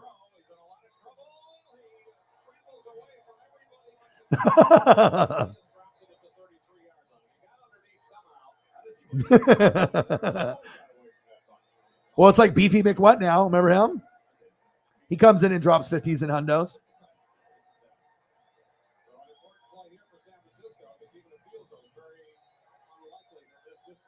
The most famous crab in the good old US of A. And that's why I love you guys too, because you guys are so fucking creative. You know what I mean? Like, you got to have a personality. You know what I mean? You got to be able to joke and laugh, and you know, you just got to be able to not take shit so serious. And you know, if someone's got a funny personality, obviously you're gonna vibe with me very good. I used to have an ab. Does that count? Like, just one? Does that count? What do I get for having one ab like 20 years ago? Do I get anything? Of course, that's why I put them up for you. So that's why you got to have a connection. You have to know, you know who you're dealing with.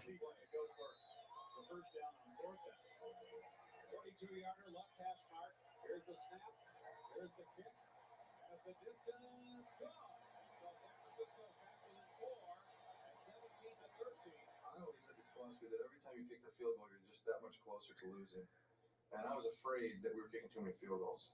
And field goals to me, especially in the second half, it's like kissing your sister. It's not going to help you too much. Steve Young just said we're kicking too many field goals. It's like kissing your sister. It's not going to go very far. What the fuck? Well, you can't kick field goals against the Dallas Cowboys back then. That's for sure.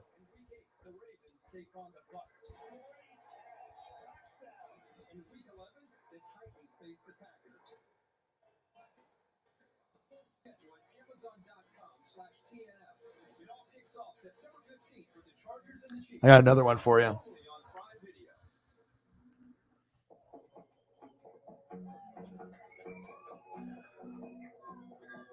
Yeah, and I don't know what it is necessarily about Thursdays too. Like, our biggest days for donos are always Thursday. There's always Thursdays. The biggest dono days we've ever had are Thursdays. You know, 500, 600, 800, 1,000, 1,320, 1,320. Those are all, I think, on Thursdays. Wild. Just make sure you nail the big stuff. Yeah, he's like 18 or 19. You got time to get abs, dude. Or you can get a keg like me. I got you. See? New Truly Margarita style hard seltzer.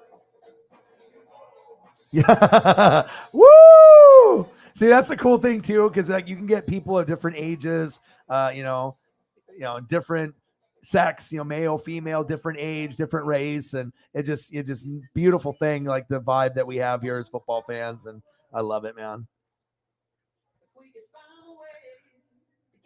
Yeah. Is that the next photo we're putting up? Air fryer Twinkie? Yes, I'll check the Cash App. I imagine there's some in there. Oh, I have another David Robinson for you before I go there. Walk a mile in my shoes. All right, I got another David Robinson for you because you are a GOAT, and I'll take care of you because that's what it's about. It's all about vibe. If you're going to take care of me like that, the least I can do is put a smile on your face to see something that you haven't seen today. A lot of people don't understand that. Others are also living in that space, and you learn to know that it's its own unique space too.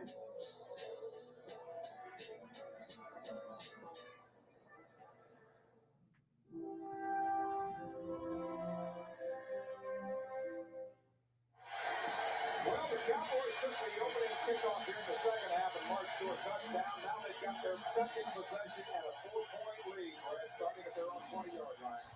6:16 left in the third. Lead by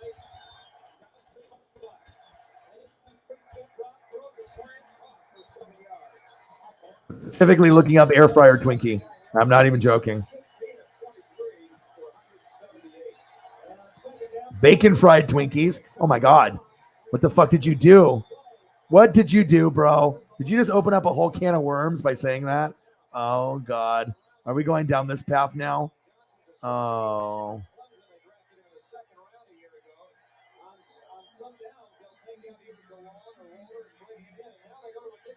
Oh, they got. Oh my God. What did you do, Jake Paul?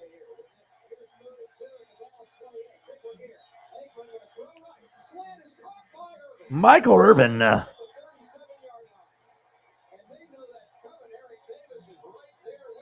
Come on, baby. Format for me.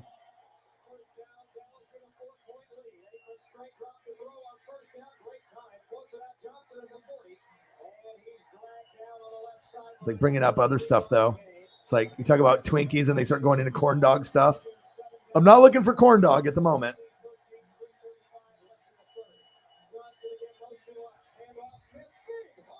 Big ho.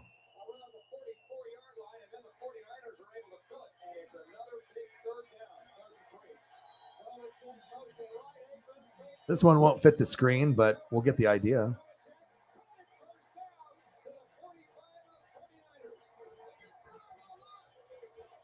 Arch Manning to Texas. So if you want to watch college football and be entertained, watch Texas football with Peyton Manning, Eli Manning, Archie Manning. It's a Manning, so you know he's going to be good.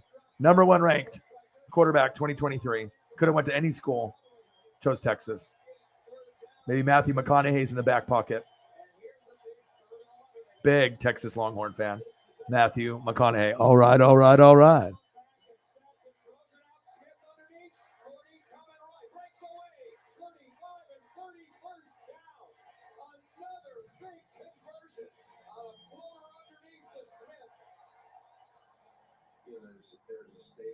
Oh, deep fried deliciousness. What did you do? I don't think they taste like shit. I mean, it just depends on how you have them. A regular Twinkie doesn't taste bad. Ho ho ding dong. There's all kinds of different options.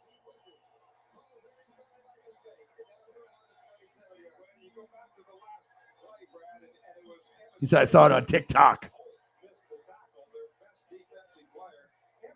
Yeah, we are going down the rabbit hole now. Yeah, I think we all are. 350 for 2 minutes. Man. Yeah, everyone's a foodie. This happens. Some of the league's biggest names are back, taking over NFL Network. We're taking the games and I haven't even been able to drink beer or check Cash App. I'm just having too much fun with you guys. And it's like a bajillion degrees in here too. Oh, thank you, Holly. Look at you. Holly's just being an amazing person, like she always is. I thank you so much. Like I said, it's just the support makes me feel so good. And like I said, we're gonna have some people represent the channel very, very well here. My goodness. Are we ready for a hundo donation from Holly Hundo? Well, we just got it. Thank you, Holly. Your generosity is unmatched. I am humbled. Be welcome to the Pro Football Hall of Fame. The Hall of Fame's enshrined. Celebrate the unveiling of the symbol of supremacy. The bronze bust for Tony Baselli, Cliff Branch, Leroy Butler, Arthur McDowell, Sam Mills, Richard Seymour, Dick Vermeil, and Brian Young. For ticket information, visit ProFootballHOF.com now. Let's go. Holly Hundo, $100 dono. Boom, boom, boom, boom, boom. On the Cash App. Thank you, Holly Townsend. Bang! Let's go. Appreciate you. Cheers to you. Thank you so much. You're the best. I love you. Appreciate you.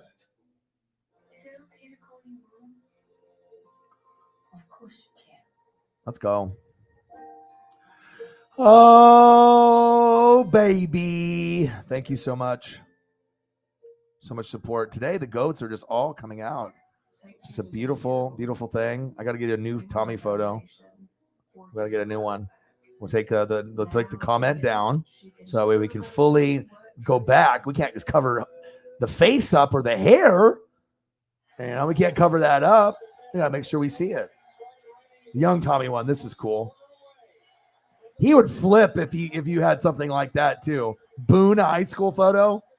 He'd be like, "Oh my God, where did you get that?" But the Florida stuff would be the best.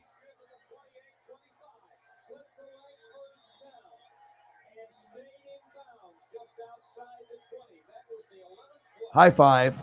Appreciate you, Holly. All right, let's find another one. All right, deep fried Twinkies got to go. Arch Manning, you got to go for a second. All right, let's take a peek. The fourth quarter, which was definitely something which became a pressing situation. First and 10 at the San Francisco 20. Wing right, handoff Smith, lead block Johnston and Novacek. He's got 5 yards and slow to get up. Oh, I remember this one. We had research that we were supposed to do on this one.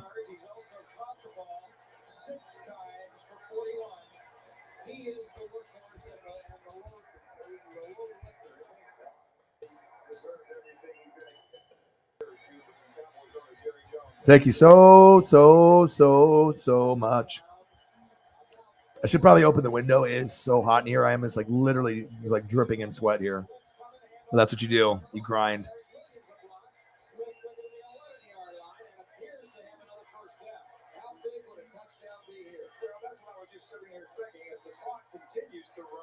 Hey. With the fans too. I love you people. You guys are amazing, amazing people. Amazing people. And then boom, after Holly, guess who? Cyberpunk with a 29er. Bang, bang, bang. Living my goat life. I'm living my goat life. It's like, let's get to 400. We just did. Look at that.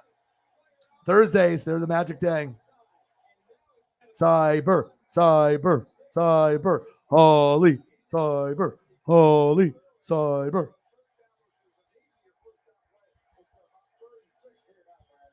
Cyber's like, I'm joining the motherfucking party.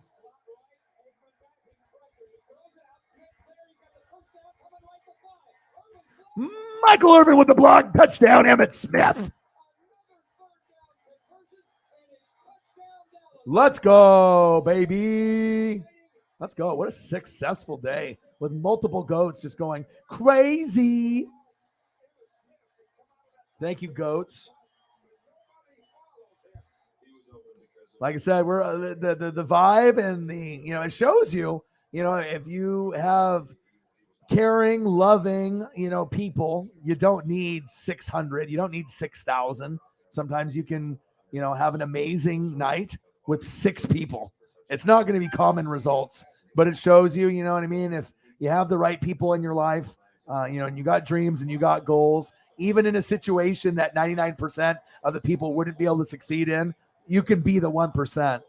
You know, you just have to be able to, you know, have a goal, you know, and go after it and believe in yourself. That's the biggest part. You just got to be able to believe in yourself. Everyone's got a lane. Everyone's got something that they're really good at. Once you figure what that is, you go after it. Don't fear failure. You know what I mean? And especially it's not like what you know, it's who you know. But also if you go for something and then you know someone like me or Holly or the great people in the room, I mean, you're definitely going to have, you know, a little extra help, you know, to be able to make that dream happen. So always keep that in mind if you feel that you're lost, you know, in life and you feel that you're just like floating through just, you know, everything that's going on. You're just kind of, you know, just drifting in life. You know, what is my purpose? Like, what am I doing? You know, and sometimes people can feel like that, you know, and I mean, I'm 40 years old. I didn't even start this dream until, you know, like 30 years old.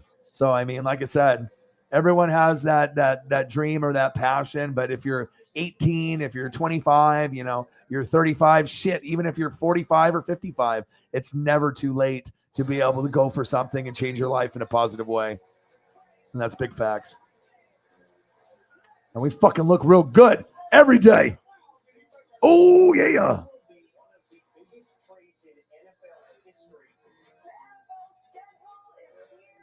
That's what we do, baby. Yes, we already had a great number. 3 nights in a row. And then we get Chief Will Chief, another goat in the building. I mean, we're only missing Beefy McWhat now and a few others. And Nate the Great. All of a sudden, Nate the Great shows up, drops $500 donation. Then we get to like $1,000. You never know. Yeah.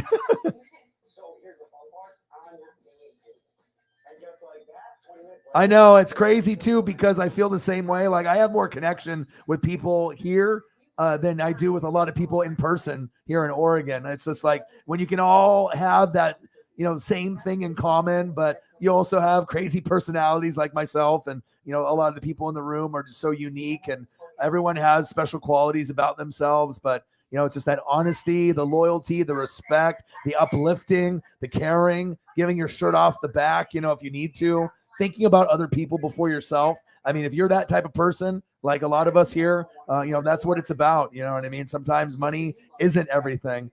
You know, obviously it can help. You know what I mean? Like we obviously can save lives and we obviously did something great with sport. You know, we didn't have to do that. We didn't have to do it. I didn't have to bring it up. You know what I mean? But once you end up having something like this in your life, everything changes, just like a kid. You know, everything changes once you have a kid. I don't have any kids. You know, this is my baby and YouTube. I put everything, you know, I just, you know, all my passion, my energy, my dedication is here and obviously here. You guys are great fucking people. Bang, bang, bang, bang. I totally agree. And like I said, to have like an intelligent conversation with like-minded people that can be opinionated. I mean, like I said, I had to let our, you know, our Jags fan know that you're not going to be the Bengals next year. You know, it's just sometimes the truth hurts. You can really have a lot of passion and love for a team, but I mean, I don't want you to go down that rabbit hole and, you know, just get crucified for, you know, bad hot takes, you know, especially if you're not even reading, you know what I mean? You're just like, I don't know. You're just like, oh, this is my favorite team. And, you know, the ESPN said, we're going to be the Bengals. We're going to the Super Bowl. Like, I wish it was that easy. Cyber, cyber, cyber.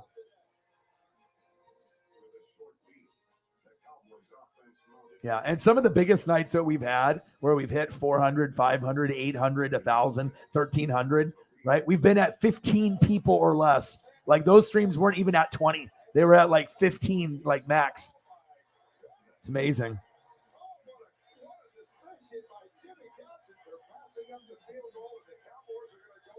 Cyber, cyber, cyber. Appreciate you, bro.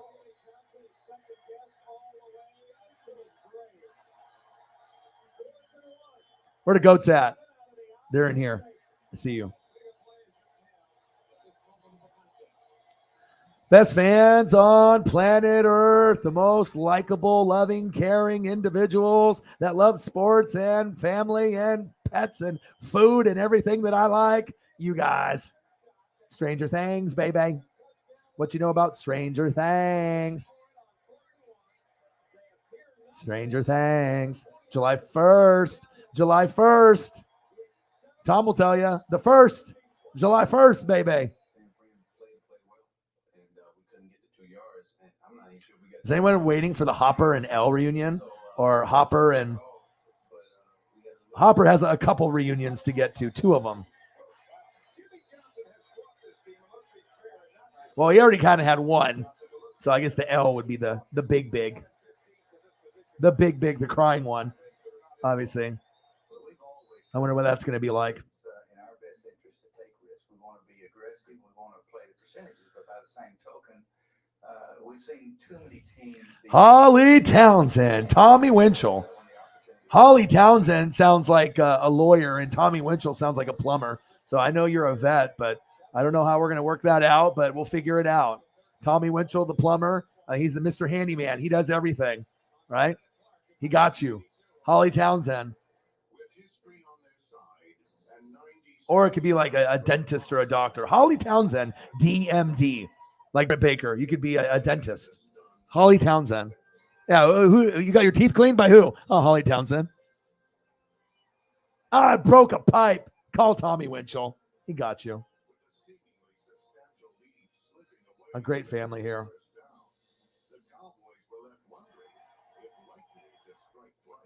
God, it's hot as hell in here.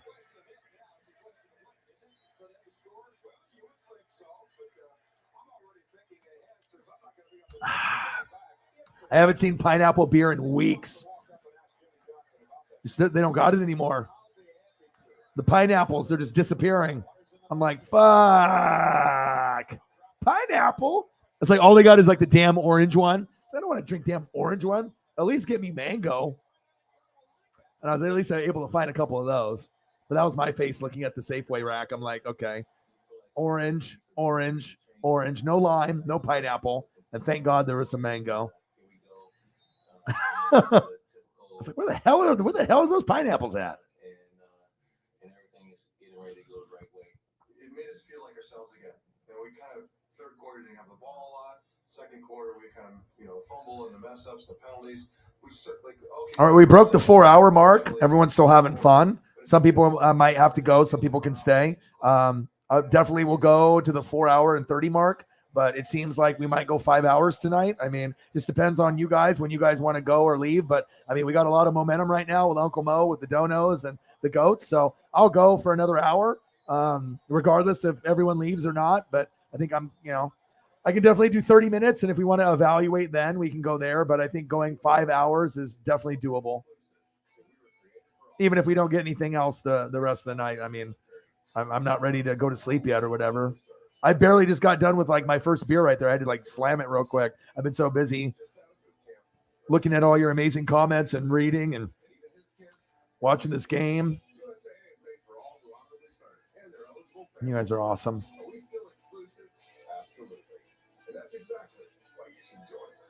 My graduation was something I will never forget. People like you and me sometimes may have doubts in ourselves, but I feel that everything's possible. Find free adult education classes near you at finishyourdiploma.org. After you joined our family, it was like, I really do feel complete now. So if you guys like Stranger Things, I know Holly, I always do the recommendations for you. So I know if you like this, right? I'm always going to recommend stuff. Have you seen this? Do you know what this is?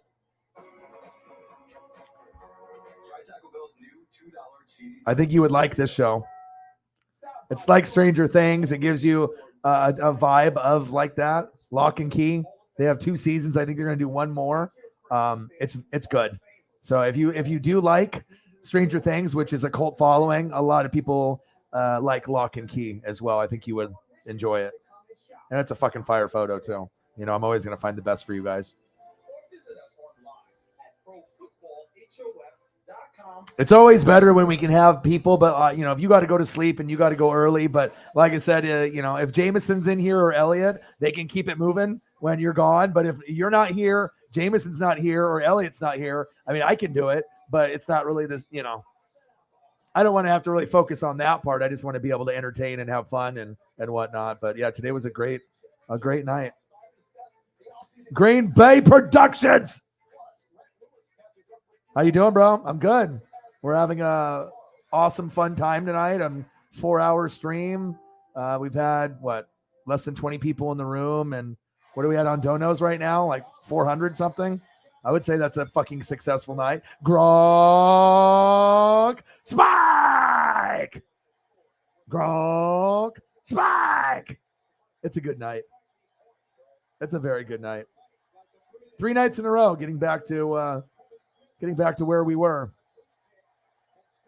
The GOATs, the best of the best. Covering many things. I actually had the lady at Starbucks, this girl. She's like, what do you do? I was like, oh, you know, do like YouTube stuff. And so, yeah. And I was like, yeah. She's like, what? I was like, sports, but it's kind of like mental health. And she's like, really? I'm like, yeah. I was like, she's like, oh, that's awesome. She's like, there needs to be more people that kind of touch on the mental health. And obviously pictures can improve mental health. Hey, you fucking hungry? You're welcome. You like Joe Dirt? You're welcome. You want to see what Oregon looks like? You're welcome. You want to see a goat show? You're welcome. I got you. I'm doing good.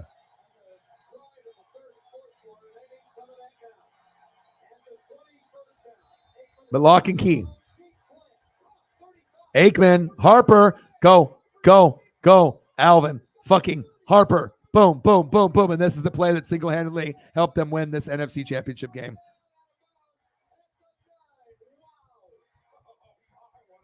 Oh, my. Oh, my, oh, my. My, oh, my.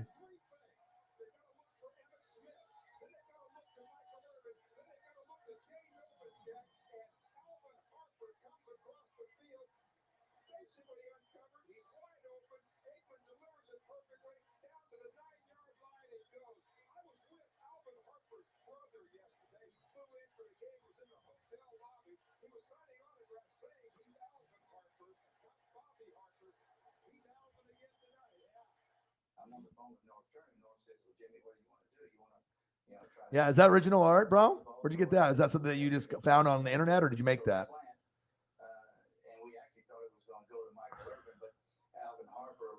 So I said it before, and I'll say it again. Y'all some ballers. Go clean a little bit, come back, and the donos have doubled. I know, dude. We're at like 400, man.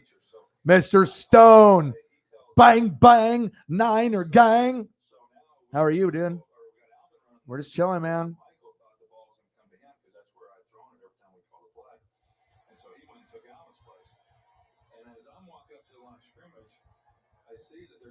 We're going to get the one-on-one matchup to the post. I was uncertain as to whether or not Alvin would run the route and get across the corner's face. I knew Michael would, but Michael wasn't there anymore. And so at the last minute, right before the snap, I just said... Got a 49er fan in the building. And what a better way to greet a 49er fan in the building with a 49er photo. Bosa. He's like, oh, it's like the red carpet just for you. You're welcome. Mr. Stone. Nick Bosa. Yeah, for real. I love it here, man. Anybody that wants to come visit me, I'm telling you, once you visit, you probably won't move back or go back.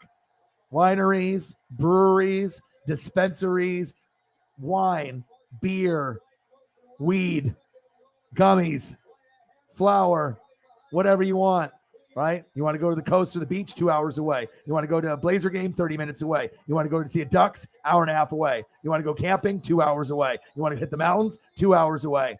Literally, the coast, 2 hours away. I mean, literally, you go in any direction, you're going to have fun. You want to go to Bend in the middle of Oregon, Central Oregon, where a lot of the retired people go. They got some beautiful places out there in Bend.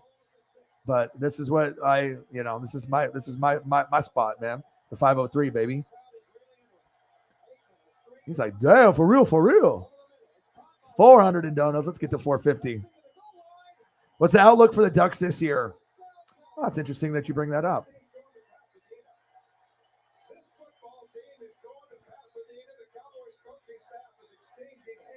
Oh, the Ducks. Where are we? Oh, we're in Eugene. You see how we just morphed right there and we just got there that quickly? Utah's more physical.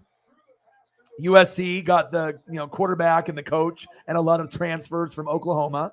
We're probably going to get our ass kicked by USC. They're probably going to get back to being the way that they were when they had Pete Carroll, when they were like winning natties and they were like, Reggie Bush, Carson Palmer, Matt Leinart. They're going to be pretty fucking good. So I hope that we can compete with them. We got Dan Lanning, but we played Georgia week 1. But if we win, that could be a big springboard for us. But I think we have a great chance to win the Pac-12, but they're not going to do it by North and South winner, because normally we would win and then Utah and USC would battle to see who plays us. Now they changed the rule where it's going to be whoever's got the best 2 records. So if they both come from the South, we're fucked. So no excuses. We got to make sure we bring it. We got to bring it, baby. Okay. Just like Justin Herbert brings it every single motherfucking game. All right. A lot of y'all like, Josh Allen because the media pushes it down your throat. Okay. A lot of y'all love Joe Burrow because he was great in the Natty, right? Best college football team ever, right? They go to the Super Bowl at lose, but he's got all kinds of swag, right? He dresses great. But in reality, this guy can be just as good as those two, if not better. At one point or another, Justin Herbert will be known as a top 3 quarterback in the league. You might say that for Burrow and Burrow and the other, you already know. I mean, they're all linked together. Josh Allen, Burrow, Herbert. They're going to be fun. And Mahomes will be sprinkled in there as well. But it's going to be a lot of fun. I hope we can represent well. I'm going to be going to some games. You see me? Front row? You see me? You see me? Right there, you see me? With the gloves and the chain. I'm actually thinking about going all out this year and getting Legion of Doom, Road Warriors, shoulder pads with the spikes that come up that the Georgia player wears. But Legion of Doom, Road Warriors were a team in the WWF that wore them in the 80s and the 90s. And I was thinking I could get them spray painted.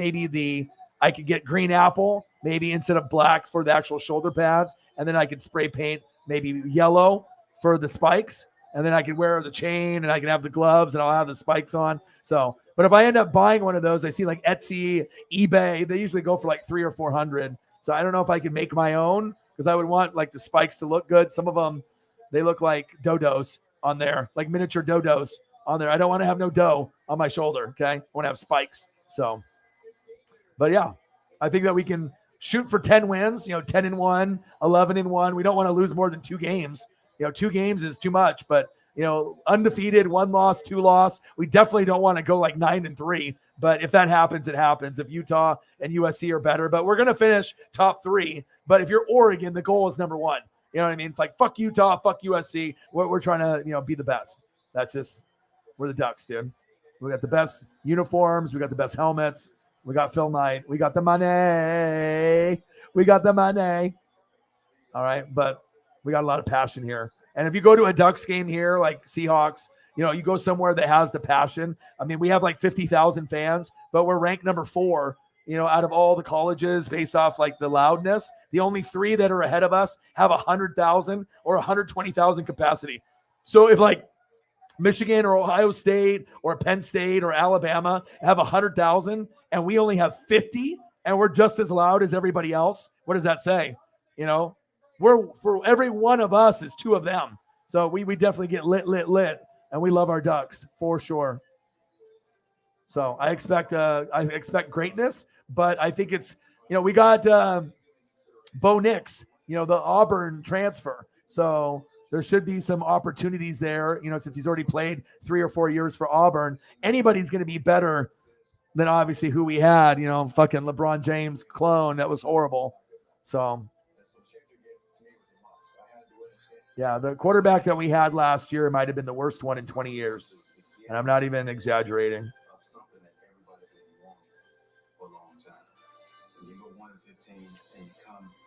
But this guy played Justin Herbert like freshman, sophomore year and that opening game and beat us right there at the end. But yeah, I mean, I have Tyler Thompson. I mean, but this guy should be the guy for the season, and he'll be a filler just for 1 year. And hopefully we can get to a Pac-12 championship in a Rose Bowl. I don't think Natty is possible, but Rose Bowl might be. So.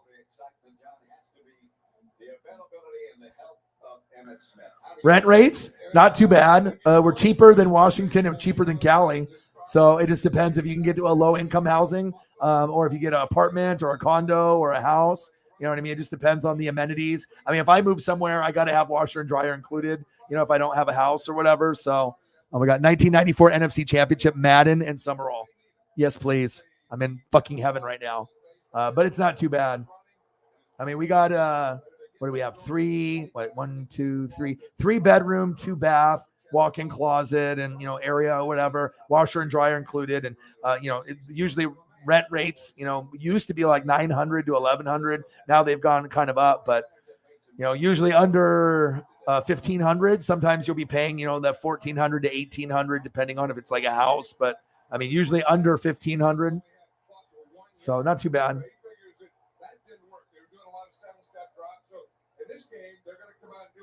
Yes, he already has.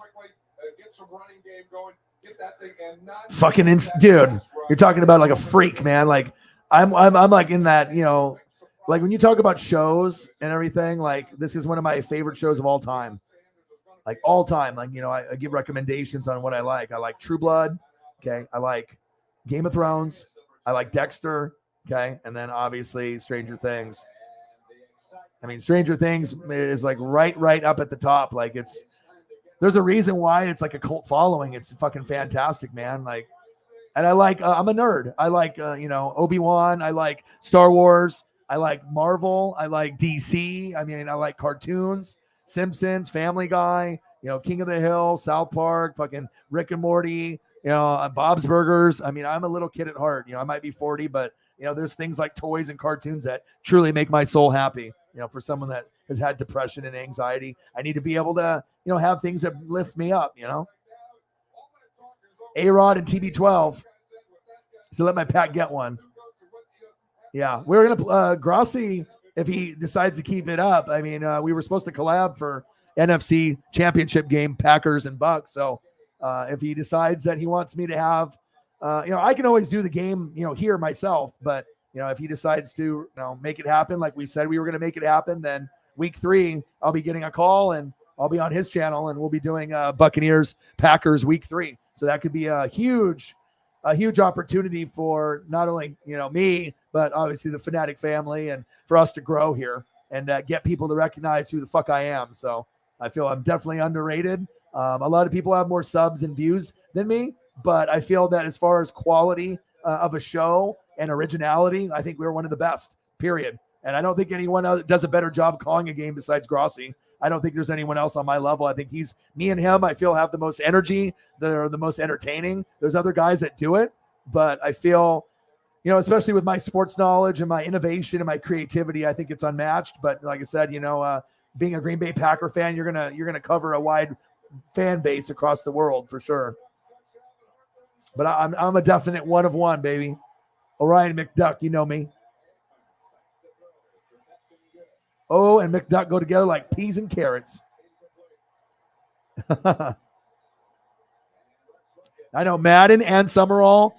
And then, dude, Ricky Jackson from the Saints, Dana Stubblefield, Bryant Young, Dennis Brown. These names are giving me chills. Ken Norton, Gary Plummer, Lee Woodall. Oh, my God. I'm just like fucking going in back. Dion, prime time. Merton Hanks. Tim McDonald.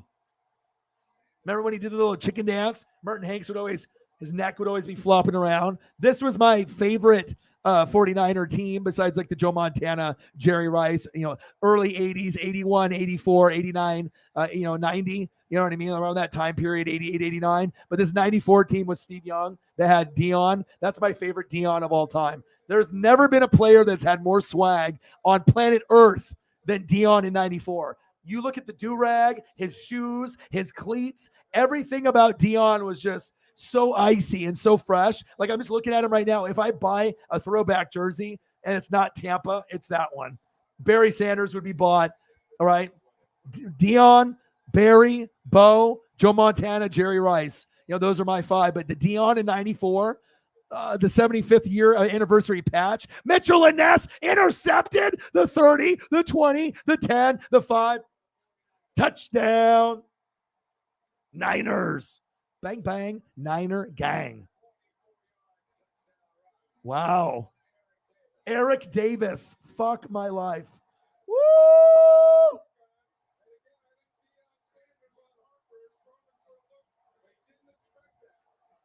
Shout out.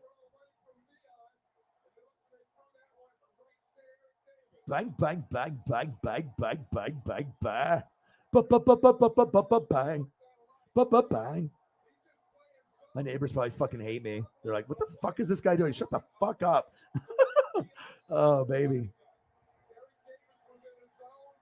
Appreciate you, bro.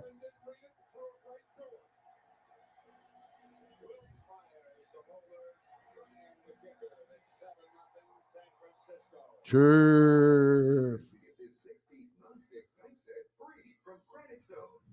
It's going to be funny to see all these channels from like newbies and other people that are experienced like copying. You know what I mean? It's just going to be really fun to watch as we grow and get bigger and bigger and bigger. You know what I mean? There'll be a lot of people trying to imitate and copy the same kind of style and format, but you already know what it is. Often imitated, never duplicated, baby. 410 and donos.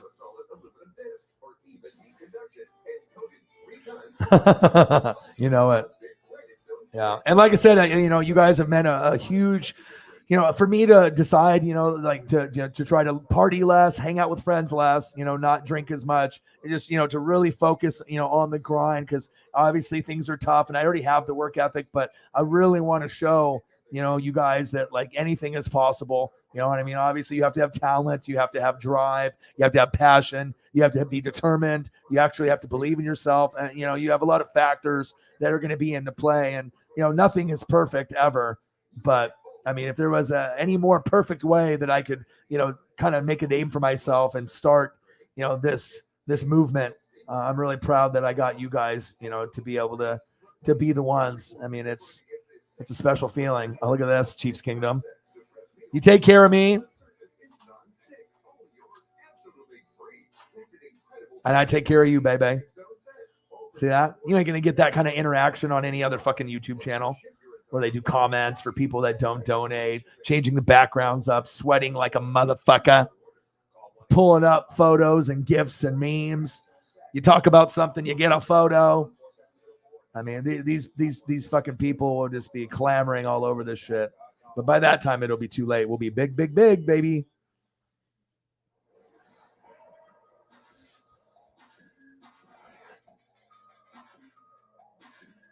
Yes, sir. I appreciate that. I'm out here in Oregon, and like I said, some people think, oh, you're just cocky, you're overconfident, man. But I've been doing this shit for 10 years. You know what I mean? And, like I said, you have a choice when you watch TV or you watch YouTubers.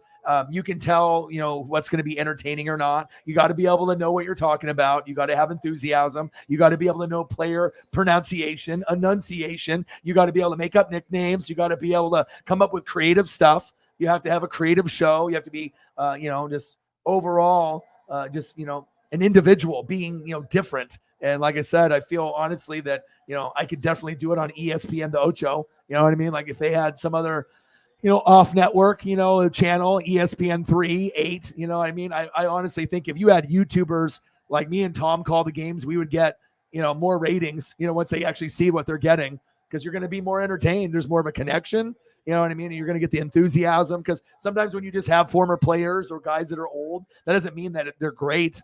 Some people are legends, Jim Nantz, Tony Romo, Gus Johnson, Madden, Summerall, there's some goats, but I mean, some guys, it's like, shit, I would rather vibe with you guys or, or Grossi, but I mean, calling games, honestly, like I've said it before, I think it's the hardest thing to do. You know what I mean? It's one of the hardest. I mean, people can sing, people can rap, you know what I mean? But to be able to be like a play-by-play and do color, or if you're doing play-by-play, it's so difficult, to be able to do that. People don't really understand the preparation that has to go in, especially if you do it by yourself. So not only are you, doing the play-by-play, but then you're coming up with the facts and other side commentary on top of calling the game. I mean, you have to really know how to multitask. And there's not very many people that are great at it. There's a lot of people that try, but I think there's only a couple, less than a handful that are amazing at it that could be on a network or on a podcast or, getting national recognition for what they do.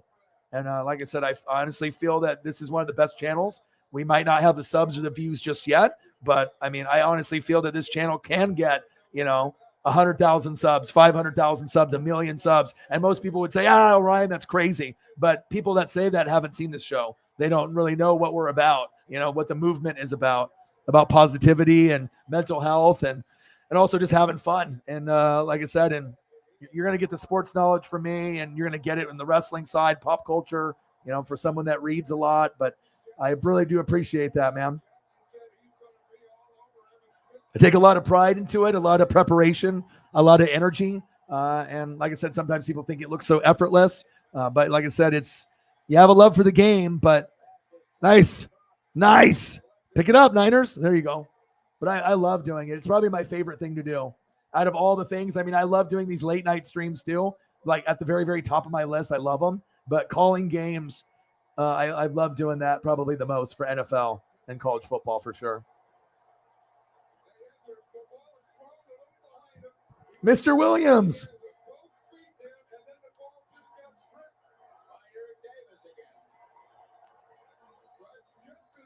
Like you can do, color, you're just doing the side information. But I think play-by-play is the hardest thing to do in sports, because if you look at all the people that do it, I mean, how many people are really good at it? Like Gus Johnson and Jim Nantz, that's it. 2? You know what I mean? Romo's the best at color, but I think Brady could be very good. Brady has a real, fun personality, and he's super smart. So when he starts dropping bombs on coverage and making jokes, it's going to be a fun time when he's actually doing broadcasting. I appreciate you guys. All right, well, we got 4 minutes to get to 4 hours and 30 minutes. So let's go for another 34 minutes. We'll make it 5 hours. If we don't get anything, from now till then, totally okay. Like I said, let's just, I like even numbers. I like to show the grind. So if we're already this far in, even if it's just one person in the room, I'm going to still go to the 34-minute mark, and we'll make it a clean 5 hours, and we can end it there, and then I can go maybe eat some food or just relax a little bit. You go to awesome. Thursdays are a great day for us, aren't they?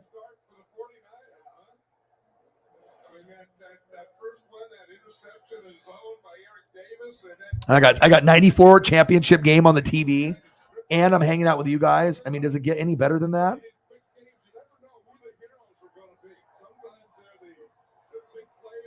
Third down and 2. God, I love this old school uniforms.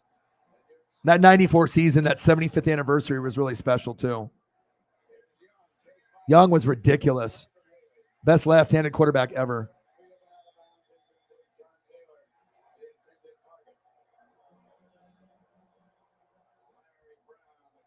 I'm sweating so much. I'm going to get another beer. We're going to slam another beer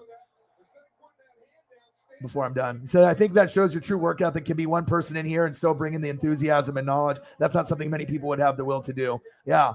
I mean, especially when I'm doing 4 to 8 hour streams, and there has been times where there's been nobody in the room, literally it's just me, you know what I mean? There's been one person or whatever, but I'm still going to grind it out. I'm still going to, put on a good show, no matter what. And I do appreciate that, because I think my work ethic is unmatched. I don't think there's anybody on planet Earth that's ever going to match me. I don't care if it's professional, NFL Network, podcasting, McAfee. You know what I mean? There's a lot of people out there that are great at what they do. But I think it shows you here, it's not going to be easy. And even with all the hard work that I'm putting in, I mean, still I'm only about 10% into my journey. I'm really proud of where I am and where we're going to go. And I want to be able to do big things before my dad and my mom pass. And they at least got to see me get to this point after 10 years, 6 years on YouTube, 10 years grinding, that, it is possible, even though they probably didn't think it was. You know what I mean? I know a lot of people didn't believe in me, but I always believed in me, and that's all you need. If you have other people believe in you, it's great. You know what I mean? But you just got to be able to be confident in yourself and keep moving, keep grinding, stay positive. So, that pride's at the end of the tunnel. You're going to get there. eventually, just like Andy Reid. I appreciate that.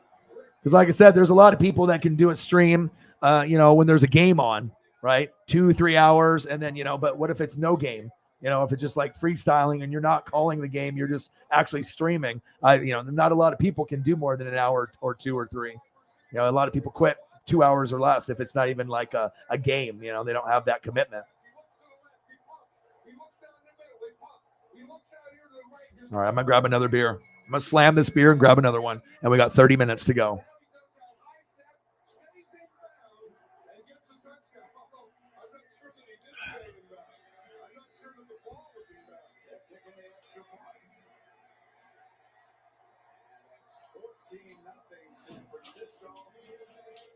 This is the Oyo Personal Gym. I've sold over 100,000 units. It uses my Spireflex resistance technology. All right, I'm grabbing a mango beer. I'll be back in 1 minute. Keep astronauts fit on the International Space Station. You can do chest, back, biceps, triceps, lats, shoulders. There's over 100 different exercise videos. The Oyo Personal Gym. We asked real people if we could help them share a surprise with someone they love. Cool box. Okay. Oh, goodness. Wow. Jimmy Hunter. Gave my husband wheel. A trip to Hawaii. It's a boy. Will you get with me? Yeah. Oh, wait. You know the grandbaby. Send unforgettable gifts for birthdays and special occasions with Send a Cake. Thousands of families affected by disasters urgently need support. You can help the American Red Cross provide help and hope to families when they need it most. Please donate today to Red Cross Disaster Relief to help people affected by disasters, big and small. Go to redcross.org/NFL today. Your support is critical. We can't do it without you. All right, your boy is back. We got 29 minutes left of one of the best streams on YouTube. Definitely the most original, with the most original people in the chat. The best of the best, the NWSF. Goats, where are you? Oh, there you are. I see you.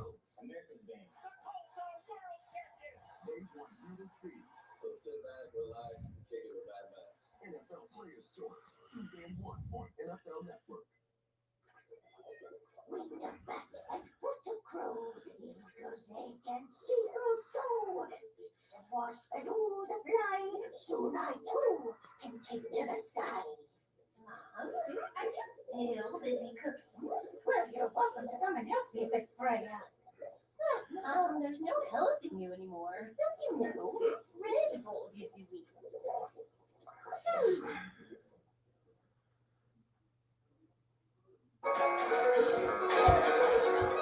Oh, I appreciate you guys. All right, time to crack open another beer. Shout out to the goats, man. 28 minutes to go.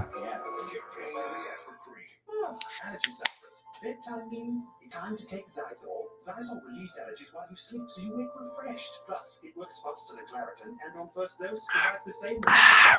Oh my God, that's so cold.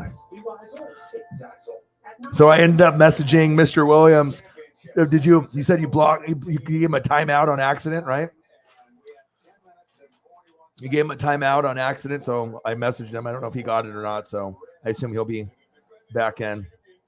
You timed him out on accident.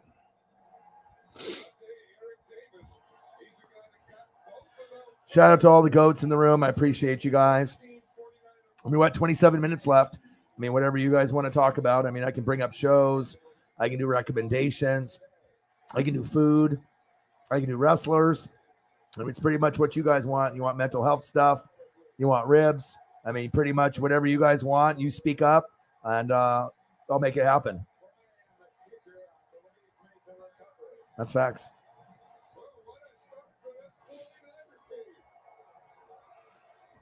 Appreciate you guys.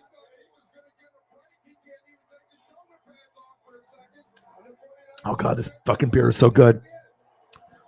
Oh, Kevin Williams. Oh, he popped the football out. Nice strip. If you're watching NFL Network, turn it on. I'm telling you. NFL Network 94 NFC Championship game is one of the most epic championship games ever.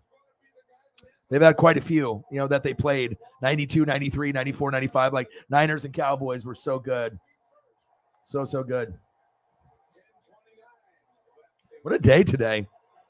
Especially, the grind and the hustle, when there's been like nobody in the room, or, you're going for 6 hours for, 40, 50, 60 bucks. And then you can get amazing goats and amazing people like this. So,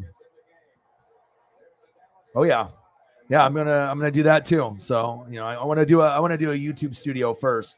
I want to be able to give back and help people, people's dreams come true. They got a YouTube studio in Cali, in California, but I would love to, bring one here to Oregon. So that way, you could have like, 10 computers, 10 green screens, people helping with editing, if you want to do video games, PlayStation, Xbox, all the different games for NBA and NFL and hockey and baseball, like all the different, paid things like Sunday Ticket, and you just have like kind of a vibe, and we all support each other, and you have like 100 people in there just all supporting each other for their dreams and for whatever it is, TikTok, Instagram, YouTube channel, Twitch, whatever it is.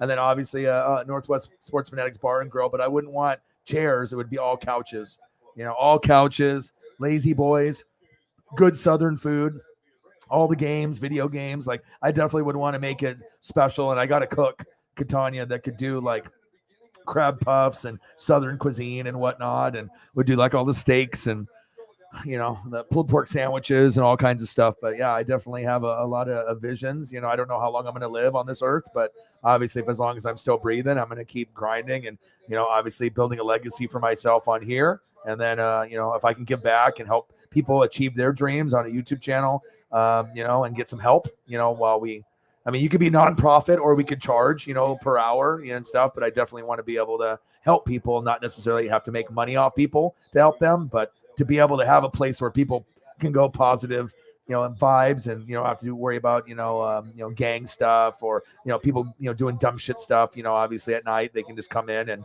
we could be up all night long and just grinding it out. So we would have to have security and guys at the door and everything, but definitely would want it to be like like a 24-hour thing. So that way, if you get some inspiration, it's 3 a.m. you can come in and you can bust out a video or an upload and get the help that you need. So. People that are rappers and people that are, beat makers. You just want to be able to help people with their dreams for sure. Cause some people can't afford to set up. I know.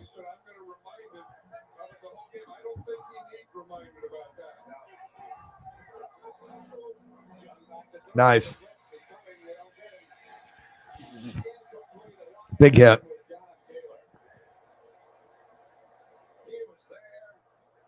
Yeah, if anyone has to go, you're more than welcome, to go at any time. Like I said, we have 23 minutes to go. It's totally up to you. Anyone that sticks it out, I appreciate you guys very, very much. That's a drop coverage. There's no one there. As you say, he's wide open. Steve Young throws the ball, and it just goes right between his hands. John Taylor is a tough guy. I mean, where he's hearing footsteps in there or anything. Steve Young saw it, put it up there. Yeah, I'm putting up some food. I think I'm gonna do some like ribs and stuff. We got like 23 minutes. I got the fucking football game on. I'm gonna be eating in a little bit. Maybe time to take another gummy, so that way when it kicks in. So boom, time for my second one. Boom, baby. Yeah, baby.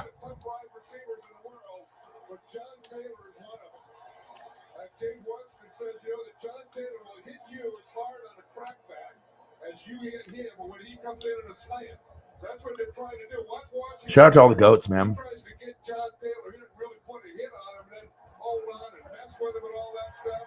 But messing with John Taylor, it doesn't work anyway. First and goal at the 10. God, I love Madden and Summerall's voice.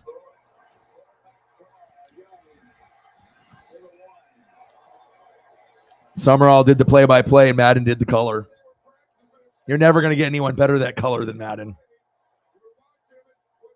Boom.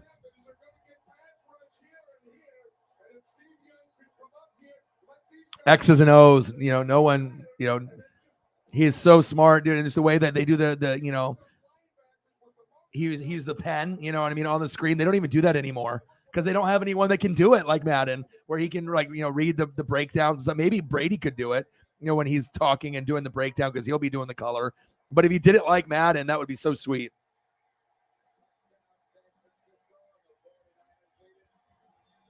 There's only one John Madden.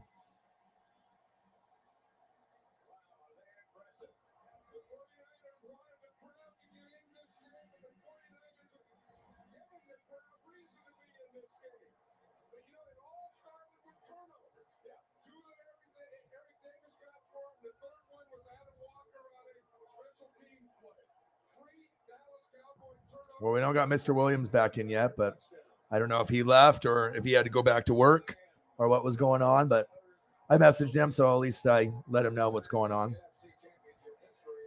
Yeah, but a wild, wild day in sports today. Like, Mariners didn't have any hits, like runs, and we had some wild pitches, and somehow we ended up winning the game. At the very end in the ninth inning. I mean, it's the Oakland A's and whatnot, but hey, it's Mariners, you'll take it. And then the Dodgers, they did the damn thing. My dad was happy. I don't know. The games were on so early. Braves were on. Like, everyone was playing so early. Yeah, I think the college football game that comes out next year will be better. Madden is just the gameplay is too slow. I think we want to hear the band and the camaraderie and the bigger plays. I think the college football one, if they keep it the same, it'll be better. I always like the college football one a little bit better than Madden. You can still play it. It's a good change of pace, but I always enjoyed the college football game much more. My feet feel as good at the end of the day as they did when I started my day. I had no idea how bad I needed them. I can feel those little bubbles really getting into the nooks and crannies, like little fingers massaging your feet while you're walking. A breathable cooling surface for steam dry comfort, copper infused to reduce odors, and a contoured arch and heel for added support. My feet feel amazing. I feel recharged. I feel rejuvenated. My feet literally felt like they were on a cloud. These little nodes are like little massage bubbles that make your feet feel so good. It is like a little massage with every movement. Who wouldn't want that throughout the day? From dress, work. What a day today. Feel the energizing You missed it? Bro. You got to go back on like PlayStation 1, PlayStation 2, PlayStation 3. I think the last one was like 2014. But if you go back and play some of the old ones, oh my God. Even on Xbox, dude. Like, they are so fun. Like, you have no idea. Like, the gameplay is twice as fast or 3 times as fast as Madden. So it's just like bigger plays, stiff arms, the band playing, the camaraderie. I mean, and then some of those games you can put the name in, right? And as long as it wasn't a weird name like mine, like Michalek, like let's say it was Smith, right? So then you could actually put it in, or like, for example, like Joey Harrington, you could put in Harrington instead of quarterback 3. And if you typed it in, when you play the game after you edit the name, it'll actually say Harrington goes back to pass. Like, they already had the names programmed into the game once you actually edit it and put it in. That's what made it cool. So I would do that for the Ducks, Bama, Ohio State. I would take the time on the internet and I would print out a sheet, or I would look at it and write it down. And I would write down the depth chart of the whole team. And then I would, letter by letter, put in the names of all the players on a complete team. And then when you play the game, it's just so much cooler because you're going against like quarterback 5 or, you know what I mean? Free safety 8. And it's much cooler when they actually have their names in there and they say it in the game. That's a little secret that you might have not known about. Oh, so fun. And then when PlayStation had that adapter where you could plug it in and you could have 4 players, that was the best. So you could do 2-on-2. We did that for Madden, college football, NHL, FIFA, like the first multiplayer. It was like doing GoldenEye on 64 with 4 controllers, but it was PlayStation 2. It was awesome. Fucking awesome, bro. Yes. Remember that? You can make a player and then you build them up and try to win like the championship or whatever, the Natty or Rose Bowl, and then you can transfer the guy to Madden and continue using them. That was a really cool concept of them doing that for sure. –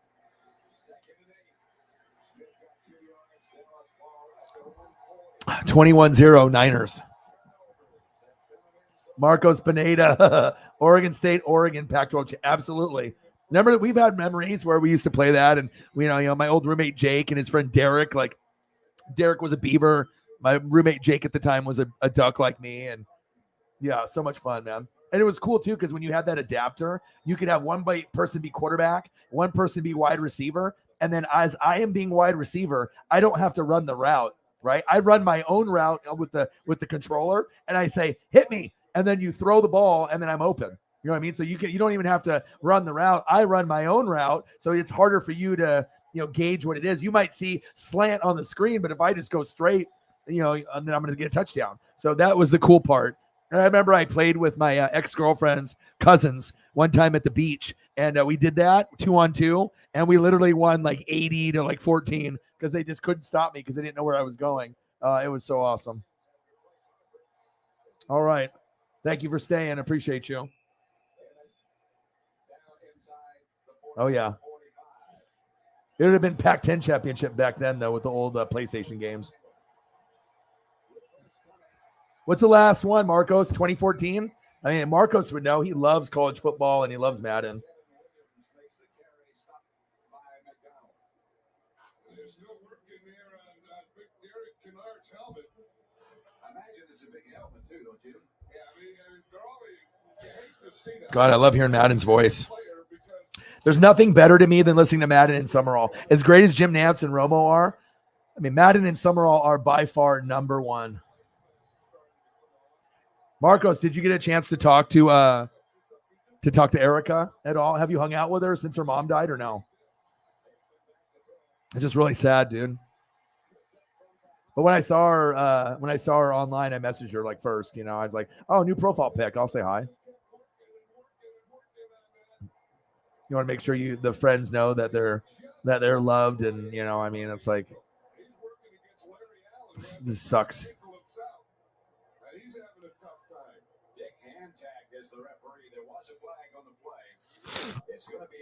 Well, 3-on-3, 2-on-2. Remember the drills that you'd have to do in the old Madden? You have you're like the create a player, and you're doing like the fucking drills. You got to like run the ball through the fucking guard and bounce to the outside, and you have to do it in like a time limit to like beef up your stats or whatever. Gosh, some of that shit was so tough.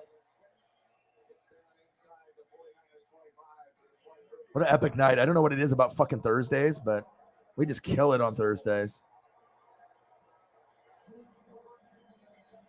Shout out to the GOATs. Let's get a Seahawk photo for my boy Marcos. Marcos is my OG, dude. He's my OG. He's El Jefe. This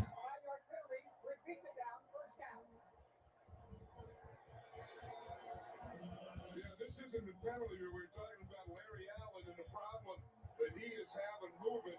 Just watch him here. I mean, the ball is stepping. He just really can't move. I mean, it's a championship game. Everyone has to play, but sometimes guys really shouldn't be playing because they're just hurt more well. Two tight ends. And that's hit in the backfield by Ted Norton.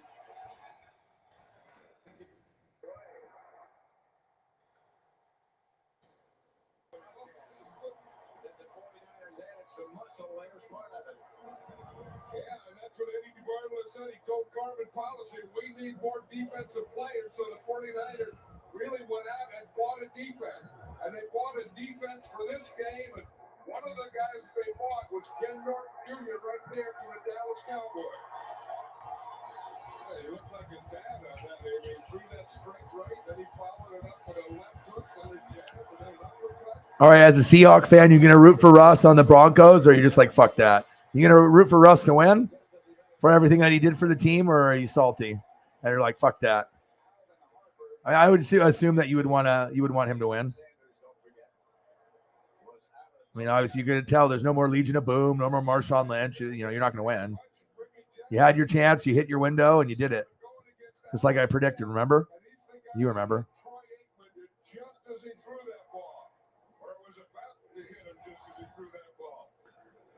You tell me, bro, did they?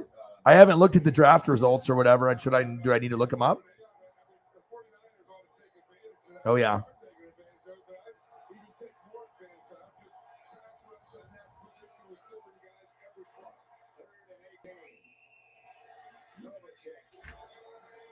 All right, we're $23 away from 200 on the Cash App, and then whatever the hell number that we're at, 400 something. What a great night tonight. 3 nights in a row that we've had stream numbers like we used to have. You guys are awesome. 410. $40 to go to 450. 90 to get to 5. Unbelievable. I don't know. You let me know. He knows he has to block Ricky Jackson. Number 57 is way out here. And so he was looking at him. Then he brought that right foot back and started to get out there too soon. Just can't get back to him. Third down and 23. Niners 21. Dallas 0.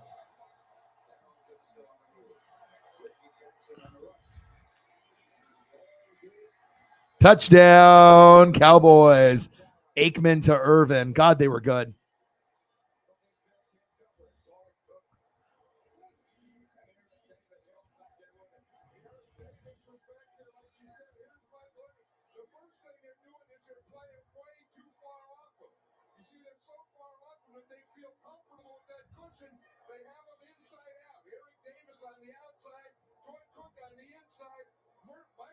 The playmaker runs right through, right between the double coverage.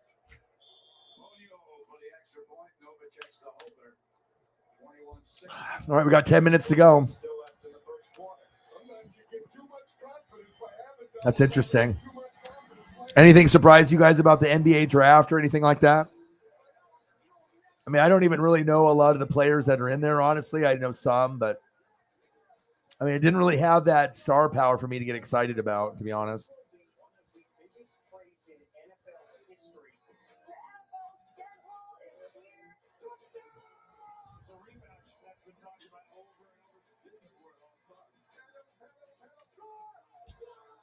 God damn, this mango beer is good.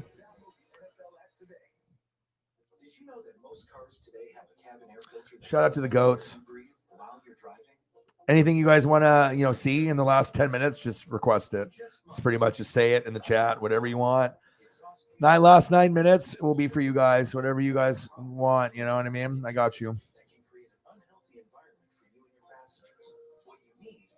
Fantastic night from the goats, man. Goat Spike.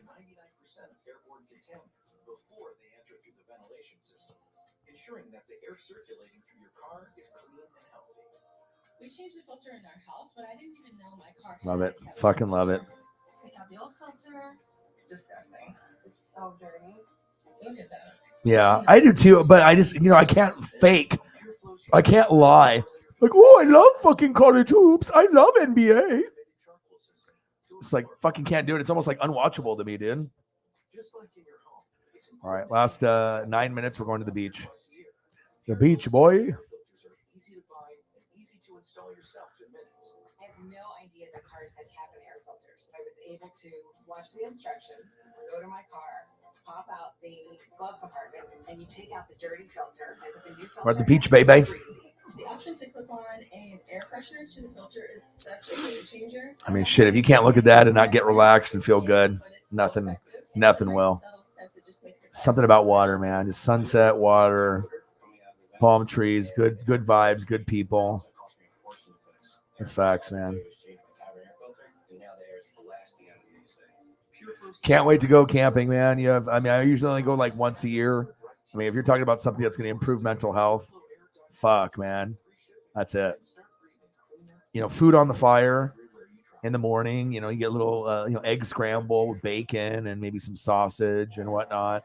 Eating the good, you know what I mean? And then you have some beers and, you're living your fucking best life. You could sit by the, the beach, water right there. You go in the boat, jump in, just all kinds of, I'll have my puppy too. So I'm, oh my gosh, I'm living my best life, Sport.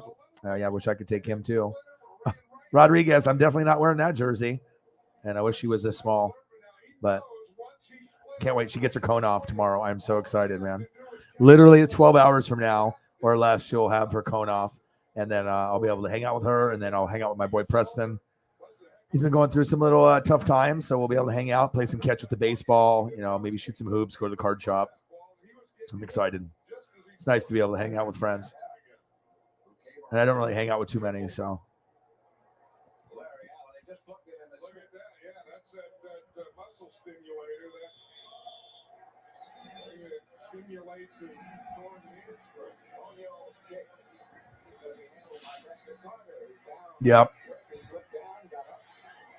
Yeah, because they're just one and done. That's why I can't get into it, bro. It's like if they actually built up Chet Holmgren and some of these guys and they played for 2 or 3 years, then I would know who they are. But they just play like 1 year and they dip, and it just really hurts the college hoop game, and NBA in general. It's like you're bringing guys in that are 18 or 19 that need to be playing 3 years in college before they come in. You know what I mean? No wonder some guys fail and they don't, do too well. It's a man's game. You know what I'm saying? So I don't know. I just always will love NFL and college football, AEW and NASCAR and baseball more. It's just, I don't have any love for the NBA, college hoops, or WWE anymore. Will I watch them occasionally? Yeah. Natty, March Madness, NBA playoffs. Sure. WWE, WrestleMania, Royal Rumble, SummerSlam, King of the Ring, Money in the Bank. I mean, I'll watch, but doesn't mean I'm going to be happy. But we can't talk about the NBA without express written consent. Remember,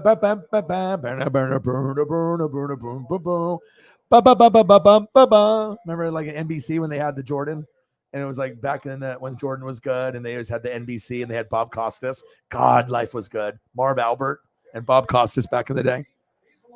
Oh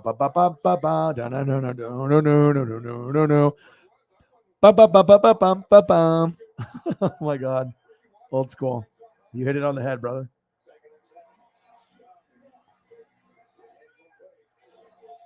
Yep. It kills the game for me. Like if they actually stayed for 2 or 3 years, I would be invested and I'd watch. I'd watch every Oregon Duck game. I would be watching like Duke, North Carolina, every game. Like I would be watching all the teams, and like I do college football, but I just can't get invested, man. I just can't do it. I mean, now if we have like a LeBron James kind of guy or something, then, of course, I'm going to be like, okay, what's going on here? I gave Jameson a flashback with my singing. Ba ba ba bam ba bam. And you can think of that NBC. Do do do do do do. Ba ba ba ba ba bam ba bam. And then they had the little flashbacks and the little highlights that came up on the screen.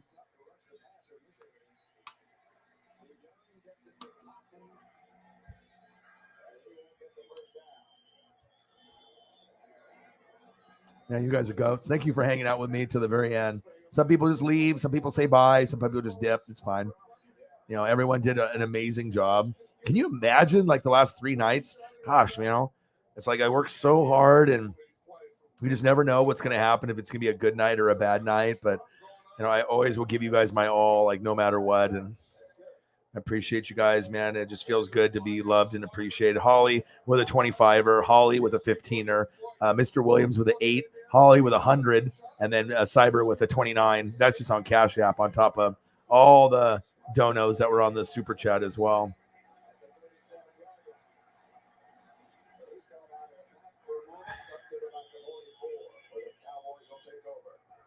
Still 25 seconds left in the first quarter. 21-7. Deion Sanders facing Michael Irvin now. Fucking goats. You know who you are. The best fans on planet Earth. You guys. 28 points in the first quarter by 2 teams. Ties an NFC Championship game record. I mean, I can get into March Madness. That's the only time I get excited, though. I mean, if I really like something, I shouldn't get excited for only the playoffs. You know what I mean? Like if it's something I really love, it's going to be during the regular, like NASCAR, baseball, and then football, AEW. Maybe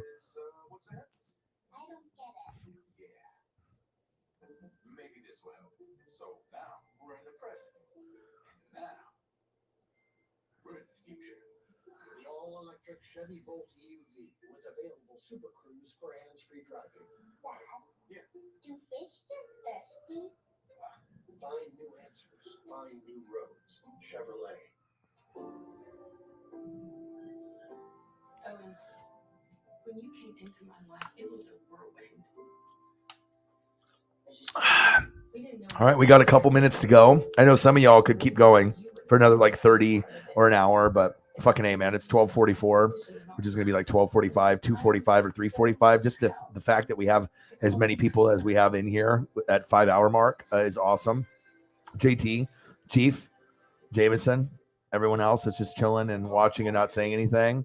Appreciate you guys. Marcos Pineda, I don't know if you're still in the room or not, but shout out to the GOATs. You guys are amazing people. Guess what? I'll be back in a couple hours, and we'll be doing it again, and we'll grind it out. And I hope I made your day better. If you guys were struggling and having a shit day, hopefully I made it a little bit better. We fucking killed it today. Great conversation. Took me a while to get kind of caught up. My dad would be proud. And yeah, best fans on planet Earth. You already know who it is. You guys. And I'll be able to get this fucking cone off my baby's head. I can't wait. And if anyone's struggling with mental health, remember, it's all about choices. Life is all about choices, and it's all about routine. Get yourself in a fucking routine, a good one, okay? Wake up, brush the teeth, take a shit, take a shower, okay? Do your shit, do your job, right? Make sure you go outside, listen to music, all right? Get a little exercise in, eat a little bit better, right? Hang out with the NWSF. That's good for the mentals, okay? It's good for the mentals. I appreciate you guys very, very much. Sugar free, of course I do. I mean, usually I listen to E40 and Be Legit, and it's Too Short. I'll listen to Drake Channel a little bit, but yeah, of course. I'm old, but I'm not stupid. Yeah, I think so too. Well, fucking hey, guys. I love you guys and I appreciate you guys. Thank you so much for hanging out. Like I said, if I had, more food in my stomach, I would probably fucking hang out with you guys a little bit more. You guys are the fucking GOATs. I love you and I appreciate you. Thank you to everyone that fucking donated. And thank you to everyone that chatted. Thank you to, just you guys just being amazing people. I love you and I appreciate you. I'll be back in a few hours. What a successful fucking night. And I can't say how much I have gratitude and appreciation for you guys. You guys are the best fucking people I could fucking have. Let's go, baby. Appreciate you guys very, very much. I got one question for you. Who talk sports like us? Your boy Ryan, Northwest Sports Fanatics. I love you and I appreciate you guys. Gang, gang, gang.